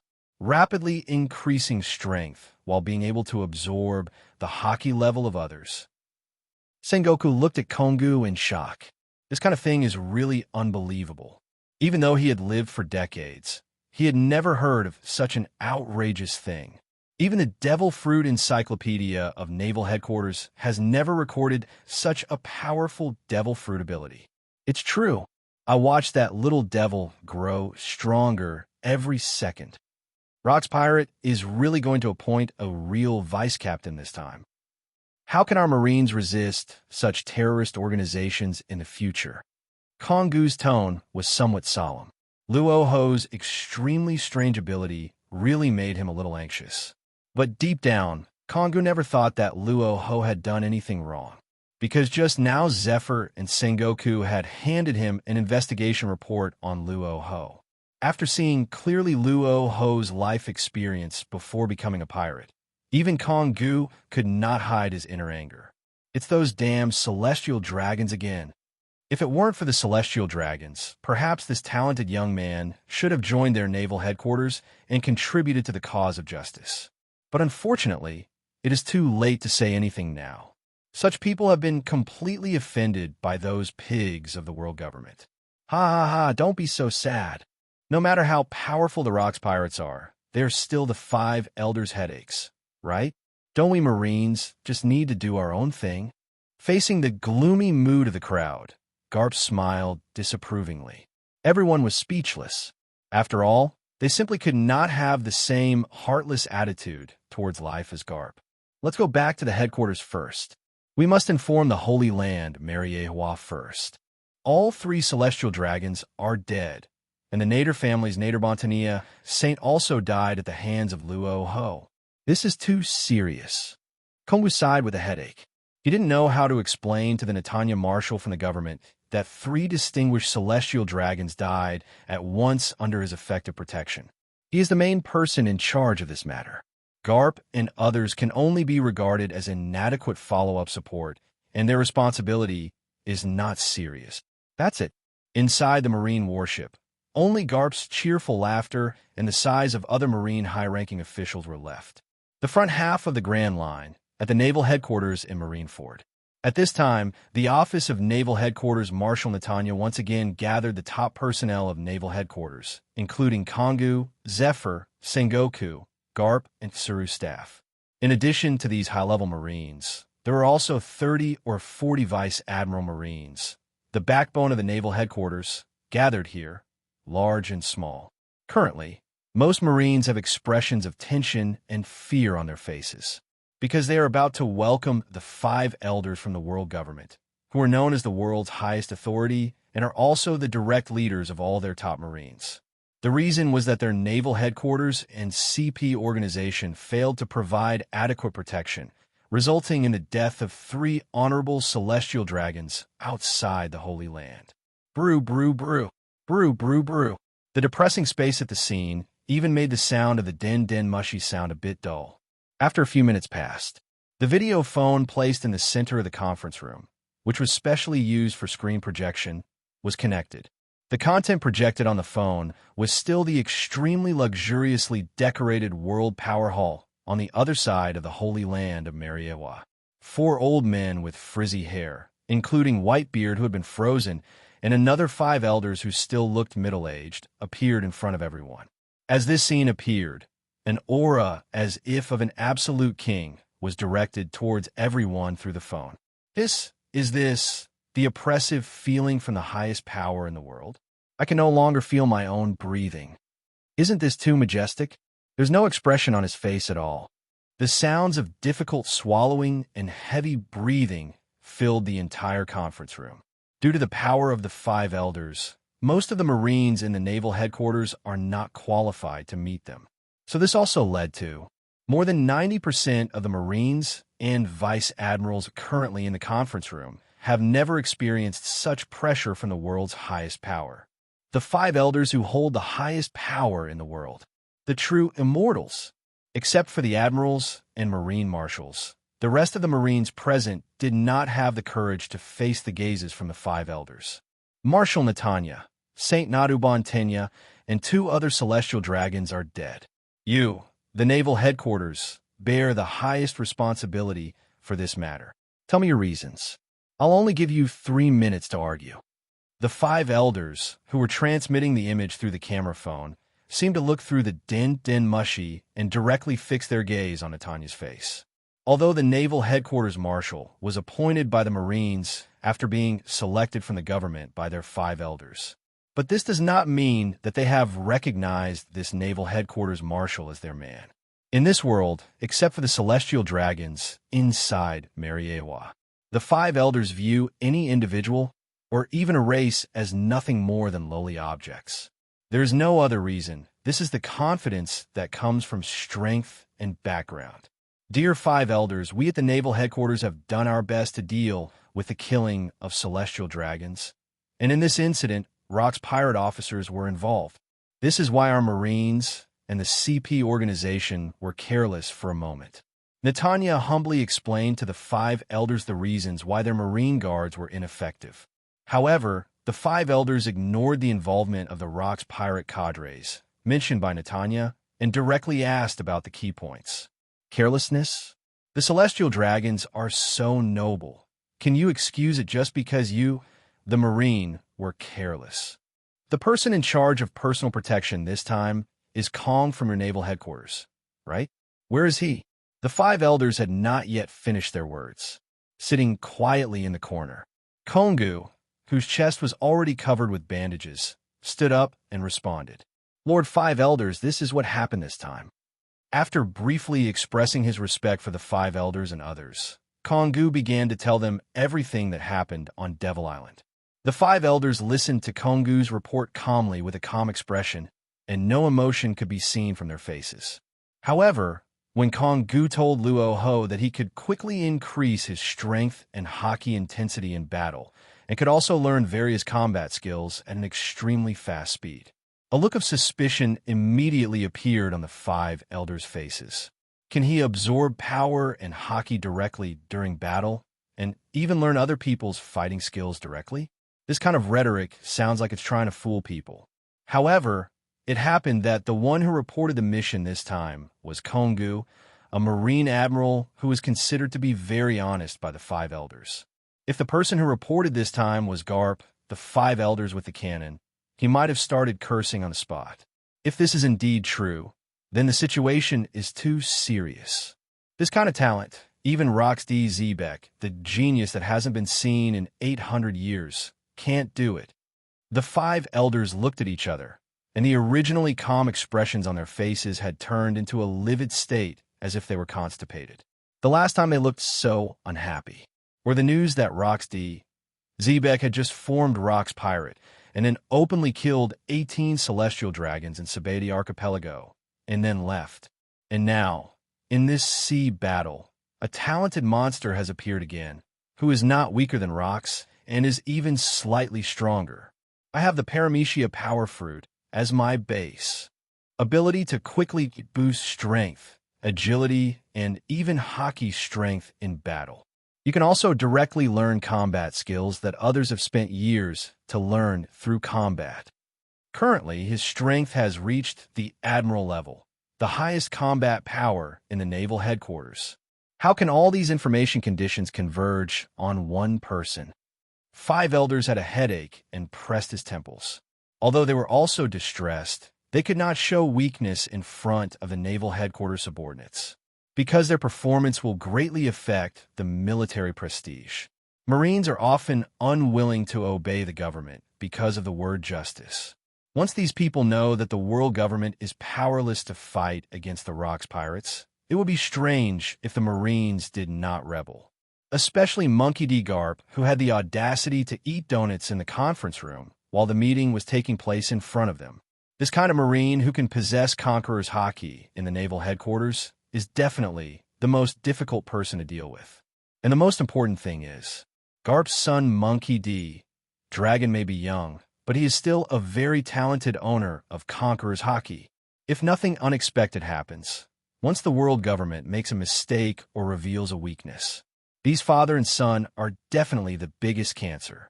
When the 5 elders thought of this, they suddenly felt a splitting headache. They have lived for more than 800 years. According to historical practice, a king will rise every 100 years, and they have long been accustomed to this kind of thing. But the 800th year had just begun when the terrifying force of Rock's pirates descended upon us. And, in the justice sequence under their command, there are several admirals in the naval headquarters who do not obey orders but do not follow instructions. Luo Hu, a freak who is no weaker than Rocks, has become a person with extreme resentment towards world government because of some stupid celestial dragons, and now he has joined Rock's Pirate. It was hard for the 5 elders to imagine how serious the resistance they would encounter from the Rocks Pirates in their upcoming human hunting competition held every 3 years. After all, the conflict between world government and Rocks is not a short one. If there is any disturbance on their side, that guy Rocks will definitely come up and bite like a wild dog. Even if celestial dragons were holding a birthday party on island, Rocks would rush over with a knife and chop the cake in half. The current situation is extremely serious. Fortunately, the commander of the Knights of God within their government, Fegalin Galansheng, has recently raised the Haki level to another level. This is good news. At least they have a candidate who can barely resist Rocks, the freak. In order to prepare security personnel for the upcoming hunting competition, 5 elders simply waved his hand, signaling the CP organization agents next to him to prepare to close the communication with the naval headquarters. Let's end today's meeting here. We have decided not to pursue the responsibility of Kongu's poor guarding. We hope that you Marines will continue to work hard and make greater contributions to the government's cause. After moving his mouth and uttering some nice words, 5 elders also stood up and left the meeting screen. And their words had just fallen. Before the Marines could hear the Kemerdin Mushy signal clearly, it was cut off by the terminal on the other side. A group of Marine soldiers were left at the scene, bewildered. After the world government signing meeting at the naval headquarters ended, the group also started their own internal pricing meeting within the Marine. The reason is simple.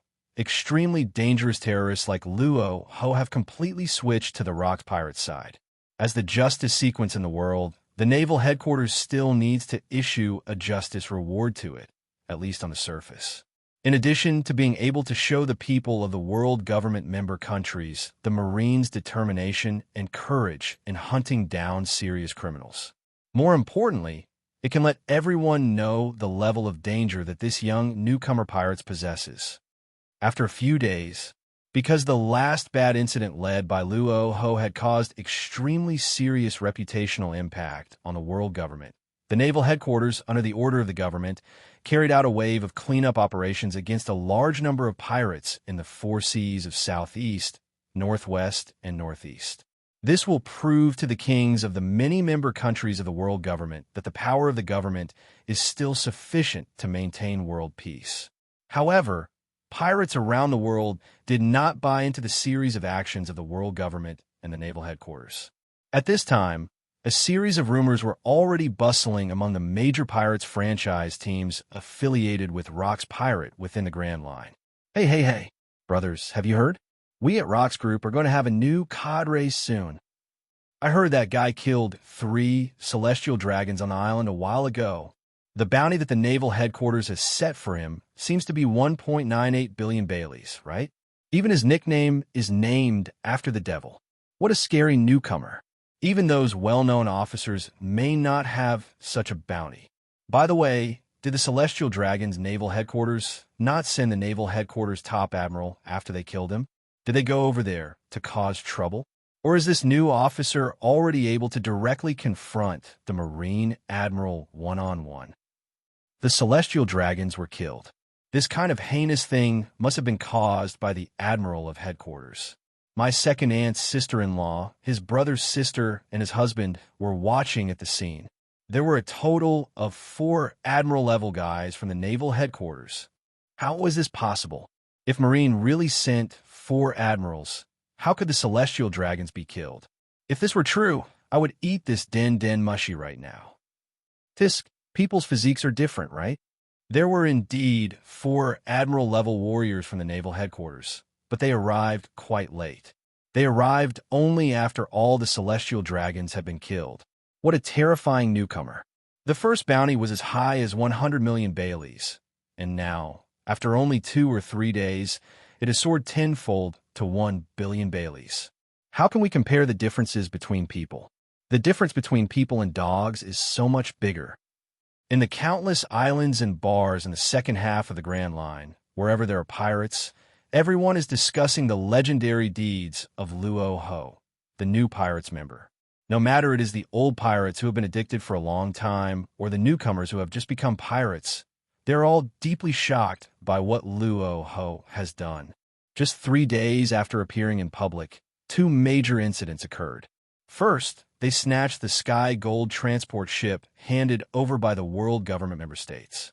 Then, before the government could react, they went to the island with celestial dragons and killed 3 world nobles in front of the Admiral of Headquarters.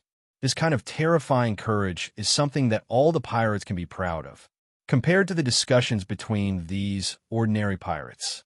At this time, on a pirate ship named the Golden Jackson, a man wearing a captain's hat and with nose hair even more exaggerated than his beard was holding a brand new newspaper in his hand and was so excited that he couldn't help himself.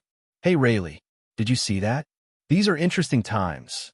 Besides rocks, there are people who are capable of committing such crazy acts of suicide.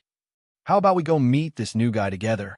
The men on the Golden Jackson pirate ship are not ordinary pirates, but the ones who will reach the final island of the world and become the recognized pirate king in the future.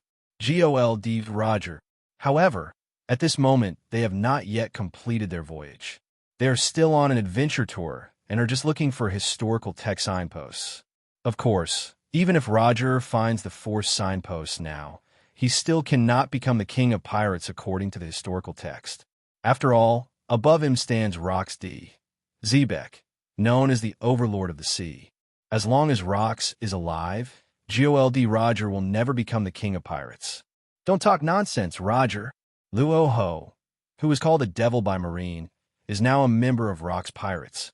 We are not members of the Rox Pirates. If we go straight over there, they will easily think we are provoking us. Rayleigh, who was drinking rum at the side, heard this stubborn captain actually say that he wanted to go to the Rox Pirates headquarters to find Luo Hu, the pirate alien, to fight with him. The whole person was choked so much that even the refreshing drink he had just drunk sprayed all over the floor. Now who doesn't know that Rox Pirate is the absolute overlord of the entire Grand Line? When they invited their Captain Roger to join Rox Pirate, This guy refused without hesitation. Now they're proposing the idea of going to their base camp and challenging their cadres in a one-on-one fight. Isn't this a naked provocation? Hey, what are you doing, really? We're just having a friendly exchange. How can that be considered a provocation? Roger didn't take Rayleigh's rebuttal seriously at all. Instead, he became more determined to challenge Luo Hu to a duel. He really likes people who dare to mess with the world government directly. This fearless character is exactly like GOLD, Roger. After all, he had come all the way from East Blue. It wasn't until the Sabeti archipelago that I openly killed several celestial dragons before escaping to the second half of the Grand Line. If you want to become a great pirate who goes down in history, you can't call yourself a great pirate if you don't have a few celestial dragons, the nobles of the world, in your hands. After a few minutes of fierce quarrel, Rayleigh and other crew members were ultimately unable to overcome Captain Roger's wishes. They were forced to change course and head towards Hakinosu Island, the base of the Rocks Pirates. Compared to Roger's excitement, Rayleigh was filled with anxiety at this moment. As one of the few think tanks left in the team, he must think clearly about them.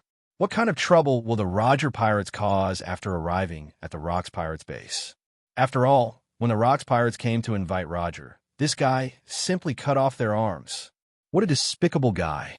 He must have burned down my house in East Blue. Was his purpose to trick me into becoming a pirate on the ship?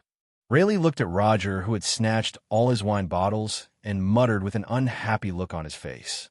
He seriously doubted that his originally planned retirement life was interrupted by this Roger. But it was no use saying anything now. He had already followed this man through all the hardships and came to the last section of the Grand Line. If nothing unexpected happens, Rayleigh is also looking forward to being the one to witness history. But who can be sure about things like history? Pirates like them might be singing and dancing today, but their heads might fall off tomorrow. This is a dangerous era after all. How can world government be that simple? Compared to Rayleigh's depressed mood. At this time, Luo Hu and Kaido, led by Whitebeard, have arrived at Hakinosu Island, the base of the Rocks Pirates. This is the Rocks Pirate headquarters area, which is said by the world to be able to directly confront the world government. As Whitebeard, a pirate's cadre with a very distinctive figure and appearance, walked down from the pirate's ship, the scattered minions at the scene stopped what they were doing and looked over. This is Captain Whitebeard of our Rocks Pirates, Edward Newgate. I heard from my neighbor that Captain Whitebeard went out this time because Captain Rocks ordered him to invite the new pirates member known as the Devil. Is this true? That new guy who is less than 18 years old and has a bounty of 1 billion Baileys has also joined our Rocks Pirates. Jow, I saw it. The guy next to Captain Whitebeard. He is Luo Hu, who is called the Evil Ghost by the Naval Headquarters. I heard that this new guy will soon be promoted to a Rocks Pirate cadre. I wonder if this rumor is fake. It's definitely not a rumor. Captain Rocks will definitely make an exception and promote a newcomer who is so powerful and has made a mortal enemy of the world government to a team leader. How terrible. Does this mean that the number of Rocks pirate officers will increase from 6 to 7? Then the world government will shout about sanctions against us in the newspapers again. The more Luo Hu listened to the noisy discussions of a group of noisy pirates, the more he felt an unpleasant emotion rising. These guys are just as nagging as those Annies in their 40s and 50s at the entrance of the village who have nothing to do all day and just complain about other people having too few chickens and too many pigs. As they were talking, this group of people even had no moral integrity and started discussing the origins and identity of this newcomer, Luo Hu. Seeing these little Karami talking with relish, Luo Hu's originally black pupils instantly turned deep red like blood. Then a dark red energy wave instantly spread out rapidly around him, centered on where he was standing to a distance of several hundred meters. Plop, plop, plop. The sound of a heart beating rapidly as if under pressure was transmitted to every pirate who was chatting and laughing around. The next moment, the pupils of the pirates who were originally chattering about Luo Hu's life experience suddenly rolled up and turned into a turbid white. Even the corners of his mouth began to involuntarily emit circles of white foam as a reaction of his body functions. It only took less than 3 seconds. Luo Hu used his advanced conqueror's Haki to knock thousands of pirates unconscious on the scene. Except for a few who had strong willpower and still had some consciousness, almost everyone was in a horrible state. After all, a high-level conqueror's Haki is already very strong for these ordinary pirates.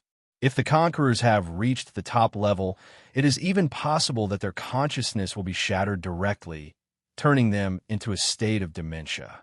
However, Luo Hu came here this time to join Rock's pirate.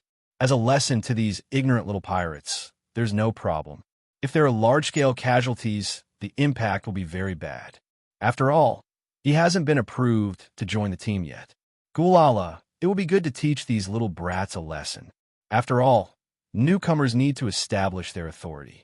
Whitebeard had no dissatisfaction with Luo Hu's behavior of intimidating the little pirates. On the contrary, he was very supportive of Luo Hu, seeing that a group of ordinary pirates were almost all foaming at the mouth. Luo Hu also took back his conqueror's Haki. At this moment, Luo Hu suddenly saw 2 children about 8 or 9 years old who were right in front of the pirates who were foaming at the mouth, actually withstood the impact of his conqueror's Haki. How interesting! Luo Hu looked at these 2 children who seemed to have very unusual temperaments with some interest, especially the child with eyes as sharp as an eagle and a wooden knife hanging around his waist. This little guy really looks a bit like Mihawk, the eagle eye who attacked all the way to New World from the beginning of the comics. Luo Hu took a quick look at the expressionless child and said secretly in his heart, "Kulalalalal, Captain Rocks took these 2 little guys in by chance. One is called Dracula Mihawk, and the other one seems to be called Crocodile. These 2 little guys are very valued by the captain." Whitebeard grabbed his still very lubricated blonde hair and thought for a moment before remembering the names of the 2 little brats. As far as he could remember, Captain Rocks seemed to have personally taught Mihawk swordsmanship. It's just that Captain Rocks is still very busy now and doesn't have much time to take care of these 2 little guys. After listening to Whitebeard's introduction, Luo Hu was also stunned. He originally thought that they were just 2 talented and unique little guys, but now it seems that is not the case. When reading the comics, some One Piece fans speculated that Mihawk and Crocodile, 2 of the 7 warlords of the sea, had once been on a Rocks pirate.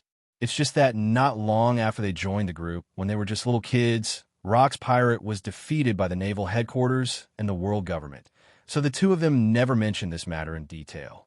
Understanding this can also explain why they're the only 2 people who are so arrogant among the 7 warlords of the sea. It turns out that I was an intern in a giant-like king of Rocks pirates. Who wouldn't be proud of such an identity? After all, in that era of great navigation, Kaido, who was also an intern like them, also sat in the 4th ring position. I see. These 2 little guys are really talented. We can focus on training them. Luo Hu followed Whitebeard's words and praised the 2 of them. At this age, he is able to withstand the impact of Conqueror's Haki, so his talent is absolutely beyond doubt. As long as you develop well, you can at least achieve the level of a General Emperor in the future. Let's go meet Captain Rocks first. After I take you over to report, Lousy is going to go drink. After a short pause, Whitebeard continued walking towards the skull-shaped room. At this moment, several terrifying figures walked over from the road nearby. Ha ha ha, Newgate is back. Let me guess, Lousy, this little guy is not the pirate's newcomer you brought back, right? He doesn't look that good. You must have been drunk and brought the wrong person, right? The figures walking over were the other pirates' cadres in Rock's Pirate. Except for Whitebeard. These people are Golden Lion Shiki, Charlotte Linlin, Silver Axe Hobarat, pirate leader Achiku, and a slightly shorter Captain John. The person who spoke with an unpleasant voice like a duck was Golden Lion Shiki, one of the captains of Rock's Pirate. This guy was feeling jealous because Whitebeard got the title of captain of the first team, so he started to make sarcastic remarks about Whitebeard. Mamma, he's still so young, and he's awakened Conqueror's Haki. He's also very good-looking. How could I have pulled the wrong person? If such a talented kid could be honest with me and exercise for a few days, I might have another talented crew member in my squad. At this time, her figure has not been deformed due to having too many children. Her waist is still that endless flat vest line, and the bubble milk tea is definitely above grade D. Charlotte Linlin smiled shyly. In her mind, no one other than her family can be trusted. Therefore, Charlotte Linlin has always intended to build a team bonded by blood with the goal of giving birth to a large number of gifted children. So far, she has given birth to 7 or 8 children, although these children have not shown much talent. But Charlotte Linlin believed that as long as she persisted in finding a spouse with stronger blood talent and had in-depth communication with him, she would definitely be able to give birth to a child with even stronger talent than him. For example, Luo Hu, who appeared in front of him now, was a very good target. At such a young age, he has reached the combat power of Admiral of Headquarters level and has also awakened Conqueror's Haki. Most importantly, Charlotte Linlin is also very satisfied with his appearance. After all, few of the men she has communicated with over the years are talented, and their looks are also very average. If Whitebeard, Golden Lion, and other team leaders hadn't ignored her, Charlotte Linlin would have wanted to find these teammates and have some fun with them. However, before Charlotte Linlin could finish her words, Whitebeard's towering figure. He just stood in front of Luo Hu and didn't give her any chance. Kulalalalo, Linlin. You should look for another man. Luo Hu is my Whitebeard's family member. I can't let you bring harm to him. The other squad leaders nearby all smiled knowingly at the same time. Of course, they knew what Whitebeard meant by doing this. Isn't it because you dislike Linlin for being an indecent guy? Although Charlotte Linlin does have a well-proportioned figure and a pretty face, with your current status and position, can you find any woman you want? It would be somewhat embarrassing for these squad leaders to board this Rocks pirate all-weather bus that could even ruin a little pirate. And who can guarantee it? If I exercise with a woman like this, will I accidentally get some disease like mugwort, acne, or warts? Therefore, under the constraints of this situation, even if Charlotte Linlin flirts with others all day long, she still cannot seduce these captains. Although Luo Hu did not understand these things in detail. But even though he had never eaten pork, he had seen pigs run. Just by watching the anime, you can tell how crazy Charlotte Linlin is by the number of children in the pirates group she formed. This means that children are being created almost every day and night. Maybe it's a group exercise. Let's see who has better luck and who can inherit the bloodline. So after Luo Hu came to his senses, he subconsciously distanced himself from Charlotte Linlin. That's because I'm afraid of getting entangled by accident. The second one is a younger version of Charlotte Linlin. However, just when Charlotte Linlin was about to get angry at Whitebeard, Shiki next to her happily interrupted the conversation again. Ha ha ha, Luo Hu, right? Lousy has heard that Captain Rocks is planning to promote you directly to the same level as us, a squad leader who can recruit troops on his own. But Lousy looked left and right, but couldn't see what strength you had that could be on par with Lousy. At this time, the Golden Lion's legs were not broken, and the standard admiral with a height of more than 3 meters and extremely powerful momentum stood in front of Luo Hu. But it was obvious that Luo Hu would not be overwhelmed by this guy's momentum at all at this moment. Just a Golden Lion. He has now learned all the special skills of Admiral Kong, the top fighter of the naval headquarters. If nothing else, at least there should be no problem in fighting a tie with this Golden Lion. Moreover, during the fight, Luo Hu can once again absorb Shiki's attributes that are stronger than his own, making his own strength even more terrifying. Especially the existence of the Paramecia lion fruit, a devil fruit with god-level ability, on the opponent's body made Luo Hu very excited. Thinking of this, Luo Hu of course began to provoke Golden Lion, the long-famous pirates, with all his might. If you can't tell, why don't we just test who has the heart of fist? Come over here and fight me. Have you ever seen a dead person? Do you think I can hold you? His words had just fallen. The Golden Lion really was just as he thought, possessing the dignity that truly belonged to the strong. Faced with such blatant provocation from Luo Hu, he immediately pulled out the 2 sharp swords, Muku and Sakura, 10, from his waist. Ah, young people are full of vigor. Then let Lousy teach you a lesson and let you know what a real pirate is. Just when the Golden Lion was ready to attack at any time, John suddenly looked at Whitebeard, who was standing next to him, without making any move. Newgate, I seem to have heard that Luo Hu, the newcomer, defeated Kongu, the highest-ranking admiral of the naval headquarters, head-on before coming to Hakanosu, right? Hearing this, Whitebeard did not deny it. He laughed out loud and said that it was true. He didn't say anything just now. He just wanted to watch Shiki, the arrogant guy, fall into the pit. He was inexplicably happy when he thought about how he couldn't defeat a new player after fighting for a long time. Kulalalalo, it's like this. And Luo Hu's talent is much stronger than ours. He can not only grow rapidly in battle. I even learned Kongu's Eagle Claw Fist and Kong Heavy Punch. Whitebeard told the truth about what he saw and heard at the time. But it's obvious. The captains around him absolutely did not believe this outrageous introduction. After all, everyone has worked hard to develop their own unique skills. So how could they be learned so easily? And it's not just step-by-step instruction. You can figure it out on your own during battle. Even their Captain Rox D, Zebek, couldn't do it. Ha ha ha. Newgate, you old thief. Don't even think about deceiving Lousy. You want to see Lousy give in because he can't beat the new guy, right? Lousy won't let you have your way. Can he learn Lousy's moves in a fight? If he could really learn them, Lousy would eat these two knives right there. Faced with Newgate's bluffing and deceiving expression, Shiki rolled his eyes and immediately concluded that Newgate was deceiving him. If he really gave up here today, his title of Golden Lion would become a laughingstock.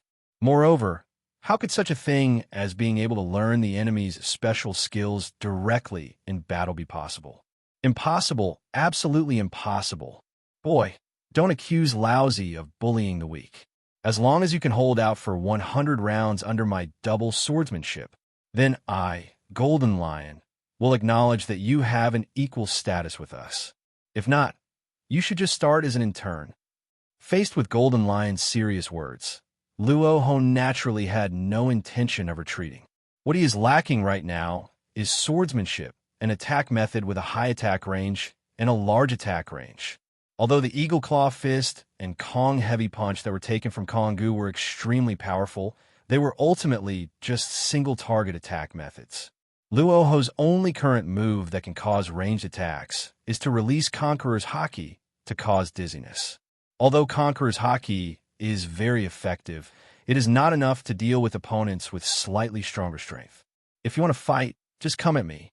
Don't bother with that nonsense. Be polite. Lousy still calls you a senior. If you're not polite, you're just a chicken neck. Seeing that he was about to have the opportunity to absorb the skill attributes of the Golden Lion, Luo Hu immediately began to use Bai Chi's ultimate skill with all his might and activated his taunting power to the maximum.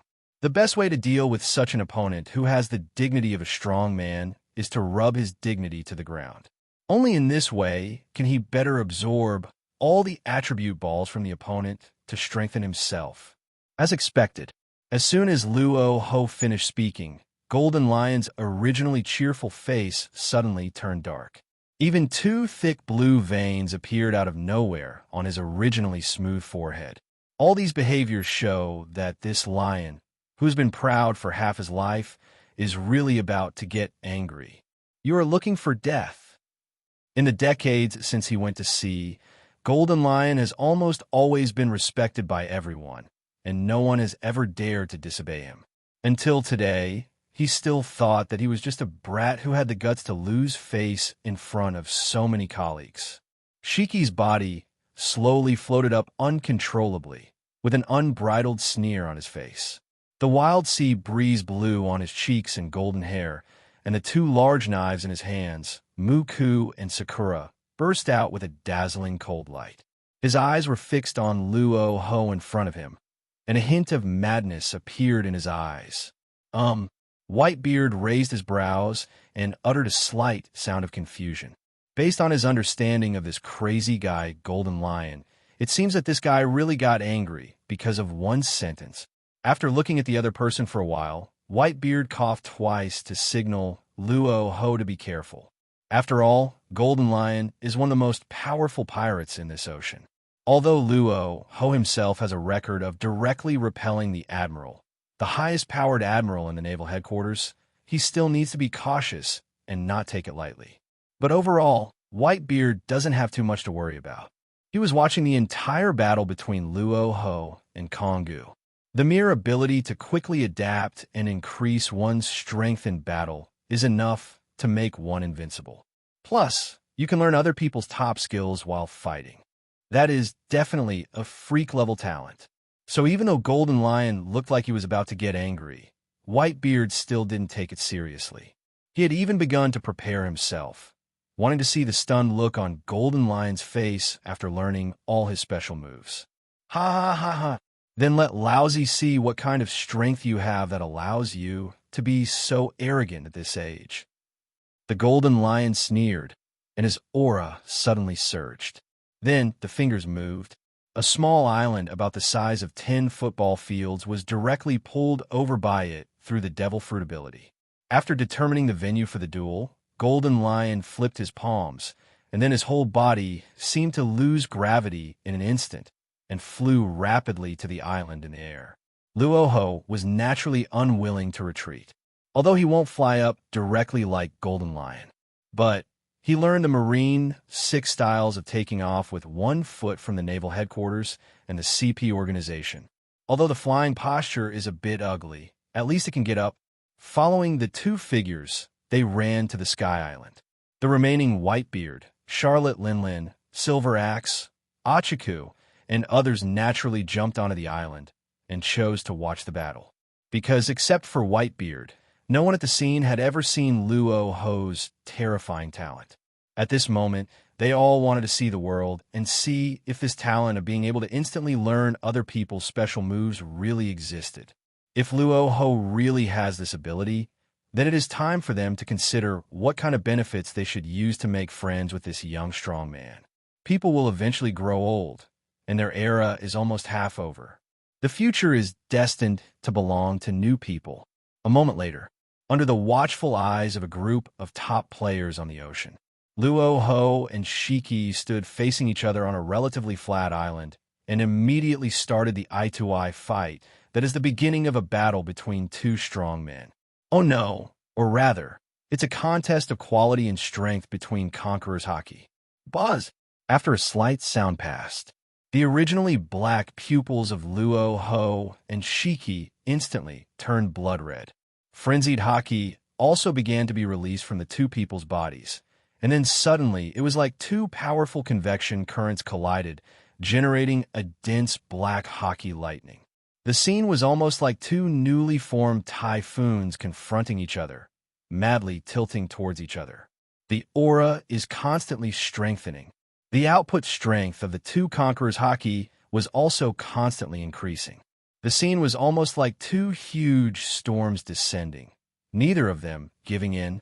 If an ordinary person were to be in the collision position of these 2 Haki, it goes without saying that he would be stunned by the shocking effect of conquerors Haki, or even suffer brain death. It's just a pity that all the people watching the battle are pirates who have awakened conquerors Haki. Even though the Haki confrontation between the 2 people generated a strong atmosphere and shock, it never had any effect on the people watching. Even under the impact of the 2 waves of Haki, only their hair was blown back. But besides them, there are a lot of ordinary pirates who have just awakened on Hakanosu Island below Sky Island. These guys have just opened their confused eyes, wanting to see if this chaotic world is still turning.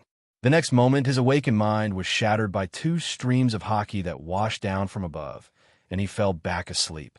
This time, Mihawk and Crocodile, who had been complacently enduring the impact of Conqueror's Haki, both rolled their eyes and fainted with foam at the mouth. Before they fainted, both of them were mumbling something with embarrassed expressions. Damn, Conqueror, ha ha ha ha ha.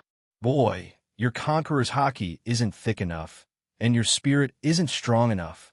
As the Conqueror's Haki of both sides continued to release more and more power, Golden Lion also clearly felt the Conqueror's decline in Luo Hu. As the few top-tier powers on the sea, all of them, once they awaken Conqueror's Haki, will start from the top level. Furthermore, Conqueror's Haki is a recognized Haki that cannot be cultivated through external forces. It can only become more solid by relying on the growth of one's own spirit. However, a person's temperament is basically determined by nature, and it is difficult to make any breakthroughs. So what is the Conqueror's Haki level at the beginning? Then it will basically remain at this level for the next few decades. Although Luo Hu is only at the advanced stage of Haki, it is undeniable that Golden Lion still recognizes this young man in his heart. At least when he knew clearly that Conqueror's Haki could not defeat him, Luo Hu still dared to come up and fight him. This kind of courage is not something that ordinary pirates can possess. Of course, what Golden Lion didn't know was that Luo Hu's heart was already blossoming with joy at this moment. When fighting against Golden Lion with Conqueror's Haki, the reminder sound of the system absorbing Conqueror's Haki's attribute ball rang almost continuously in his mind. His Haki is constantly growing. Now it's close to the top level. Ding! Congratulations to the host for successfully absorbing Conqueror's Haki attributes. Advanced, 61.96%. Ding! Congratulations to the host for successfully absorbing Conqueror's Haki attributes. Advanced, 78.79%. Ding! Congratulations to the host for successfully absorbing Conqueror's Haki attributes. Advanced, 90.15%. Luo Hu's eyes were fixed on the Golden Lion flying in the air in front of him.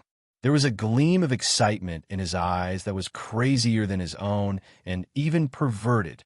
He wants to improve so much.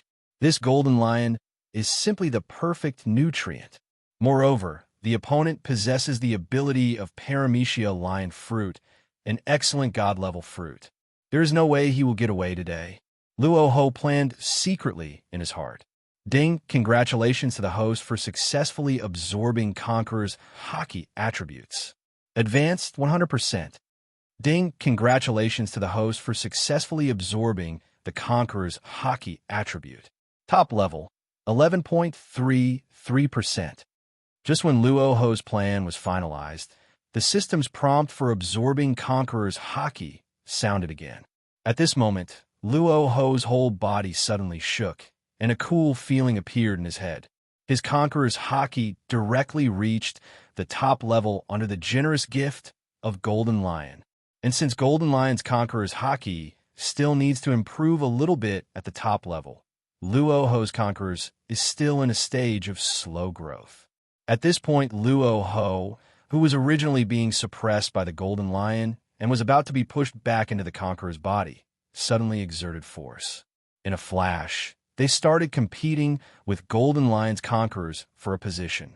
In fact, it seemed that Golden Lion's Conquerors no longer had the perfect chance to suppress it. But Golden Lion is obviously no ordinary player. The moment I discovered that Luo Hu Conqueror's Haki was enhanced, he realized that his Conqueror's Haki actually directly contributed to the Haki of that be ********* D Luo Hu. In his life, this could almost be said to be the first time he had encountered such a horrific incident. He even suspected that his Conqueror's Haki was directly absorbed by Luo Hu. Otherwise, why would the opponent's quality of Conqueror's Haki increase so rapidly? But after thinking about it, Golden Lion still didn't get a reasonable answer. After all, if Luo Hu could absorb Haki, then the Haki energy in his body should be reduced. But the fact is his Conqueror's Haki did not show any signs of weakening. On the contrary, it was just that the Conqueror's Haki on Luo Hu was constantly getting stronger, thus forming a counterattack against him. Golden Lion carefully observed Luo Hu's movements through observation Haki. He wanted to get the answers he wanted through Luo Hu's eyes. But unfortunately, at this moment, Luo Hu's eyes were filled with only greed. He was trying his best to absorb the last Conqueror's Haki attribute from the Golden Lion to replenish himself. Ding! Congratulations to the host for successfully absorbing Conqueror's Haki attribute. Top level, 41.77%. Suddenly, the dark red Conqueror's Haki attribute ball no longer dropped from the Golden Lion. Luo Hu also received the last message from the system. His Conqueror's Haki was fixed at the top 41.77% progress. This is the best improvement Golden Lion can give him. The opponent has been completely drained and can no longer drop any Conqueror's Haki attributes. Luo Hu controlled his Conqueror's Haki with ease and took advantage of the moment when Golden Lion had not yet reacted to suddenly increase its strength. He blasted the opponent away on the spot and smashed him heavily to the ground. This extremely weird and outrageous scene stunned several pirates' officers who were standing nearby and watching the battle. They stood there motionless with shocked faces. Charlotte Lin, John, Silver Axe, Achiku, and others present at the scene were all in a state of stunned silence, as if their expressions were frozen under a spell. Even Whitebeard, who had seen Luo Hu's talent before, couldn't help but open his mouth and eyes wide, as if he had seen a ghost, and turned into a petrified state. He just knew that Luo Hu would become stronger rapidly during the battle, but he never expected that such a natural ability would directly involve the field of Haki. As we all know, Conqueror's Haki cannot be practiced. Otherwise, with their talents, there would be a way for them to reach Captain Rock's ultimate Conqueror's Haki. But now this extremely outrageous and weird scene is actually happening in front of them. Luo Hu really quickly strengthened his Conqueror's Haki during the battle, until just that second, he blasted the Golden Lion away in one go. Who is Golden Lion? He's the guy who ranks second in Conqueror's Haki among the Rock's Pirate Pirates. Even Whitebeard, the captain of the First Division, has a Conqueror's Haki that is slightly inferior to Golden Lion's. This can be said throughout the entire Rock's Pirate. No one except awakened.A. Zebek can surpass him in Conqueror's Haki. And now, Golden Lion was actually defeated by the newcomer Luo Hu in the Conqueror's Haki duel. Hey, is this true? The advanced stage Conqueror's Haki was directly upgraded to the top level in just 1 minute. Isn't this Golden Lion guy trying to trick us? How could his Conqueror's Haki be inferior to that of a newcomer? Kulalalalal, what a pervert-like talent. Looks like it won't be long before we at Rock's Pirates will add a new position of vice captain. Compared to the group of people at the scene who were doubting their lives, Whitebeard did not feel any jealousy towards Luo Hu for having such a freak talent. He has always been like this, a born upright man. After learning that Luo Hu's life story was almost identical to his own, Whitebeard had already made up his mind to treat this kid as his own brother.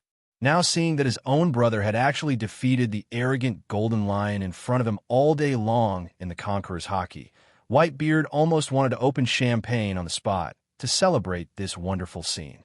Shiki has been too arrogant recently. Let the new guy take a bite out of him. His prestige is pretty good. After the intense shock, everyone came back to their senses. They secretly made up their minds not to become an enemy of this newcomer who could quickly enhance their strength. You can't even have any contact with the other party. Remember to prevent your unique skills from being learned by Luo Hu, just as Whitebeard said. We should always leave some room for maneuver. They are all gathered in Rock's Pirate for various interests. Otherwise, with all of them being top-level Conqueror's Haki, how could they be inferior to others? They are all kings in their respective fields. However, at this moment, compared to the reactions of the onlookers, Golden Lion still hasn't come to his senses. Luo Hu actually used his Conqueror's Haki in the battle, and then upgraded his Conquerors to the same level as him. Damn it, what on earth did this guy eat to grow up? What kind of freak talent does he have? Golden Lion muttered something while lying on the ground. After slowly coming to his senses, he got up from the ground in a somewhat embarrassed manner, accepting the fact that he could not compete with the newcomer Luo Hu in Conqueror's Haki. But he didn't think he had lost. He also has unparalleled swordsmanship as a dual sword master. He also has an advanced attack technique with Conqueror's Haki entangled, plus the power of Paramecia Lion Fruit. Golden Lion believed that there was no way he would fail today. At least, he would never allow himself to lose directly to a newcomer. Because in his opinion, talent is talent after all. Attack techniques like swordsmanship and Conqueror's entanglement require a long time or even years of practice before you can perform them with ease. As for the Devil Fruit, A person can only eat one in his lifetime. This is absolutely common knowledge. It's impossible that all of his treasures could be absorbed by this Luo Hu. Impossible. Absolutely impossible. After tidying up his somewhat disheveled appearance, Golden Lion resumed his arrogant attitude. Next, he planned to use all his tricks to impress the newcomer Luo Hu. Ha ha ha ha ha. You're really an interesting guy. Laozi admits that you are indeed very talented. But that's all. Next, Laozi will show you the power of a true dual-blade master. After Golden Lion let out a sinister laugh and forced an explanation, his aura suddenly surged again. Under the effect of the Devil Fruit's ability, the whole body was directly raised to a distance of 70 or 80 meters and turned into a small golden dot in the air. He held the two famous swords, Muku and Sakura, high in his hands, and his gorgeous golden hair fluttered in the wind in the hurricane at high altitude. After tightly grasping the handles of Muku and Sakura Ten's swords with both hands, the muscles in Golden Lion's arms tensed instantly. The muscle memory acquired from long-term swordsmanship practice enabled him to quickly perform a series of difficult swordsmanship techniques. Lion Majesty, slash wave, laugh. The moment the sword fell, the upper layer of clouds, starting from the Golden Lion, was instantly cut into two huge gullies, and the sea of clouds surged continuously. The devastating golden sword energy, as if it could cut through everything in the world, fell from top to bottom towards Luo Hu's position. Good to come. Luo Hu was even more excited. Although he consciously felt that the slash wave swung by the Golden Lion was very powerful, but it's of no use. Soon, it will be his. As long as you can't kill him instantly with one move, then even the most powerful moves will be taken away by him. After swinging out this slash wave with all his strength, Golden Lion wiped the non-existent cold sweat from his forehead. He always had a bad feeling, but I still can't tell why this happened. Damn it, Golden Lion's double-blade swordsmanship has gotten even stronger. Could it be that he went to Captain Rock's to learn and improve himself secretly? Compared to Luo Hu's excitement, at this time, the other captains who were watching the battle were looking at the swing of Golden Lion in shock, which directly tore the sky into two sword energies that spread for several kilometers. At this moment, even Whitebeard felt that his position as captain of the first squadron was somewhat unstable. Although on the surface Golden Lion's fighting ability is definitely not as good as his.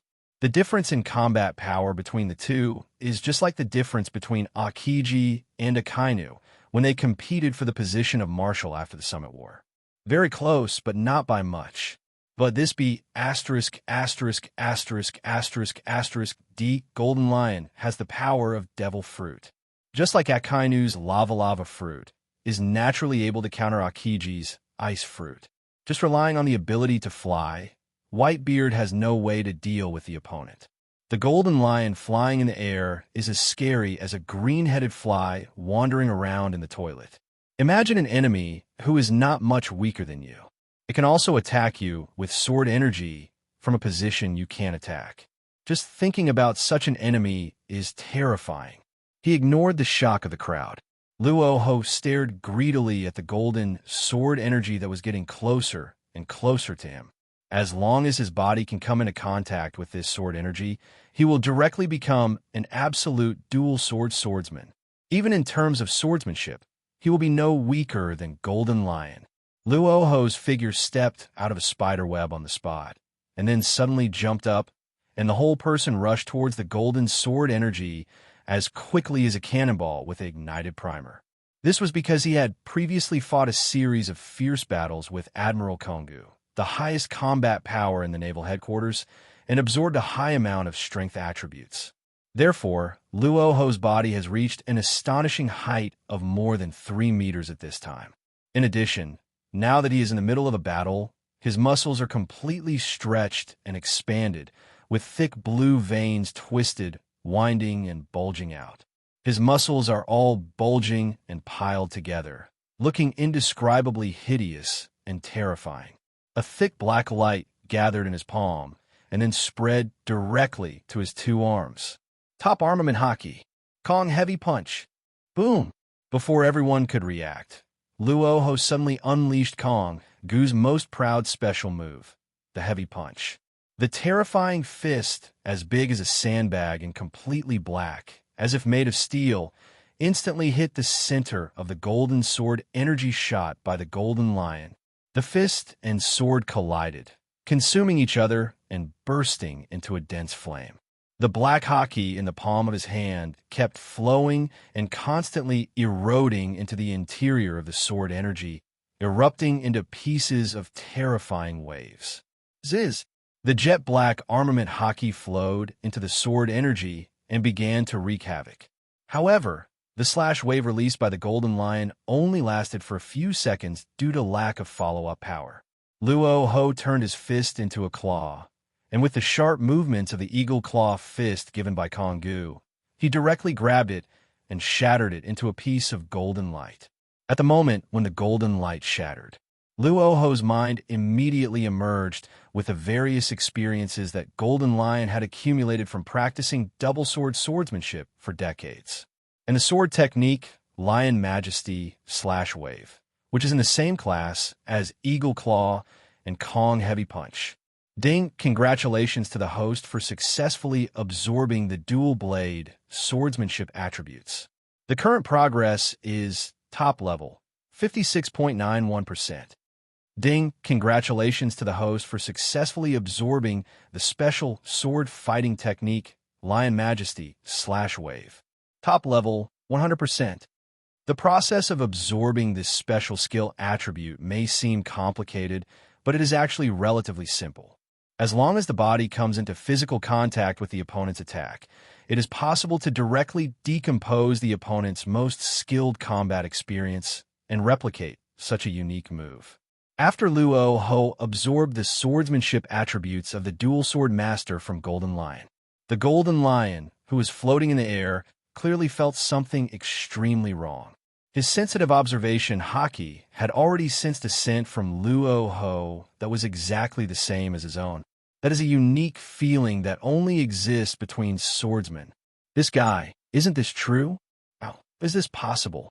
Just by touching Laozi's swordsmanship, did you immediately comprehend the dual blade swordsmanship? Golden Lion looked at Luo Hu's increasingly solid and smooth aura of a great swordsman with some disbelief. This newcomer really replicated his dual sword swordsmanship. Moreover, he directly crossed the two realms of swordsman and swordsman from nothing and reached the level of a top swordsman like him. It really is like a monster. Fight against conquerors and your morale will increase instantly. Now that I have shattered his slash wave, I have directly mastered his dual sword swordsmanship. Golden Lion began to doubt his life, feeling as if he wanted to cry, but had no tears. He wondered if his decades of hard work were just a joke after all. Does the watershed of talent between people really begin with amniotic fluid? He practiced dual sword swordsmanship for more than 10 years before reaching his current level as a top dual sword swordsman.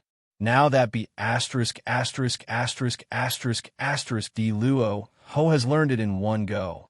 No wonder Whitebeard never stops smiling. If you have a good relationship with him, then you have been prepared to laugh at his joke. Damn it. If I can't take down that be asterisk asterisk asterisk asterisk asterisk D Luo Hu today, how will Laozi continue to stay in Rock's pirate? The famous pirates are now behind a newcomer, and he was the one who proposed the duel. Now he is really in a dilemma.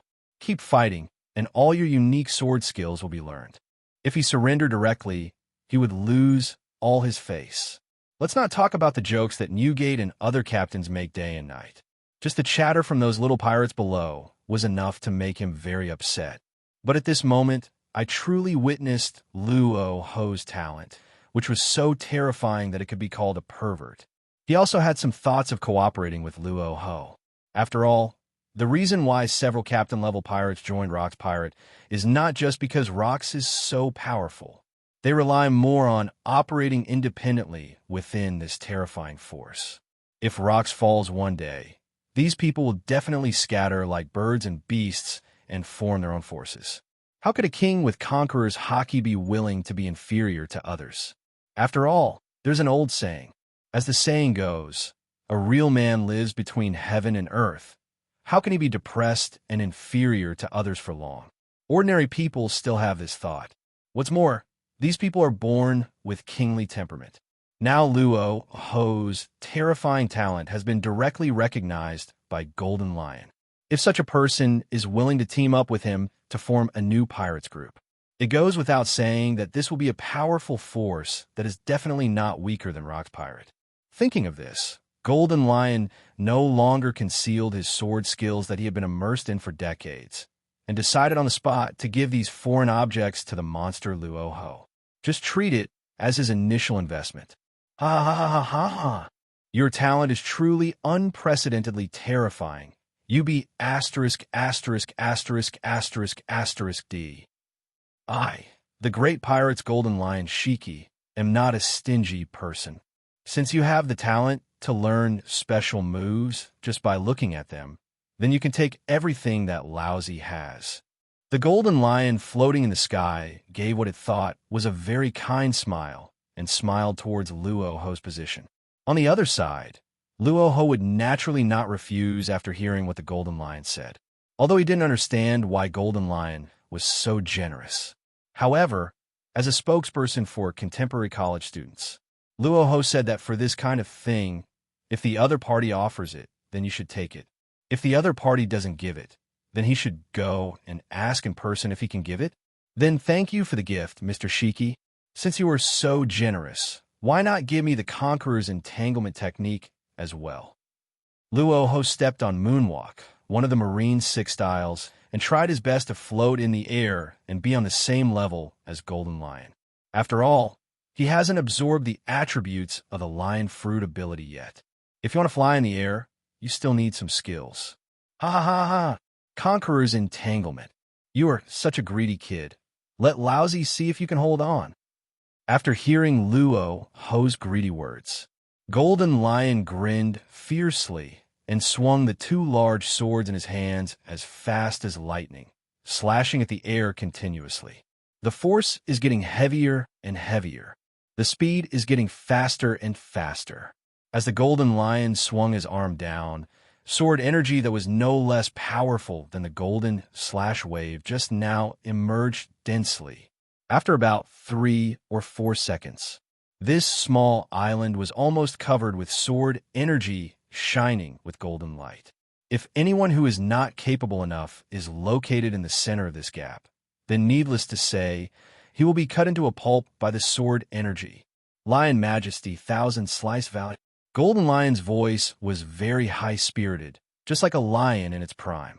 The sword energy that he swung out quickly swept across everyone on the island without any distinction at this moment. This attack method that did not distinguish between friend and foe instantly caused extreme dissatisfaction among Newgate, Charlotte Linlin, Silver Axe, Achiku, and John. They were just there to watch the fight, but they didn't expect that they would be caught up in the attack of that be **************D Golden Lion. Ha ha ha ha! This is the sword technique that Lousy improved from Lion Majesty / Wave sword technique. By swinging the sword quickly, a sword net is created that can surround the enemy in a large area. If you can learn it directly with your talent, then consider it a gift from Lousy to you. Golden Lion laughed loudly, ignoring Newgate and the others who were cursing and clearing their sword energy nearby. At the same time, violent black and red lightning began to emerge from the blades of the 10 famous swords, Muku and Sakura, and it looked as if the blades were dragging lightning snakes. This is his Conqueror's Haki entangle attack. The Golden Lion is waiting. If Luo Hu can really learn his Lion Majesty 1000 Slice Valley again, then it will directly use Conqueror's Haki to attack the opponent. Using Conqueror's Haki to entangle the attack will cause monsters like Luo Hu to directly learn this Haki usage technique. But at this time, Golden Lion has already regarded all of this as its own initial investment. Of course, this cunning man has more than just this idea. In addition to wanting to invest in the newcomer Luo Hu through Conqueror's Haki entanglement, what he cares more about is using Conqueror's entanglement to hit the bull from a distance. He just slashed Luo Hu, the B asterisk asterisk asterisk asterisk asterisk D, who didn't give him face, away with one blow, so that he could get back some face for himself as a big pirate. However, at this moment, Luo Hu silently drew out the white double-edged sword that he had slung across his waist. After appraisal, the quality of this double-edged sword is roughly around that of a 21 grade large sword. It's not great, but it's barely enough. Facing the sword energy flying all over the sky and flying towards him at high speed, Luo Hu held his sword of virtue tightly in both hands. At this moment, the fruit of power exploded, and thick blue veins began to grow and spread on Luo Hu's arms, looking as hideous and terrifying as earthworms. Luo Hu felt the memory of the attributes of the double sword swordsmanship from deep in his mind. The next second, Luo Hu struck a pose similar to that of Golden Lion and swung the double-edged sword. Since he didn't have two swords, Luo Hu only swung one sword, but this sword was obviously about twice as powerful as the Golden Lion. Call out! A terrifying white sword energy rose from the ground. The sword energy wielded by Luo Hu is almost identical to Golden Lion's slash wave. Moreover, the power of this sword energy was so great that it could be said to be sweeping all the way. It directly defeated the Thousand Slices Valley where the Golden Lion was flying all over the sky like a rotten wood, then continued to fly away from Sky Island at high speed.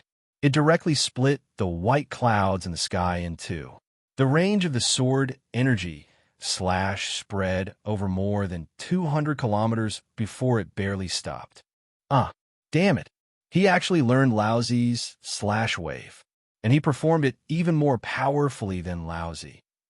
Although the Golden Lion flying in the sky had expected this, he was still stunned after witnessing the sword energy that Luo Hu unleashed. Moreover, this method of using only a sword blade to directly release sword energy that is more powerful than his own is just like sprinkling salt on his wound and then poking a devil pepper. It is so terrible.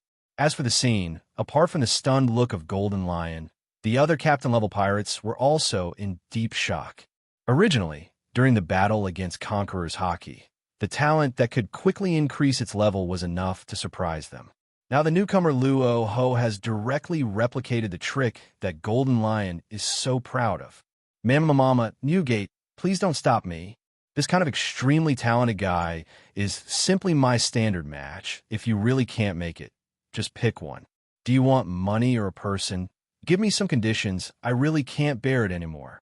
Compared to the shock of the other people, Charlotte Lean's mind was obviously thinking of something deeper at this moment.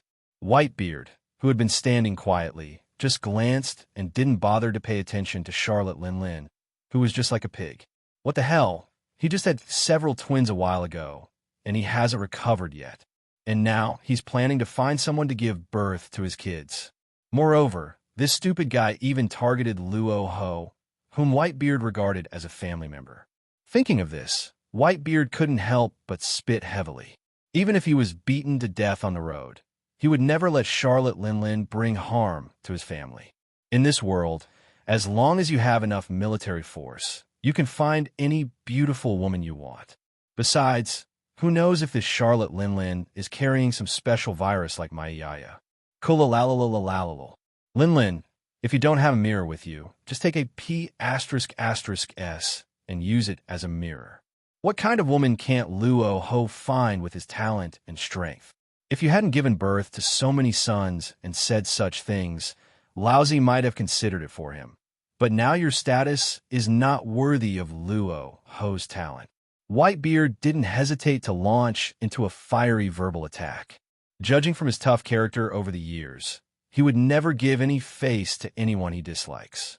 This is also true even if the opponent is extremely strong.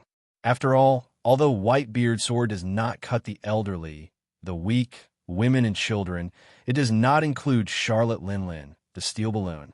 Do you think Luo Hu will learn Golden Lion's Thousand Slice Valley as well?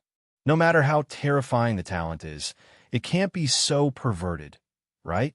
That's the advanced swordsmanship of slash wave. Not necessarily.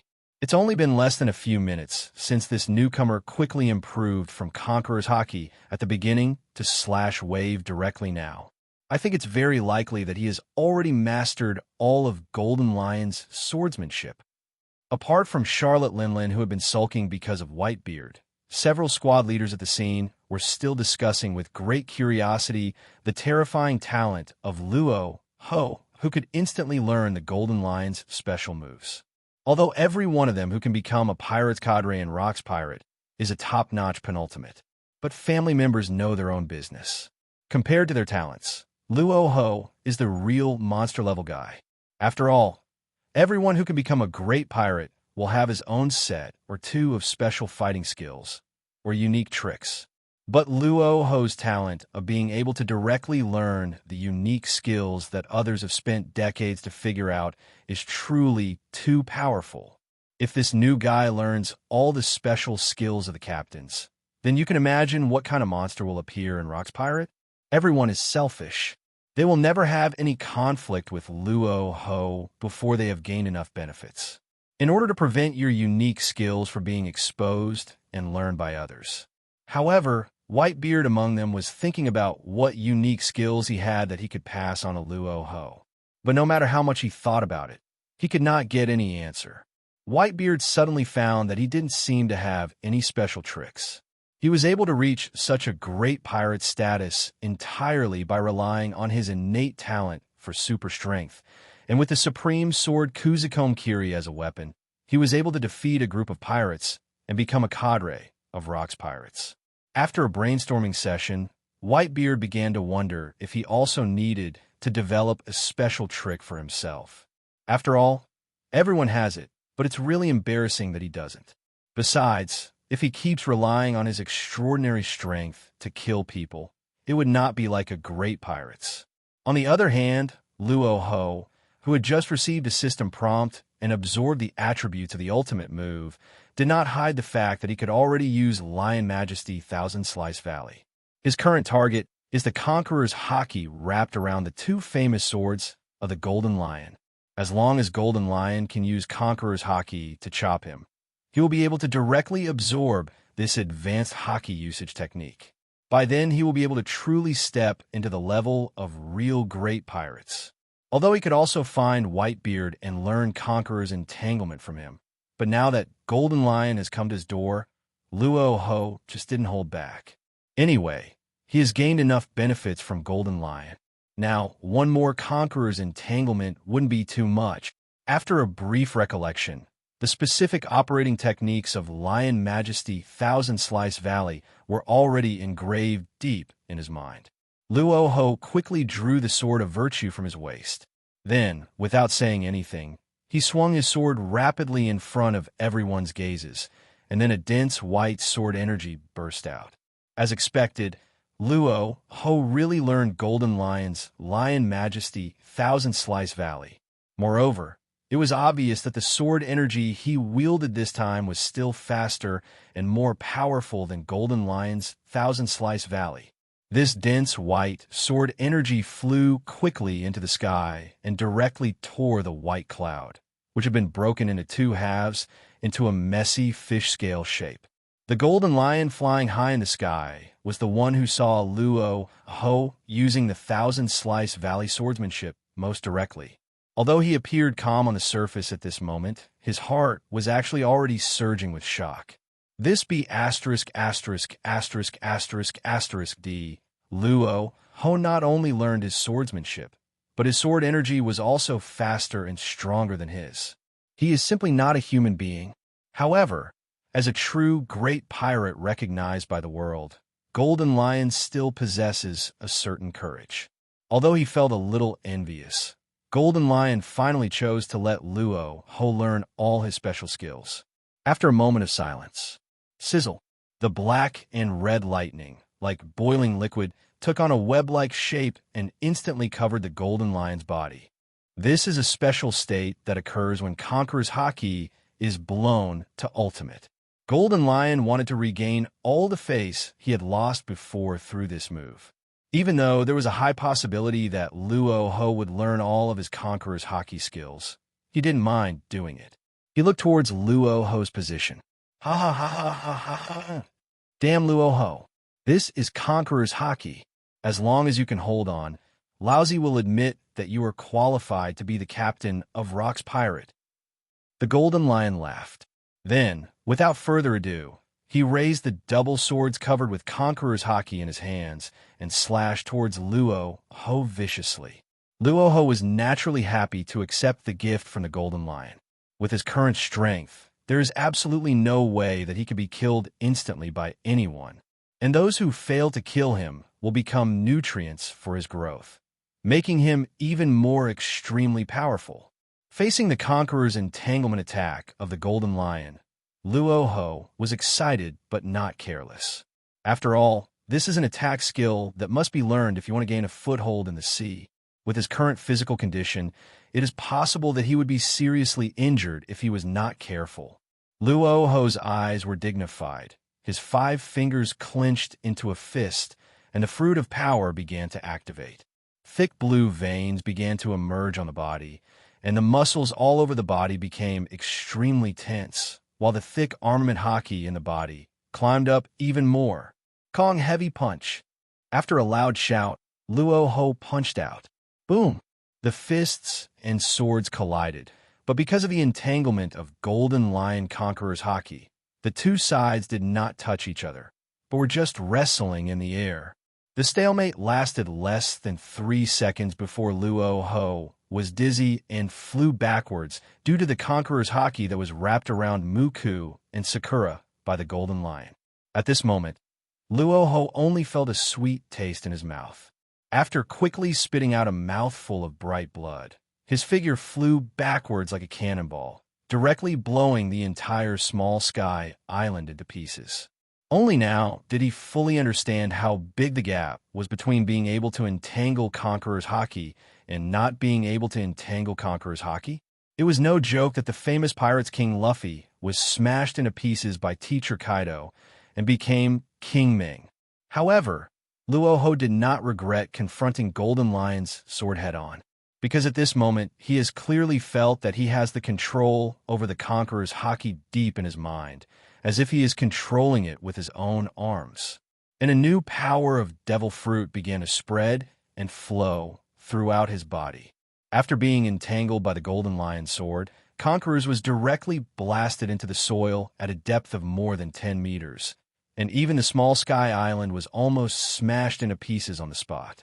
Luo Hu successfully absorbed the Golden Lion's Conqueror's Haki entanglement attack technique, as well as the god-level Paramecia lion fruit ability.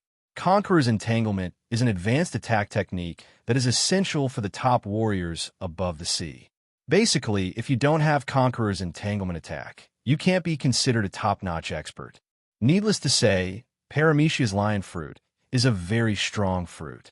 In addition to Golden Lion's extremely strong personal strength, it is more because of the ability of this super mobile fruit that he has the opportunity to become the captain of the Rock's Pirate 2nd Division.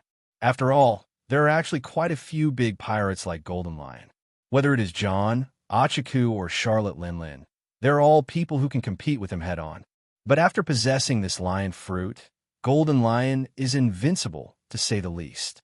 It is simply a piece of cake. As long as he wants, no one in the world can fly faster than him. Of course, if it's a certain glowing and wretched Marine recruit who has just joined the naval headquarters, it might be a different story.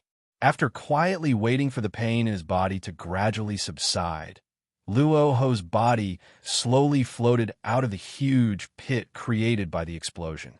After the series of fights, the new shirt that Luo Hu had just put on was completely torn to pieces, revealing the muscles inside that looked like they were carved out of fine steel. Feeling the demonic power in his body that was completely different from the fruit of power, Luo Hu indulged in the feeling of losing gravity and being able to control his body to float forward at will. Luo Hu calmly twisted his stiff neck with a crackling sound, then raised his head and looked at the Golden Lion in the sky. At this moment, a strange red light directly replaced Luo Hu's originally black pupils, which looked full of violence and blood. The corner of his mouth curled up in an unbridled arc.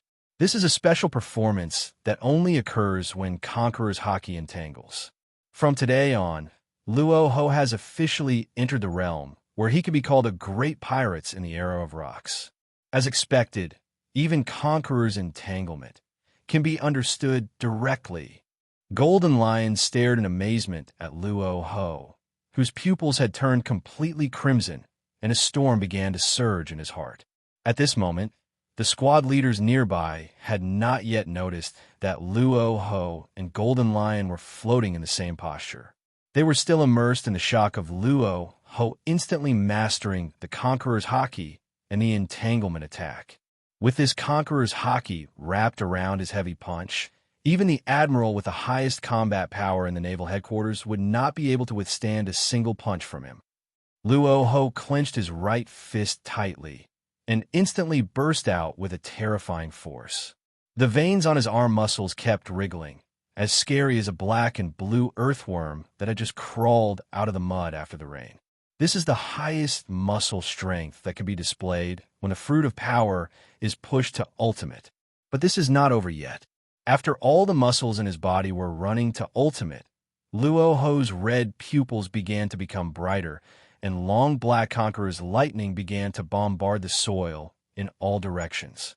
As these Conqueror's Haki transformed into energy and wrapped around his right fist, Luo Hu only felt that a power that could destroy everything in the world was grasped in his hands. Different from the previous pure armament Haki and muscle strength. The most important thing about Conqueror's Haki entanglement is to avoid touching the enemy's body, but it can directly cause fatal damage. That is to say, if you don't learn Conqueror's Haki entanglement, unless the opponent lets you go, there is basically no chance of defeating the opponent with just armament Haki, because you don't have any chance to get in touch with them at all. But the enemy can hit you directly. Mama, what a monstrous talent. No, what does this be asterisk, asterisk, asterisk, asterisk, asterisk D want to do? Damn it. He wants to use this sky island to test the power of Conqueror's Haki entanglement. The captains of the teams, who were still in a state of shock, jumped away with their faces changed drastically after seeing Luo Hu punching the small sky island under their feet. As we all know, Conqueror's Haki has an extremely wide attack range. If you accidentally touch it, you can easily be hit by the sudden attack and suffer serious injuries. So at this moment, even though they were all top-notch pirates, they still didn't dare to take on the challenge easily. They could only choose to jump back to Hakanosu Island and wait and see what happened. Luo Hu naturally didn't care about so many things. At this moment, he just wanted to release the terrifying power in his heart. Strong punch. Boom! Before he finished speaking, Luo Hu's punch, which was wrapped in two-color Haki and carried boundless muscle power, hit the center of Sky Island directly. The terrifying black and red Conqueror's Haki formed an energy light in the center of the fist peak that seemed to be able to destroy everything. This is the real power. Celestial dragons. Wait for lousy to die. Ha ha ha ha ha. Luo Hu grinned wildly and arrogantly. Then, using up the last of his strength, he directly input the Conqueror's Haki and the flowing armament Haki in his hand into the interior of Sky Island. At this moment, the air seemed to be immersed for a few seconds. But this is just the calm before the storm. As the Haki energies left Luo Hu's body, their terrifying destructive power was immediately and vividly demonstrated. A loud bang like a high-energy explosive explosion sounded in the air. In an instant, this medium-sized Sky Island, which was not very large in size, was directly blown to pieces by Luo Hu's Haki energy, turning into a pile of rubble. Then, after the island shattered, it was as if an invisible force from the underworld swept through the void. The clouds in the sky above Sky Island, which had already been broken into pieces like fish scales, disappeared completely. It was as if a mushroom cloud exploded in the sky, revealing the extremely clean blue sky without any obstruction. After smashing the Sky Island with one punch, Luo Hu's figure slowly floated to the Hakanosu Island below. Hiss! Whitebeard and the others who had already jumped onto Hakanosu Island at this time naturally gasped after seeing this gorgeous scene that looked like fireworks exploding. The newcomer Luo Hu not only instantly learned the conqueror's Haki entanglement attack technique. Moreover, with the help of the power fruit ability and the internal destruction of armament Haki, the range damage and destructive power of this deck is far more terrifying than any of them. Perhaps, at this stage, in the entire Rocks Pirate, only Captain Rocks can fight Luo Hu one-on-one. Whitebeard and Golden Lion should be able to fight, but they definitely cannot beat Luo Hu. The best they can do is a draw. As for the remaining John, Achaku, Silver Axe, and others, there is absolutely no chance for them to fight. Luo Hu's strength level has reached a level second only to Captain Rocks. Everyone was silent as they looked at Luo Hu floating in the sky. The pirates who had just recovered from the shock of Conqueror's Haki showed a series of expressions of envy, jealousy, shock, fear, and submission after seeing Luo Hu smash Sky Island with one punch and the other captains' equally stunned expressions. They clearly realized that Rock's Pirate really needed to add another captain. The next moment, when they noticed that Luo Hu was floating in the air at the same height as the captain of Golden Lion, everyone was shocked again. Hey, Captain Luo Hu can actually use the Lion Fruit ability to float, like Captain Golden Lion? Yeah, it seems like there has never been anything like this before. That's not right. I remember that the wanted notice issued by Naval Headquarters said that Captain Luo Hu ate the power fruit of Paramecia. How could he also have the ability of the Lion Fruit? And the Golden Lion captain didn't die, and the Lion Fruit ability couldn't have regenerated him. And then he was eaten directly? I have a not very practical idea. Captain Luo Hu might be the legendary dual fruit ability user. Is this true? How is it possible for someone to have dual fruit abilities? Lousy has never heard of it before. At this moment, Mihawk and Crocodile, two little kids who had just woken up from the ground, were also extremely shocked to see Luo Hu floating in the sky like a god. Whitebeard, Charlotte Linlin, and others nearby also noticed this strange scene without exception. After spending so many years with Golden Lion, they are very sure that the Devil Fruit ability that Luo Hu is using at this moment is exactly the Lion Fruit of Golden Lion. But what puzzled them all was that at this moment, the Golden Lion was still floating beside them. So where did Luo Hu get his Lion Fruit ability from?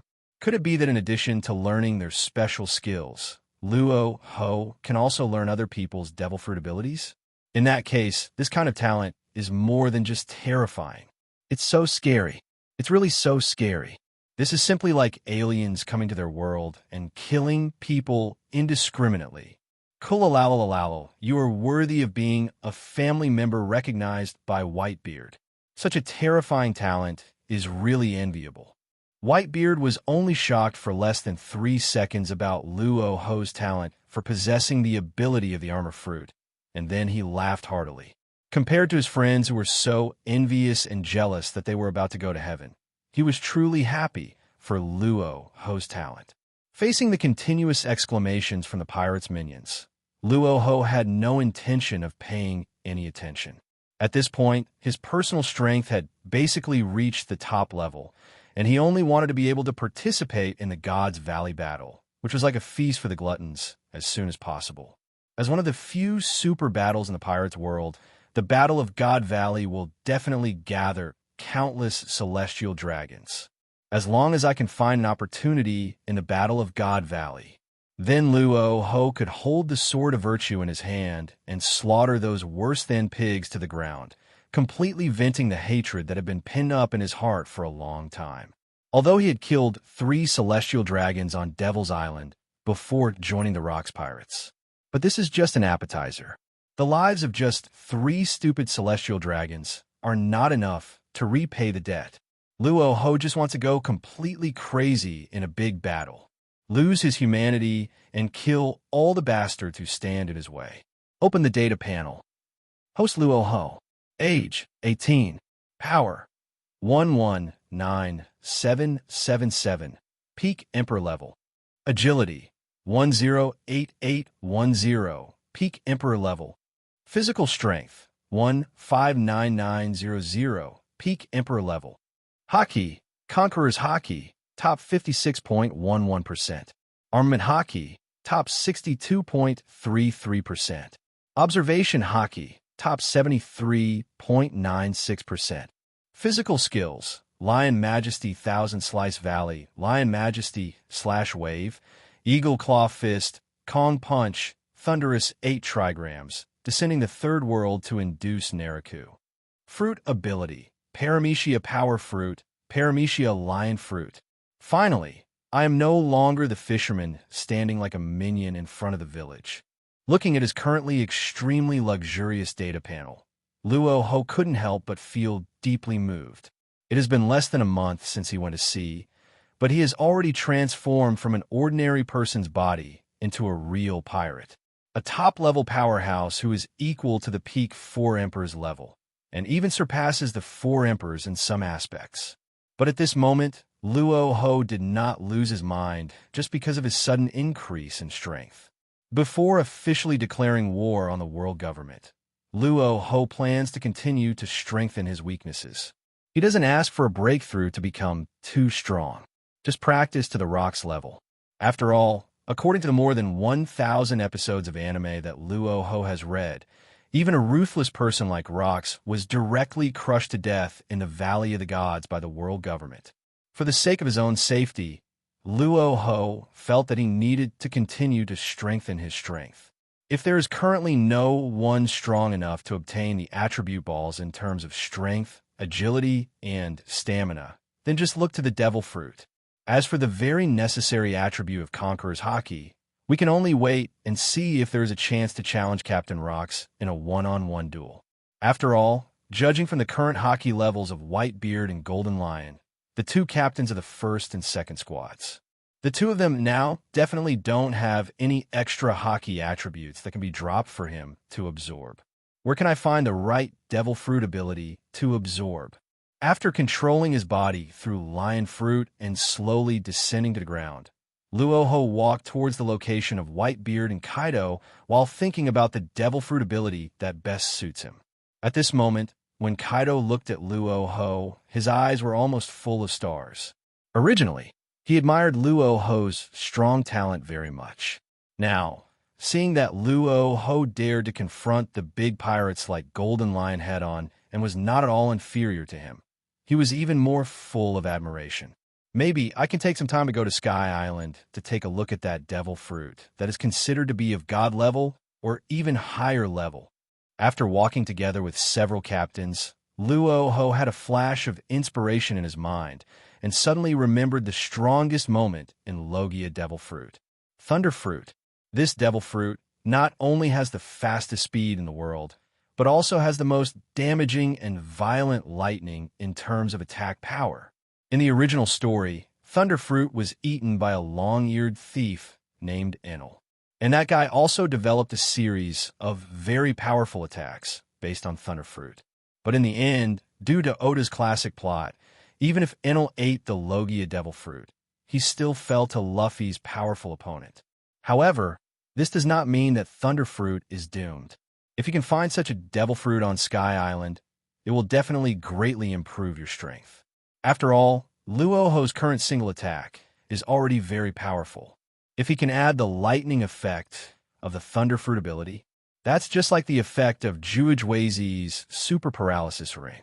Not only does each punch have great offensive power, it can also cause the opponent to fall into a state of paralysis as if lightning entered the body.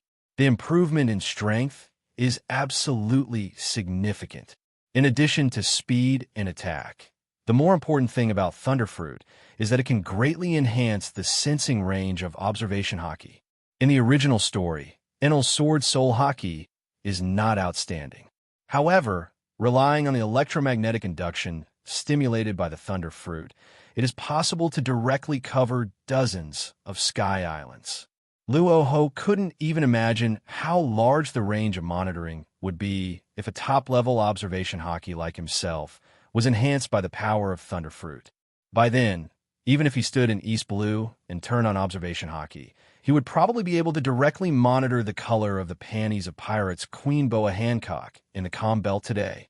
The more Luo Hu thought about it, the more he felt that this idea was very feasible. After all, according to Oda's introduction in SBS, Thunderfruit hasn't appeared in Qinghai for hundreds of years. And if there is no Thunderfruit in Qinghai, then this devil fruit is very likely to appear in the White Sea or White Sea area of Sky Island. However, just when Luo Hu made up his mind to go to Sky Island before the battle in God Valley, in the skeleton room located in the core area of Hakinoso Island, not far from the captains, a tall man about 4 or 5 meters tall was standing there leaning against the wall. After noticing the man leaning against the door, the cheers of the pirates at the scene almost stopped instantly. Everyone looked at the man with pale faces who was emitting Conqueror's Haki all the time. Built Rock's pirate, and the sea overlord who openly took away 1/3 of the world government's territory. Are you the pirates Luo Hu who killed 3 celestial dragons? After realizing that his appearance had broken the carnival atmosphere at the scene, Rox was rarely embarrassed for a moment. But I also watched the whole battle. Having intuitively understood Luo Hu's terrifying talent, he was very happy to have such a newcomer join his team, able to quickly increase strength and Haki level during battle. And you can also directly learn the opponent's special moves. Luo Hu's pervert talents made even the overlord of the sea feel ashamed. Even Rox himself had a vague feeling that Luo Hu would directly replace him and become the new overlord of the sea in the near future. However, as a man of courage, he would not worry about these material things. The purpose of Rox-D, Zebek's birth, is to overthrow the world government that has ruled this world for 800 years. Now that a newcomer with terrifying talent like Luo Hu has joined, it won't be long before he overthrows the world government and truly rules the world. Although Rox also understood very well that the sense of belonging of these captains under him to his Rox pirate was almost zero. But as a man with absolute power, he doesn't care about the loyalty of his subordinates. So far, no one has ever dared to betray him since he founded Rox Pirate, because betrayal in Rox Pirate definitely means death. Even those so-called big pirates could not escape his butcher knife falling on their necks. A new member of the pirates? Your identity doesn't matter. I just want to kill all the celestial dragons. Facing the question from Rox, the overlord of the sea, Luo Hu pondered for a moment and finally accepted his current identity as a pirate. After all, in this world, anyone who does anything detrimental to the world government will be identified as a pirate. That is to say, you don't have to burn, kill, and loot to be a pirate. Many times you just can't help yourself. Otherwise, how could so many people want to overthrow the world government over the past few hundred years? The existence of celestial dragons is the root cause of world unrest. The human hunting competition they hold every 3 years is enough to prove all these evils, recognized according to the regulations of the world government. As long as the country is not a member of the world government, the civilians under its flag will be considered abnormal people. This explanation of abnormal people actually means that the world government, in a large sense, shows that there are no real humans in this country. As the world's nobles, celestial dragons can kill these abnormal people freely. This is what happened to Luo Hu and Whitebeard. What an interesting guy, he actually wants to kill all celestial dragons. After hearing Luo Hu's thoughts, Rox also revealed an evil smile. The philosophy of a newcomer Luo Hu is very much in line with his. He wants to completely overthrow the world government and rule the world. What Luo Hu wants is to kill all celestial dragons. The two people can be said to be completely stinky, the same kind of people. Moreover, Luo Hu's personal talent is much more terrifying than that of this so-called overlord of the sea. Although he was only a teenager, his strength had improved by leaps and bounds and reached the ranks of true pirates. This kind of terrifying talent hasn't been achieved even after 3 years. In general, as long as there are such crazy and pervert crew members joining Rox Pirate, it will definitely be a great help to him. In that case, then the captain declares, Luo Hu will be the captain of our Rocks Pirates 7 squad. He will also have the freedom to form his own new pirates group. Rock's slightly hoarse voice was transmitted to Hakanosu and all the pirates' islands to which Rock's pirate belonged through the den mushy next to him. This was terrifying and explosive information, which immediately caused an uproar on the spot. As we all know, there are actually quite a few big pirates in Rock's pirate. If you want to become a true pirates cadre, in addition to having basic strength, you also have to pass the assessments of several other squad leaders. The fact that Luo Hu, a newcomer, was announced by Rox himself as the captain of the 7th Division and had the right to establish the pirates group of the 7th Division naturally proved Luo Hu's strength and status. Oh my god, I didn't expect this new guy to jump to the position of captain of the 7th Division all of a sudden. It's really terrifying. At this time, you still dare to call Captain Luo Hu a newcomer? You are simply courting death. I heard from people in the naval headquarters that Captain Luo Hu is a cruel pirate who kills people without blinking an eye and likes to eat the heads of his enemies alive. I'm so envious. I've been a member of Rock's Pirate for so many years and still can't get a position. I didn't expect that a newcomer who just joined would become the captain of the 7th Division in less than a day. I wonder what the conditions are for joining the 7th Division. The benefits of the newly formed division must be very good. After a brief moment of shock and envy, a large group of pirates in Rock's Pirates began to inquire about the specific requirements for joining the 7th team. However, Luo Hu has just become the captain of the 7th Division, so naturally he has not released any news yet. However, even Luo Hu set specific requirements for pirates to join his team. These can only be described as trash pirates among trash, and naturally they have no qualifications to join Luo Hu's team. Luo Hu becomes the captain of the 7th Division. He should be on an equal footing with the rest of you. There should be no objection, right? If there are any captains who don't recognize his ability, you can challenge him now. I will personally serve as the referee between you. After sending out all the information, Rox glanced at the captains of the squads around him, including Whitebeard and Golden Lion. Other people's opinions don't matter. However, he still needs to worry about the mood of these old cadres who have followed him for many years. However, Rox did not expect this. After hearing his question, the captains of his squads, who were always in chaos, unanimously chose to agree. There is no opinion at all. In other words, except for Golden Lion and Whitebeard, the other captains did not dare to express any opinions at all.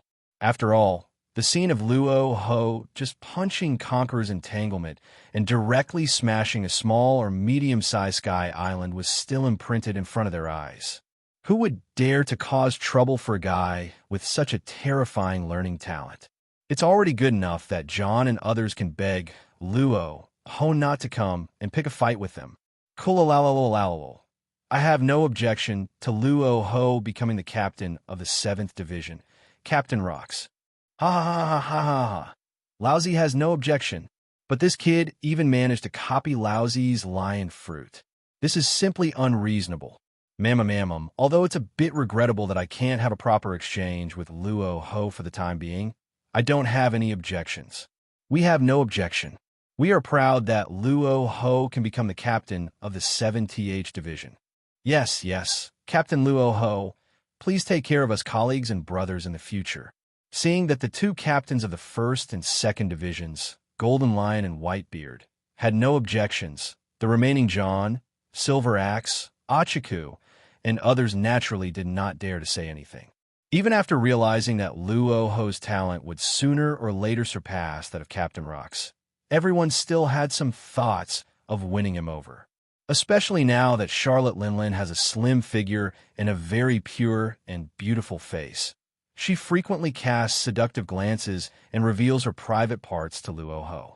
According to Charlotte Linlin's own guess, as long as she could have a stimulating exchange with a talented young man like Luo Hu, she would definitely get another chance to give birth to one or more gifted children. And the talents possessed by these children who have the excellent genes of both of them are likely to directly surpass her greatest masterpiece so far. She is the second son of the Charlotte family, Charlotte Katakuri. But it is naturally impossible for Luo Hu to set his sights on Charlotte Linlin. Although Charlotte Linlin during this period was indeed impeccable in terms of figure and appearance. But Luo Hu himself is a born macho man with a complex, not one of those men who can only yell about the legacy of Wu Wei and Mengda's thoughts. If we have it now, we still need something better. Very good. In that case, from today on, Luo Hu will be the captain of our Rocks Pirates 7th Division.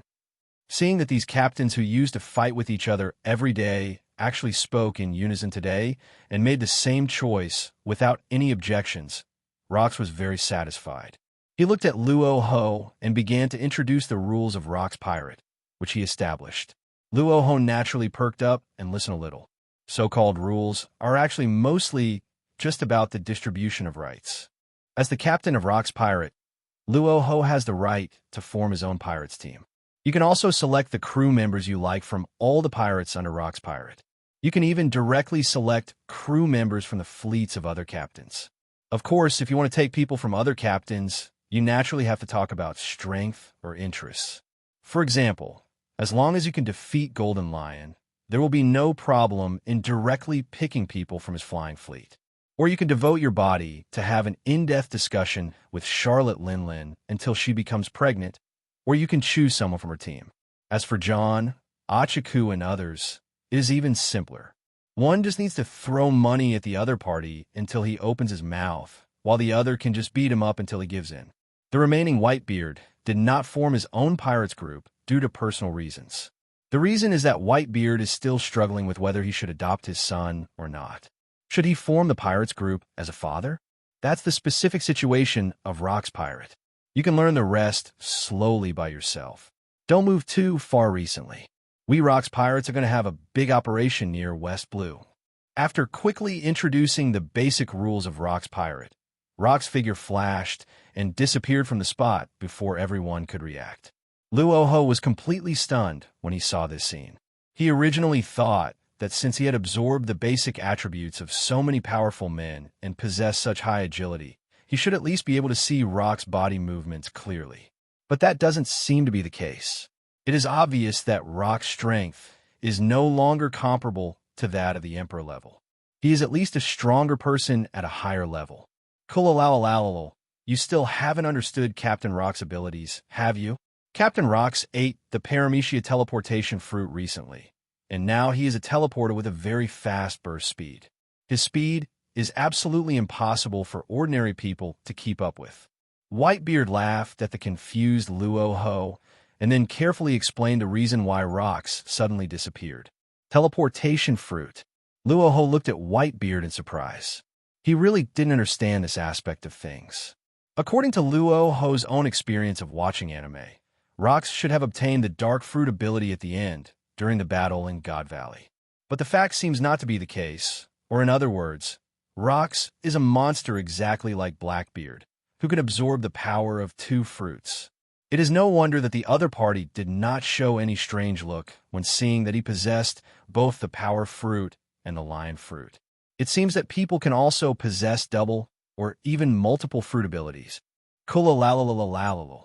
That's right. Captain Rocks has already cultivated the teleportation fruit to the point of awakening, and the captain was born with two hearts that can accommodate two devil fruits. After Whitebeard looked around, he chose to carefully tell Luo Hu about this gossip. After all, it's common for walls to overhear things. They, the Rocks Pirates, have accomplices within the Marine.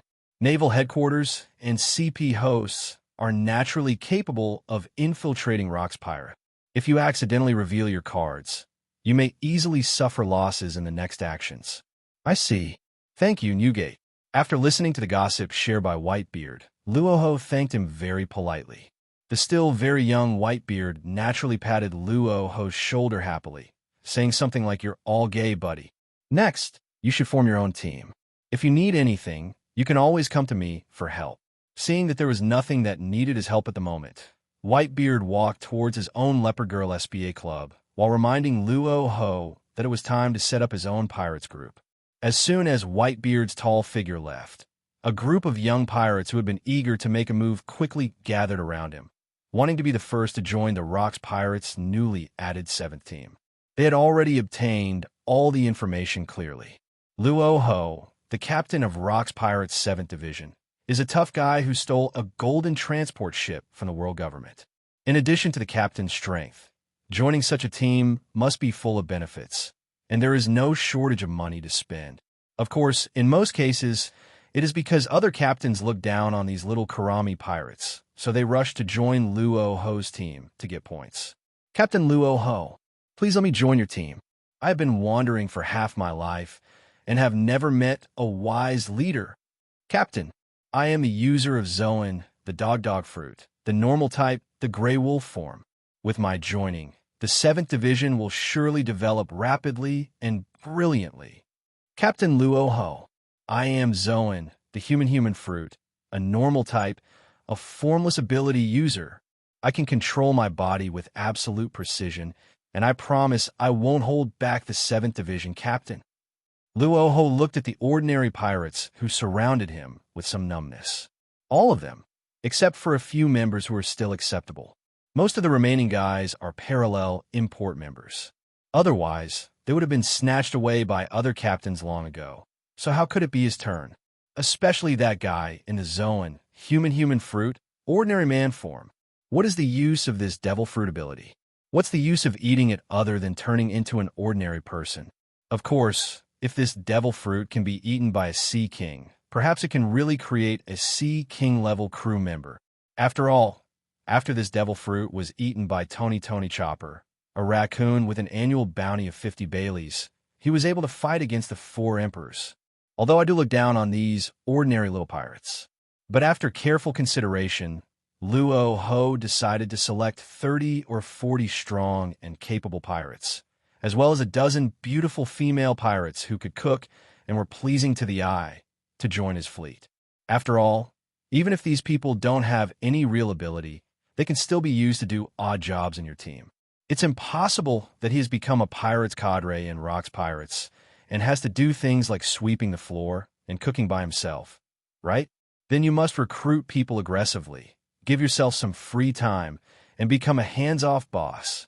These 70 or 80 strong men and 30 or 40 female pirates all jumped up and down with excitement when they saw that they were really selected to join the 7th Division. Who doesn't know about the terrifying talent level of Luo Hu, the captain of the 7th Division? He was a man who defeated the captain of the 2nd Division, Golden Lion Pirates, on the 2nd day after joining the team at a young age. Following such a young and capable captain, not only will you be able to rise to prominence, but at least you will start out without worries about food and clothing. This is almost equivalent to passing the civil service exam in developed areas without taking an exam.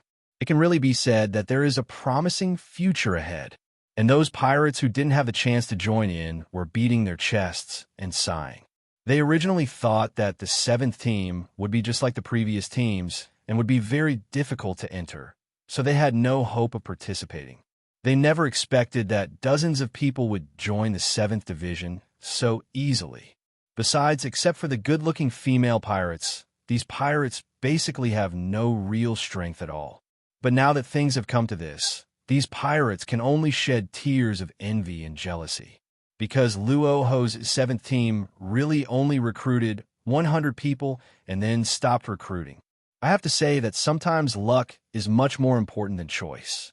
However, just when everyone thought that the on-site recruitment of the 7th Division had ended in such a hasty manner, a man about 4 or 5 meters tall, with muscles as solid as granite all over his body, opened his hands and tore the crowd apart, leaving a huge gap in front of Luo Hu. Luo Hu looked up. He discovered that the person in front of him was the young Kaido who met him at sea, robbed Tianshang Jin along the way, and rushed to Devil's Island to kill celestial dragons. Brother Luo, I want to join the 7th Division too. It's a waste of time to start as an intern in Rock's Pirate. I'd better just follow Brother Luo. No matter what, Kaido, have been through fire and water with Luo Gu, and we even robbed the world government's gold together. It's not too much for the 7th Division to leave a position for me. Kaido's huge body of 4 or 5 meters tall does not reflect his tough posture. Instead, he looks funny like a fanboy begging for his idol's autograph. Luo Hu was also very surprised by this.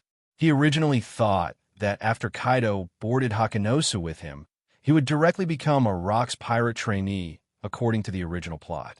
Then they continued to do this until the Rocks pirates were completely disbanded after the Battle of God Valley. But Luo Hu never expected that Kaido would actually want to join his 7th Division as a crew member. This is a bit of an unexpected surprise.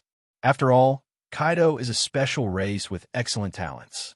That's the man who will become one of the 4 Sea emperors ruling the new world in the future. Naturally, there would be many benefits to having such a powerful and rapidly improving crew member join his 7th Division.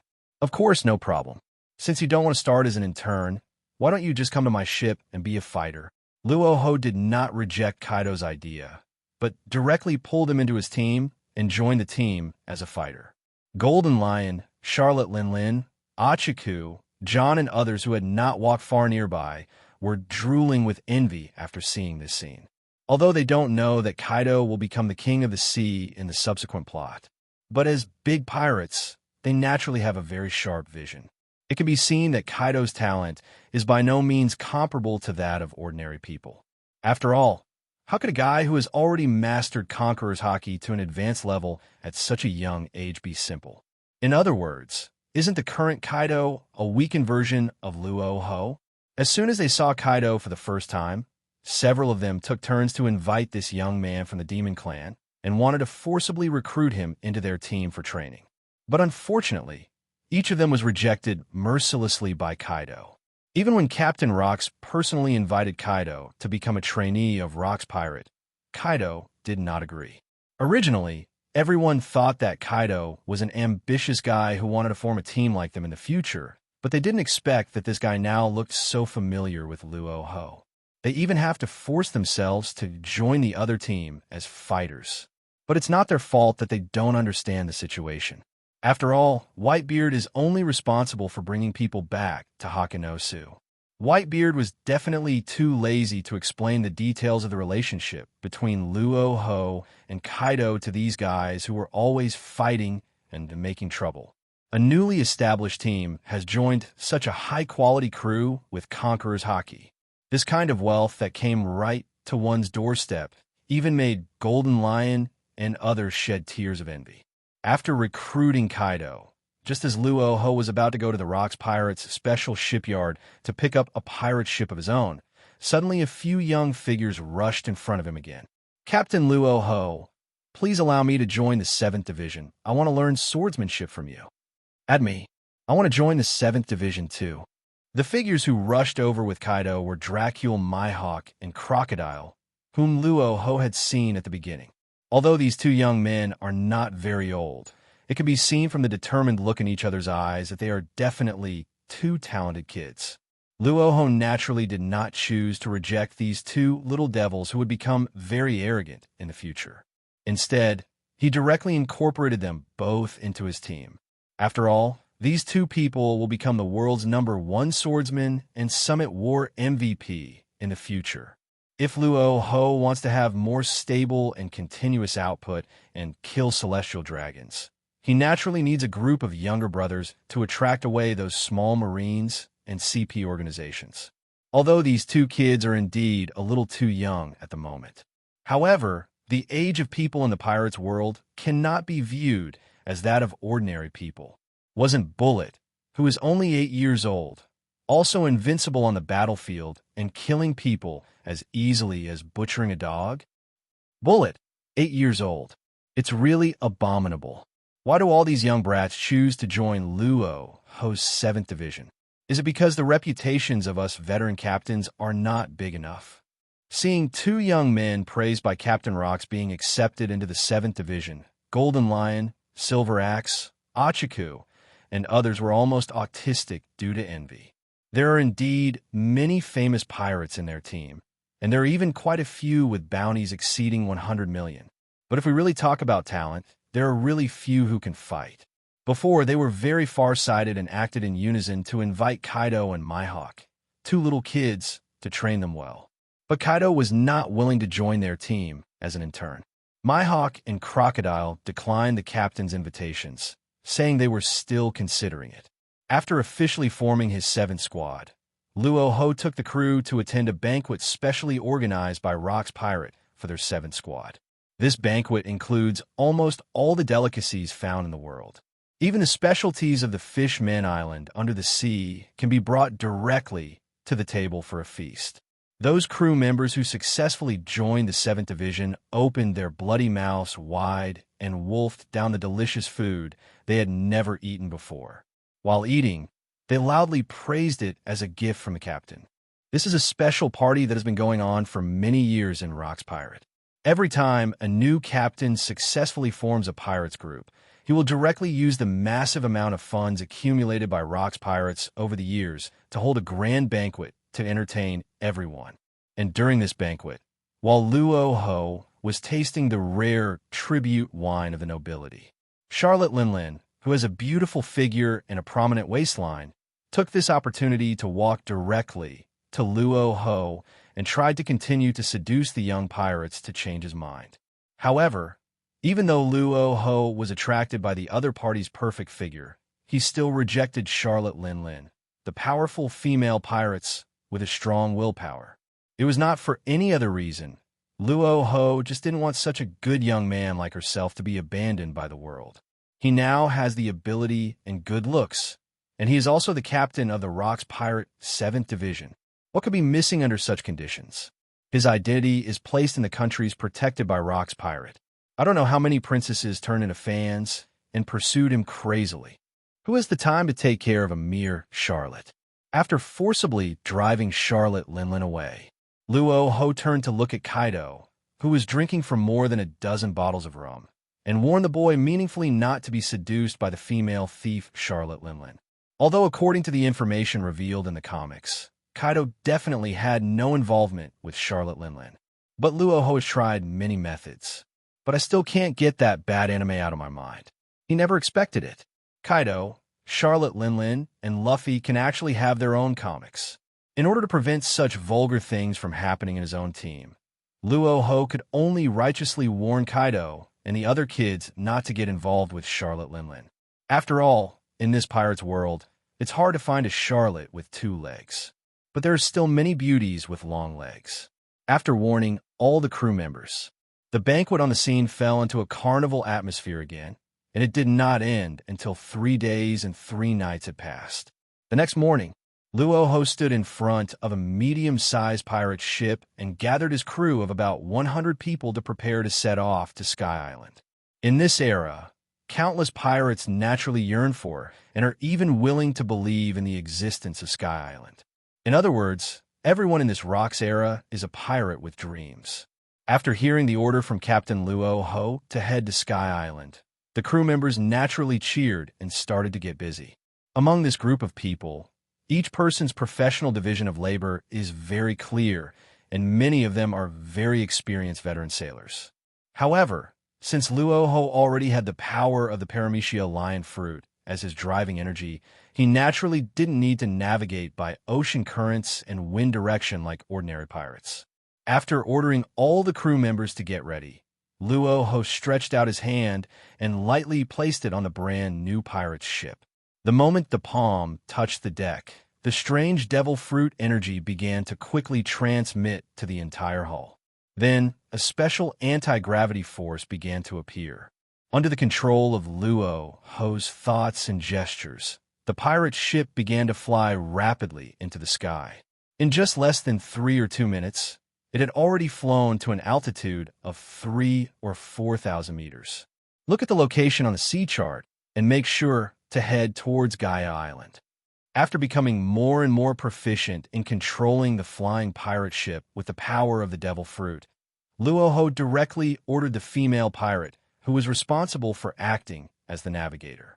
Following the other party's skilled and experienced instructions, everyone moved forward at a speed as fast as a spaceship. In fact, there are many Sky Island areas in the entire pirate's world. Almost every once in a while, there is a small, unknown Sky Island in the sky above a special area. The reason why Luo Hu had to go to the area of Gaia Island was simply because the Thunder Fruit was likely to appear there. According to the plot in the comics, Thunderfruit has not appeared in Qinghai for almost hundreds of years, so the only possible place for it to appear now is in the Baihai or Baihai area.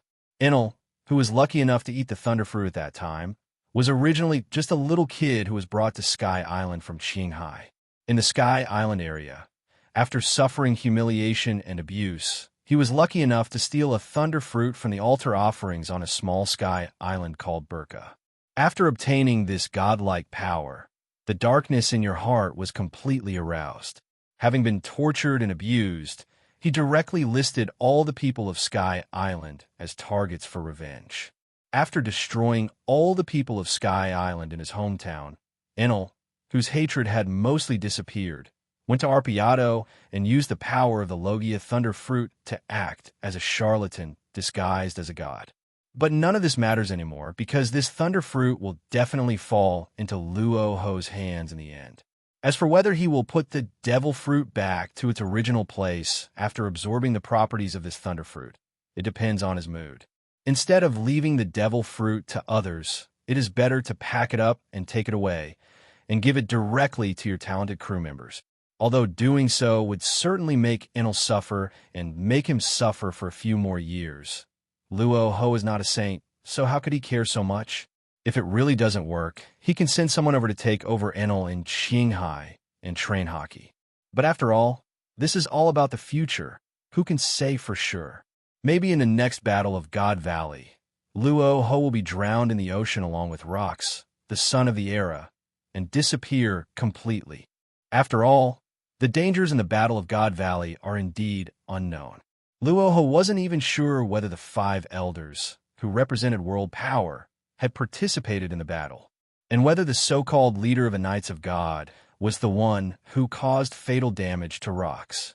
After flying at high speed in the air for about half a month, Luo Hu slowly raised his palm and moved forward to control the Lion Fruit's ability to slowly slow down the pirate's ship. At this time, according to the instructions on the nautical chart and his memory of this special area of Gaia Island, Luo Hu has confirmed that his team has indeed arrived at Gaia Island, which has always been a gathering place for pirates. Although we are not in the crazy era of pirates now, the number of pirates is not that rare.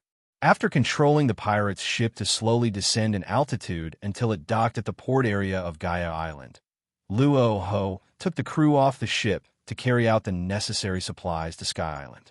Judging from the necessary items that the Straw Hat Pirates prepared when they went to Sky Island, the most basic requirement to go to Sky Island is to prepare a guide bird called Nanami Torai. The body of an Nanjianio is slightly bloated due to the influence of the environmental magnetic field and racial factors, and its expression is very dull. The only function of this bird is that its head always points to the south like a needle.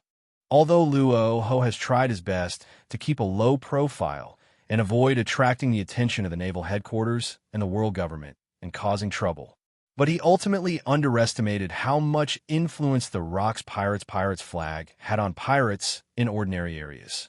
Before Luo Hu could give any order, all the pirates on Gaia Island had already gathered in front of him, awaiting his orders.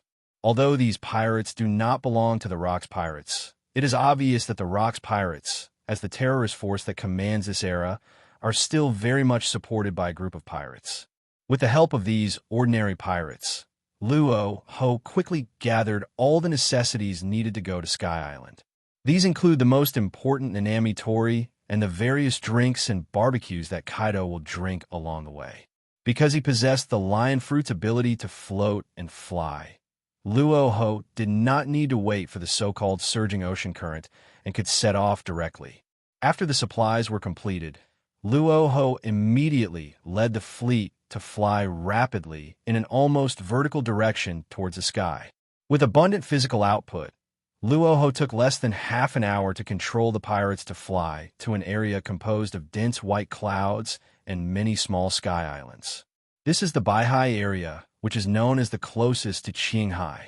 The height of Baihai is about 7,000 meters in Qinghai. The air there is relatively thin, so if you go to Sky Island for the first time, you will experience some discomfort, which is commonly known as altitude sickness. Moreover, in the White Sea area, one can vaguely see the existence of countless small sky islands of various sizes.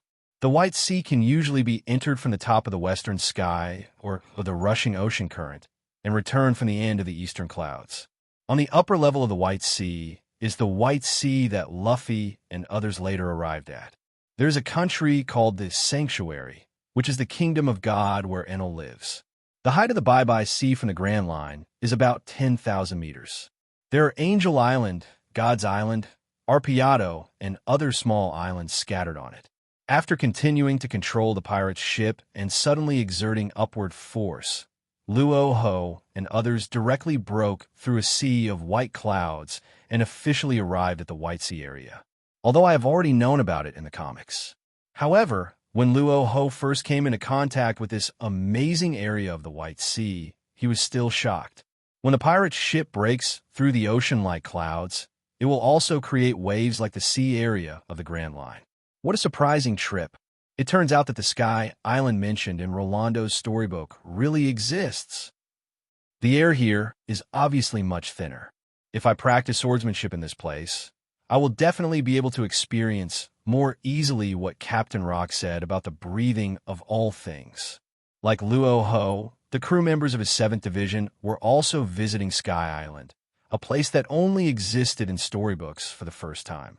At this moment, even Kaido, a drunkard who was only interested in fighting and drinking, became interested and came to the deck with a bottle of wine to enjoy the beautiful scenery of Sky Island. Just as Luo Hu was about to start observation Haki to explore the route to the Kingdom of God. This group of seemingly useless crew members, however, had extremely sharp eyes and noticed a waterfall not far away that was blocked by white clouds and was flowing backwards into the sky. Oh my God, how is this possible? The water here is actually flowing towards the sky. This is unscientific. This is so fake. I feel like I'm dreaming. Captain Luo Hu is really a godlike man. I declare that the 7th Division is the most awesome team in Rock's Pirate, and Captain Luo Hu is also the most awesome captain. No one else can go up to the sky except us, right? Looking at the female pirates who were screaming all the way and the crew members who were shouting and yelling, Luo Hu naturally noticed the reverse waterfall to the west. If nothing goes wrong, that side should be the entrance to the Kingdom of God. In Luo Hu's impression, when Luffy and others arrived at the entrance of the Kingdom of God, they were blackmailed by an old woman.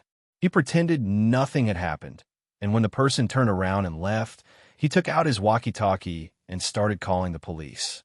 It is not difficult to see from this plot that we must not be lenient towards those old men who have no moral ethics and no moral principles, because no one knows whether these old lights will suddenly turn against the young people. Under the shocked gazes of Kaido, Mihawk, Crocodile, and a group of pirates, the pirate ship quickly approached the white waterfall. As the pirate ship approached, the clouds that blocked the view gradually dissipated. What appeared in front of everyone was a huge golden gate with sharp edges and corners that looked like a multi-pointed star. Looking at the golden gate shining in the sun, Luo Hu estimated that this thing should also be made of 99K pure gold. Above this golden gate hangs a thing similar to a plaque used for naming. There is a string of characters written on it that read, Heaven's Gate. There are many black mosquitoes. Behind this gate is the inverted waterfall leading to the Kingdom of God. Just as Luo Hu was about to control the pirate's ship to continue floating upward into the sky, directly over the waterfall and fly towards the Bye-Bye Sea, suddenly, a group of Sky Island soldiers wearing armor and holding spears quickly ran out of the small house next to the Golden Gate. Their faces were filled with serious and angry expressions, as if they were filled with extreme resentment towards outsiders. Their bodies were shaking slightly, like a powder keg that was ignited by an invisible rage and was about to explode. Damn Qinghai people, go back to where you belong right now. God's kingdom does not welcome predators like you. As soon as these Sky Island soldiers appeared, they noticed that Luo Hu, Kaido, and others did not have the unique wing symbol of the Sky Island people behind them. This point is enough to conclude that these people are from Qinghai, who came from the greedy sea below. Now their kingdom of God, led by the benevolent God Gone Full, is repelling the Qinghai people who are trying to seize their sacred island, appeared.A. After years of fighting and casualties, as soldiers of Sky Island, they naturally don't like humans of any race other than these. Especially Kaido, who had strange horns on his head, was scolded mercilessly by a group of soldiers. Almost all the crew members of the 7th Division, who had just been spitted in the face by these natives, drew their swords and were about to chop at the faces of these Sky Island soldiers on the spot. Among them, Kaido was the most annoyed, although he is a member of a special race. But no matter what, he just has 2 devil horns. Isn't he still a human being after all? Kaido was originally in a very happy mood when he saw the beautiful scenery of Sky Island. However, his mood was instantly destroyed by the continuous insults from the Sky Island soldiers. After forcibly enduring a few minutes of insults, Kaido's inner anger has reached the critical point of a volcanic eruption. His forehead is already covered with thick blue veins and looks extremely hideous. Brother Luo, I really want to kill these bastards. Kaido pulled out the 3 or 4 meter long steel mace covered with spikes from behind him and looked at Luo Hu with a very grim tone. Although at this moment he really wanted to beat all these ignorant Sky Island people into pieces. But as the captain, Luo Hu has not spoken yet. Kaido can only choose to struggle between being eager to make a move. However, at this moment, Luo Hu looked at these Sky Island people expressionlessly and then just waved his hand casually. It seemed that he didn't care about the life or death of these Sky Island people at all. They're just some Jews. It's okay to kill them all. As soon as Luo Hu's calm voice fell, Kaido's cold face instantly curled up into a smile. The atmosphere of the scene dropped to freezing point almost in an instant. In such an environment, these Sky Island soldiers are obviously not fools. After realizing that these guys who could come to their Sky Island must be extremely powerful adventurers, Holland, as the captain of the soldiers, quickly grabbed the robe at his waist and tried to pass a message to Gonfer, whom they revered as a god. Oh, this is so interesting. Kaido forced a smile, gently touched the cold gleaming mace in his hand, and said softly, Guy, I've been fighting for many years. I don't know how many enemies I've killed on the battlefield of the Vodka Kingdom. I even dared to smash the heads of people from the world government. But over the years, the only people who dare to curse lousy like this are you guys with wings. So, do you really want to die? Kaido's words had just fallen, and his huge body of 4 or 5 meters tall showed almost no sluggishness. It flashed by in an instant and appeared in front of the group of Sky Island soldiers. Immediately, the huge black mace directly wrapped around the black Haki and fell down with a bang. The speed was so fast that it even made a whistling sound. Seeing this, the soldier captain named Holland was horrified. For a moment, he felt that Kaido's huge shadow instantly covered his entire head. As the best soldier in Sky Island, he couldn't even see the direction of Kaido's attack. Bang! A hit! Holland could only let out a shrill scream. And at the same time, a huge force began to spread from his skull to his entire body almost instantly.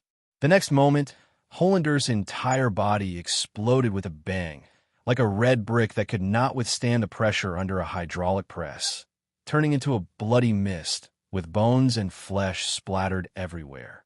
Kaido, who was standing in front, naturally had his face splashed with the opponent's blood. He wiped the fishy sweet smell off his face, and then he felt much better. As a member of a special race in this world, what Kaido hates most in his life is that others use the 2 horns on his head to make a fuss and insult him. And these damn Sky Island soldiers actually curse so directly and harshly, they deserve to be damned. Captain Holland, this be ********D with weird horns killed Captain Holland. We must go to the god Gonfor to avenge him. That's right. We must let the great god punish this monster. After watching Hollander being smashed to pieces by a stick in front of them, a group of Sky Island soldiers fled to the rear while cursing. From the other party's tone, it seems that they are indeed going to find their god Gonfor to teach Kaido a lesson. However, Before the soldiers could escape from the 10-meter range, Kaido's huge body had already caught up with them and was waiting. What a bunch of inhuman bastards. If you had said a few nice words, I might have let you go. You're about to die, and you still dare to scold me. La la la la la. Now everyone has to die. Splat, splat, splat, splat. Kaido held the mace tightly in one hand and swung it around Haki, smashing the heads of Sky Island soldiers into pieces like bowling balls. The scene was filled with blood, and it was a horrible sight. However, Luo Hu did not think there was anything wrong with this bloody scene.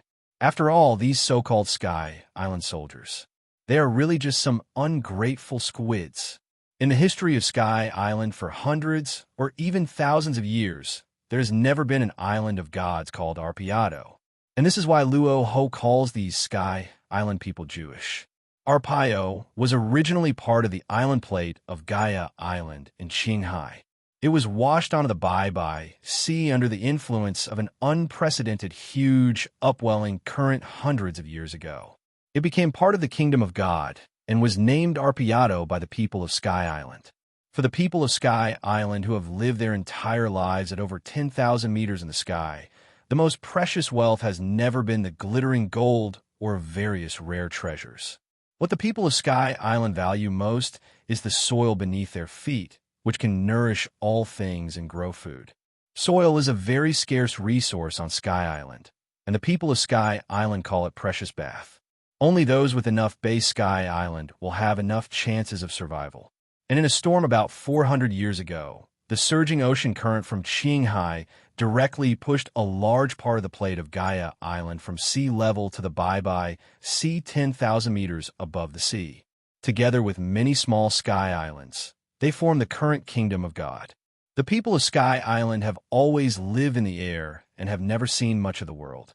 How could they have ever seen such a scene? That vast land area contains countless precious BAS. Just this one island that was washed up is more than twice the sum of all their small Sky Islands combined. This is as magical as throwing an island made of pure gold in front of a poor person. So since that day, countless Sky Islanders began to rush into the divine island they named Arpela to survive.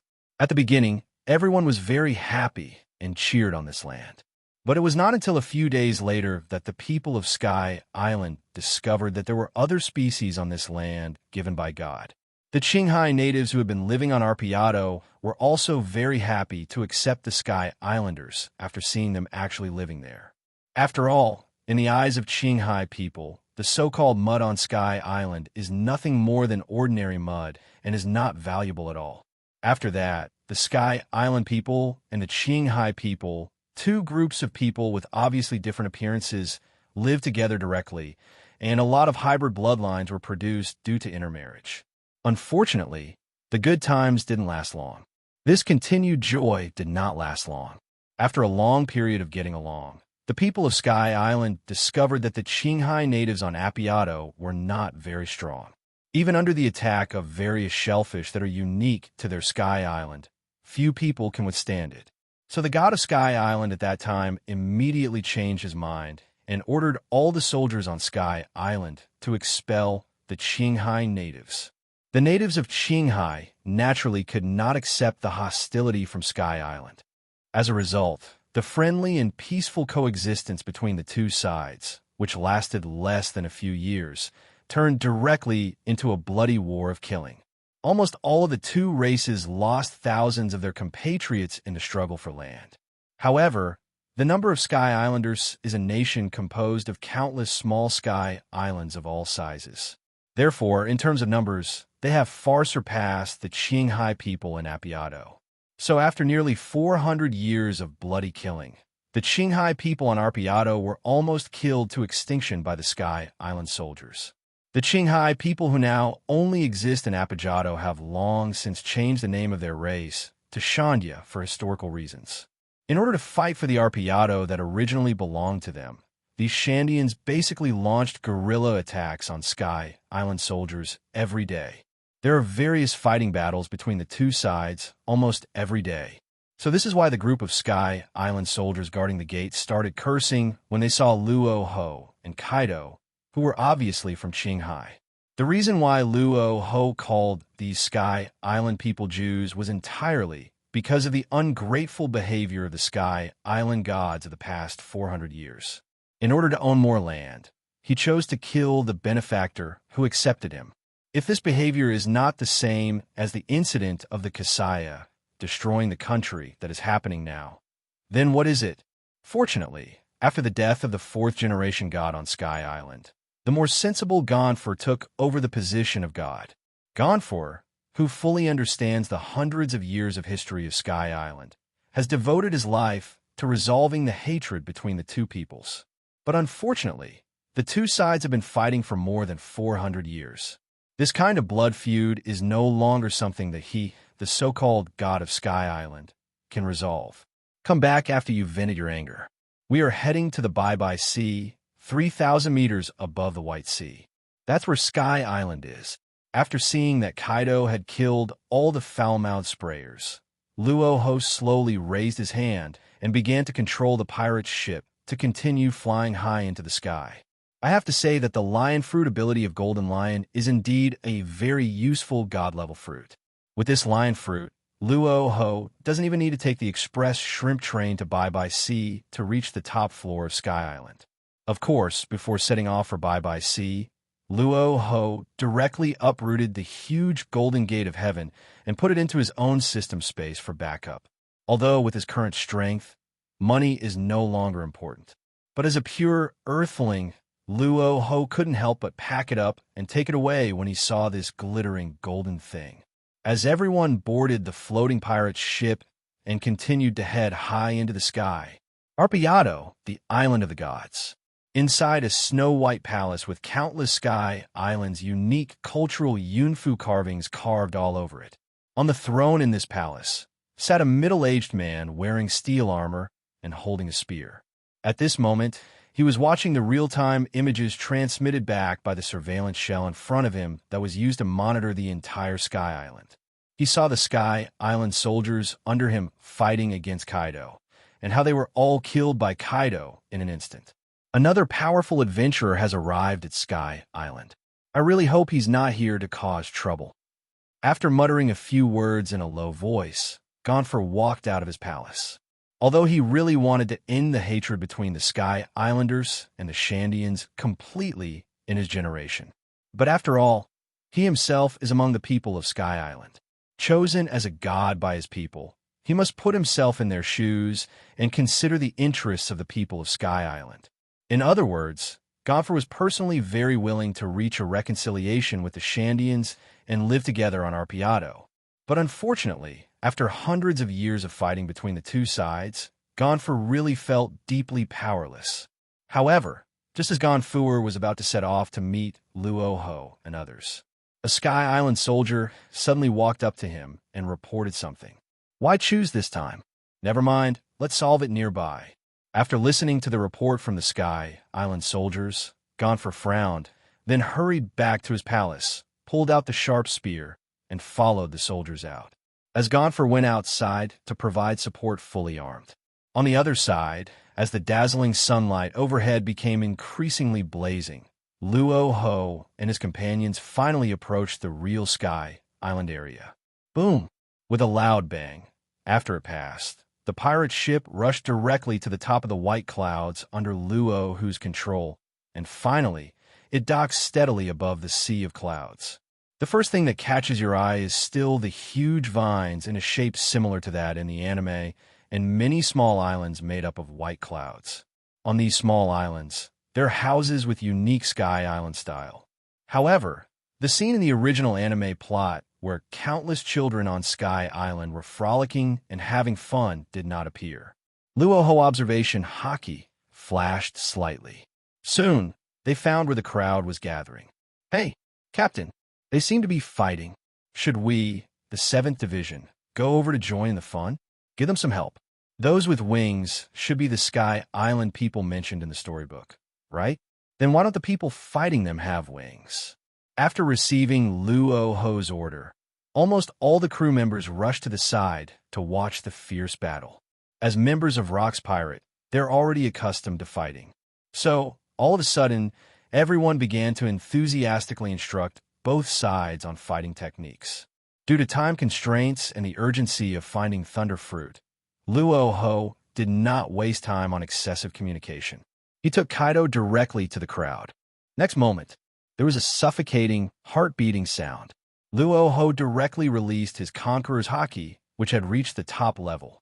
In an instant, a dark red wave of air with a strong sense of oppression surged out of Luo Hu's body. In less than a second, all the fighting Shandians and Sky Islanders were shocked to the point that they turned pale, foamed at the mouth, and fell to the ground. Luo Hu walked with steady and powerful steps to the center of the fight between the two sides. Because this time it's just a warning. Therefore, Luo Hu Conqueror's Haki only has the meaning of deterrence and does not release his Conqueror's Haki with power. Otherwise, given the physical fitness of these little Karamis, they would probably be in a coma for several days and nights under the influence of Luo Hu Conqueror's Haki, or even turn into vegetables. After a while, the leaders of both sides who were knocked unconscious by Conqueror's Haki also regained consciousness. After the two sides looked at each other, they chose to gather their subordinates and stop fighting. Gonfuel also took this opportunity to walk directly in front of Luo Hu. Out of respect for the strong, Gonfor lowered his head and bowed deeply to Luo Hu.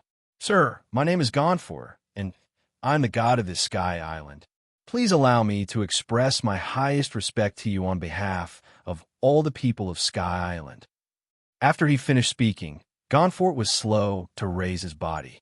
He was waiting for Luo Hu's response. "Well, get up."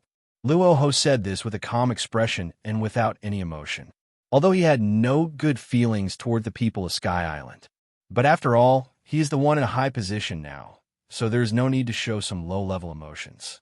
After hearing Luo Hu's bland words, Gonfuel's heart obviously tightened. Although Luo Hu didn't say much, he clearly heard an unusual amount of disgust in the other person's tone. After gritting his teeth, Gonfor knelt down on his knees and chose to lower his status to the lowest level. At this moment, he no longer cared about his so-called identity as a god. He just wanted to completely resolve the hatred between the Sky Island people and the Shandian people within his bag. On the other side, after seeing this scene, the leader of the Shandia people naturally reacted quickly and realized that this was an excellent opportunity. Luo Hu and others were obviously the people who came from Qinghai with them. If they can seize this opportunity, perhaps they can take advantage of Luo Hu and others to regain control of Arpeado. So, the leader of the Shandia people also chose to kneel on the ground. Although it was extremely beneath a leader's dignity to kneel down before a stranger in front of his own people.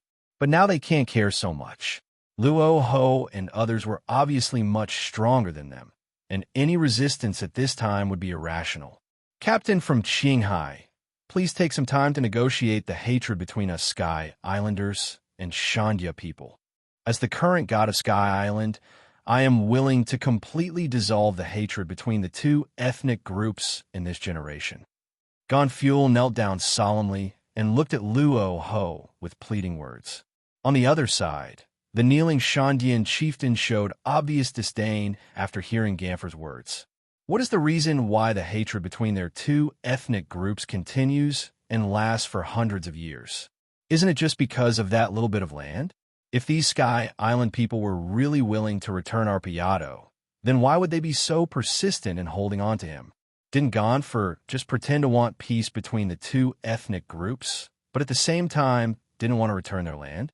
It's so hypocritical. Sir, don't listen to these damn Sky Island people. They are just crocodile tears. These guys not only forcibly occupied our land, but also killed our compatriots and drove us all out of our homeland. Now you're actually saying words that want to reconcile. Sir, please make the decision for us, because we are both from Qinghai. The chief of the Shandian people is obviously a very capable guy. After seeing Gonfor start to cry and show his sympathy, he also hurriedly chose to cry bitterly.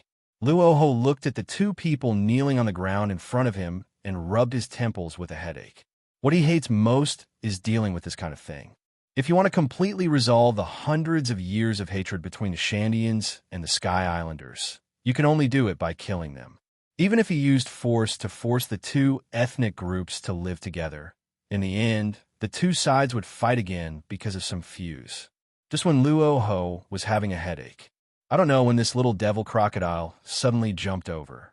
Captain Luo Hu, I have a plan. Since neither side is willing to reconcile, why don't you just occupy all of Sky Island and make it our 7th Division's territory? The two tribes can fight each other as they please. The captain only needs to be responsible for controlling the overall situation. Luo Hu looked at Crocodile, who was young but spoke with a heroic tone.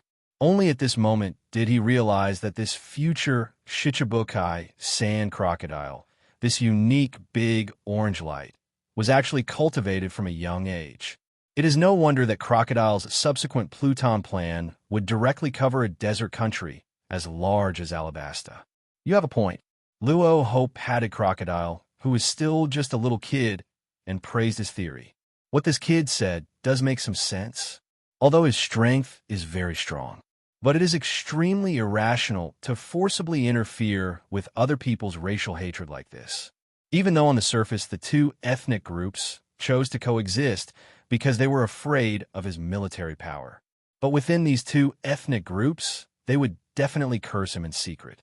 This kind of thankless task should never be done. It would be better to just follow the advice of that kid crocodile and list all the Sky Islands as your own territory. As for the ethnic groups within their own territory, they can fight however they like. Anyway, the two sides have been fighting for hundreds of years. The few years he ruled are no different. Think of this. Luo Hu raised his hand directly to let the Shandians and Gonfor get up first, and there was no need to continue kneeling down. You two heard it too. From today on, your Sky Island and the so-called God's Territory Arpeado are under my jurisdiction. These lands no longer belong to you two because of the fight. In other words, this place no longer belongs to anyone. As for how you two are going to fight next, that's your business. Luo Hu looked around to the Shandians and Sky Islanders and announced. After Luo Hu finished speaking, Gonfor and the Shandian leader's pupils suddenly shrank. The two men thought they could completely resolve the territorial dispute with the help of Luo Hu. But no one expected that Luo Hu would choose to directly occupy all the territories on both sides. In this case, wouldn't it be a futile effort for them to continue fighting? The Shandian people could barely accept such news. After all, they didn't have much land to begin with.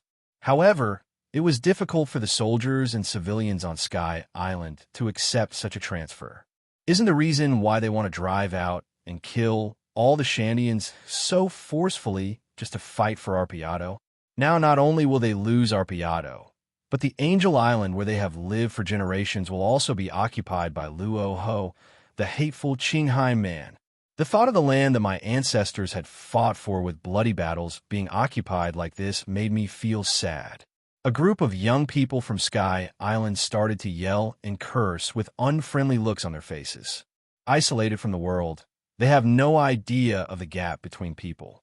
Sometimes, the gap is millions of times bigger than the gap between people and dogs. Thinking they had the advantage in numbers, they wanted to expel Kaido, Mihawk, and others from the country, just like they had expelled the Shandians. Damn Qinghai people. Who do you think you are? This is the territory that our ancestors fought bloody battles for. And you think you can occupy it all, just because of your words. Don't think that we Sky Islanders are easy to bully. You may be strong, but our spears are not bad either. Brothers, kill. Drive all these damn guys down there into that damn sea. After cursing for a while, a guy who was good at taking advantage of people's dissatisfaction appeared among the people of Sky Island and began to guide the emotions of the people, raising a spear and preparing to launch an attack. This was a scene that could be described as seeking death. In Ganfor's eyes, it was such a horrifying scene that it almost made his heart stop.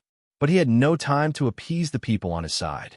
It is a commendable courage for a weak person to draw his sword against a stronger person. But it is not a wise move for ants to show their sharp fangs to elephants. Luo Hu slowly drew his sword. He didn't want to kill anyone, but these squid people were really greedy. Slash wave. After whispering the name of the sword move, Luo Hu slashed with his sword. In an instant, a white sword light swept out. The flying slash that could only be unleashed by a great swordsman lightly swept through hundreds of rioting Sky Island soldiers. In a flash, 500 or 600 Sky Island heads fell to the ground with blood splattering and flying. The sword in Luo Hu's hand was constantly dripping with blood, showing his bloody edge. Who else wants to make trouble now? If you have any opinions, don't hold them in, just speak up and tell me. After shaking off the blood on the sword in his hand, Luo Hu looked at the people around him with an indifferent tone. At this moment, the huge Sky Island area was crowded with countless people, but not a single sound was made. Everyone opened their mouths and took a few deep breaths of cold air. Some of the timid ones even collapsed on the ground, unable to move. Everyone couldn't believe what they were seeing. They simply cannot realize that there are such powerful human beings in this world. In an instant, hundreds of heads of their elite Sky Island soldiers were chopped off. Gonfor was shocked and fell to his knees again. Sir, we Sky Islanders are willing to accept mediation. From today on, Angel Island and Arpeado will all be under your command. I just ask you to let my people go. Gonfor pleaded with Luo Hu in a very hoarse voice. Luo Hu looked to the Shandian side. The leader of the Shandia people quickly expressed his opinion. We are also willing to accept. Compared to the Sky Islanders, who still have a large population base, there are not many of the Shandians left. If a strong man like Luo Hu were to express his opinions towards their people, then the Shandian people would be completely exterminated today. Well, that's good. I'm glad you guys know the situation. Luo Hu spoke calmly, and he did not feel any psychological burden at all because he had killed hundreds of squid men.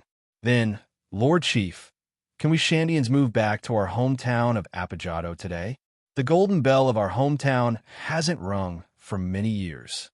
The Shandian tribe leader looked at Luo Hu with a pleading look on his face. The reason why the Shandian people have been chasing and fighting with the Sky Island people for more than 400 years is to win back their land and ring the golden bell left by their ancestors again. But unfortunately, countless members of their tribe have struggled for hundreds of years but still have not succeeded. On the surface, Gonfor, the god of Sky Island this year, seems to be trying his best to promote harmonious coexistence between the people of the two races. But he knew very well that Gonfor would never give up such a large piece of land as Arpeared. They just wanted to lure out the Shandia people under the pretext of harmonious coexistence. Perhaps they will have a chance to coexist peacefully under Gonfor's leadership. But who can guarantee that the next god of Sky Island will not kill them all again after taking office? Crocodile tears have happened once before, and the Shandia people don't want to experience it again. The only way to take back your hometown is to rely on your own force, or find a new, suitable backer to rely on. It is obvious that this time Luo Hu and others are the best chance for the Shandian people to return to their homeland and ring the golden bell. What you want to do is none of my business. But before you ring the golden bell, I hope you can find this place. Luo Hu took a storybook describing Sky Island from a female pirate's, and then pointed to the Burka Island altar mentioned in the book. Based on the information conveyed in the anime, it was in this place that Enel ate the Logia thunder fruit, killed his enemies, and destroyed Burka. The last place I came to was Angel Island, which is called God's. Burka, should it be the small island in the southeast? I remember there's indeed an altar there, which was built with the gold that those damn Sky Island people plundered from us. The leader of the Shandia people stared at the word Burka in the book, and after thinking carefully for a few seconds, he recalled the location of this area. The entire Sky Island area is a special climate zone formed by Angel Island, Arpeared, and various Sky Islands of all sizes within a radius of hundreds of miles. Burka is no exception. It is just a very inconspicuous little Sky Island. There may not even be many Sky Islanders living on it. Under the specific guidance of the Shandian leader, Luo Hu immediately used the ability of the lion fruit in his body to control his body and fly rapidly to the southeast.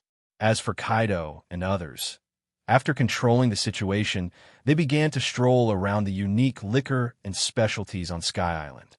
In order to improve their combat capabilities, many crew members directly purchased a large number of shellfish in the shops of Sky Island, such as impact shells, flame shells, and other items with extremely strong attack power. Of course, when it comes to the flame shell, many people will bring up the criticisms of a natural maramara fruit. Whether they're human or ghost, they can all set fires. Even after New World, you can hardly find anyone who doesn't play with fire. In short, dogs won't eat maramara fruit. On the other side, after flying at high speed in the air for about 7 or 8 minutes, a vague golden building similar to the style of a pyramid gradually appeared in Luo Hu's observation Haki. If nothing goes wrong, this building should be the altar on Burka mentioned by the Shandian chieftain. The style of this altar is different from those New Age houses on Sky Island. It looks like a miniature pyramid. However, this pyramid altar is made entirely of gold. After being exposed to the air for many years, the gold has lost some of its original luster, but it gives it a simple and solemn feeling. The Sky Island pattern carved on the altar is also an extremely ancient pattern. After determining the target, Luo Hu quickly controlled his body, and after a few seconds, he stood on the soil of Burka. At this time, the people living on the Sky Island also looked at Luo Hu with curiosity. Several Sky Islanders who acted like security guards held their weapons tightly in their hands and were on the lookout for outsiders. At this moment, a baby crying was heard from inside the altar not far away, and finally the sound of a woman singing a soothing song gradually sounded. Luo Hu ignored the security guards standing outside and strode directly into the altar. What came into view was a Sky Island woman who was about 40 or 50 years old with wings growing on her back. She was holding a baby who looked less than a year old in her arms and was currently caring for and comforting the baby carefully. Luo Hu took a closer look and recognized that the baby was Enlil, the god who would destroy Burka in the future. Emma, please stop protecting this damn freak. Look at his ears. They're not what a normal person should have. You're right. This baby with long ears was brought here by people from Qinghai. He's not from Sky Island at all. Burn him, burn him. Throw him into the flames of the altar and burn him. While the woman named Emma was humming a ballad carefully to calm the baby, the men nearby could no longer bear the scene. Enlil's long ears and the fact that he didn't have the wings that were unique to Sky Islanders meant that the traditional people couldn't accept such a freak. Chief, Emma, please, he is just a baby, not a freak. I want to take care of him. I promise you, as soon as he comes of age, I will personally expel him from Burka.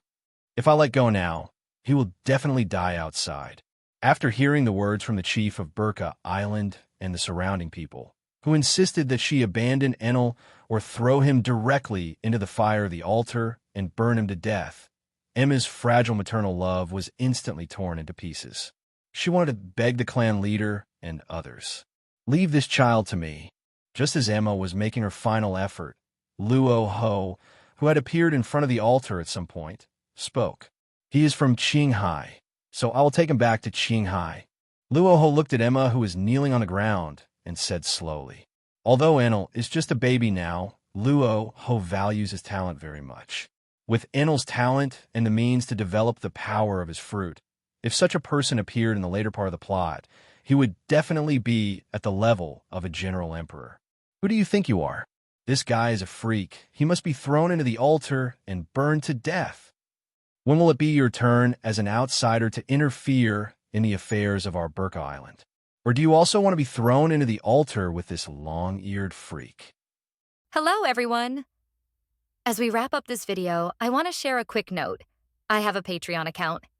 If you'd like to support me and enjoy on-demand audiobooks, you can become a Patreon member. Alternatively, you can check out my Google Drive link, which has 500+ novel audiobooks available through my Ko-fi or Patreon shop. I appreciate your support.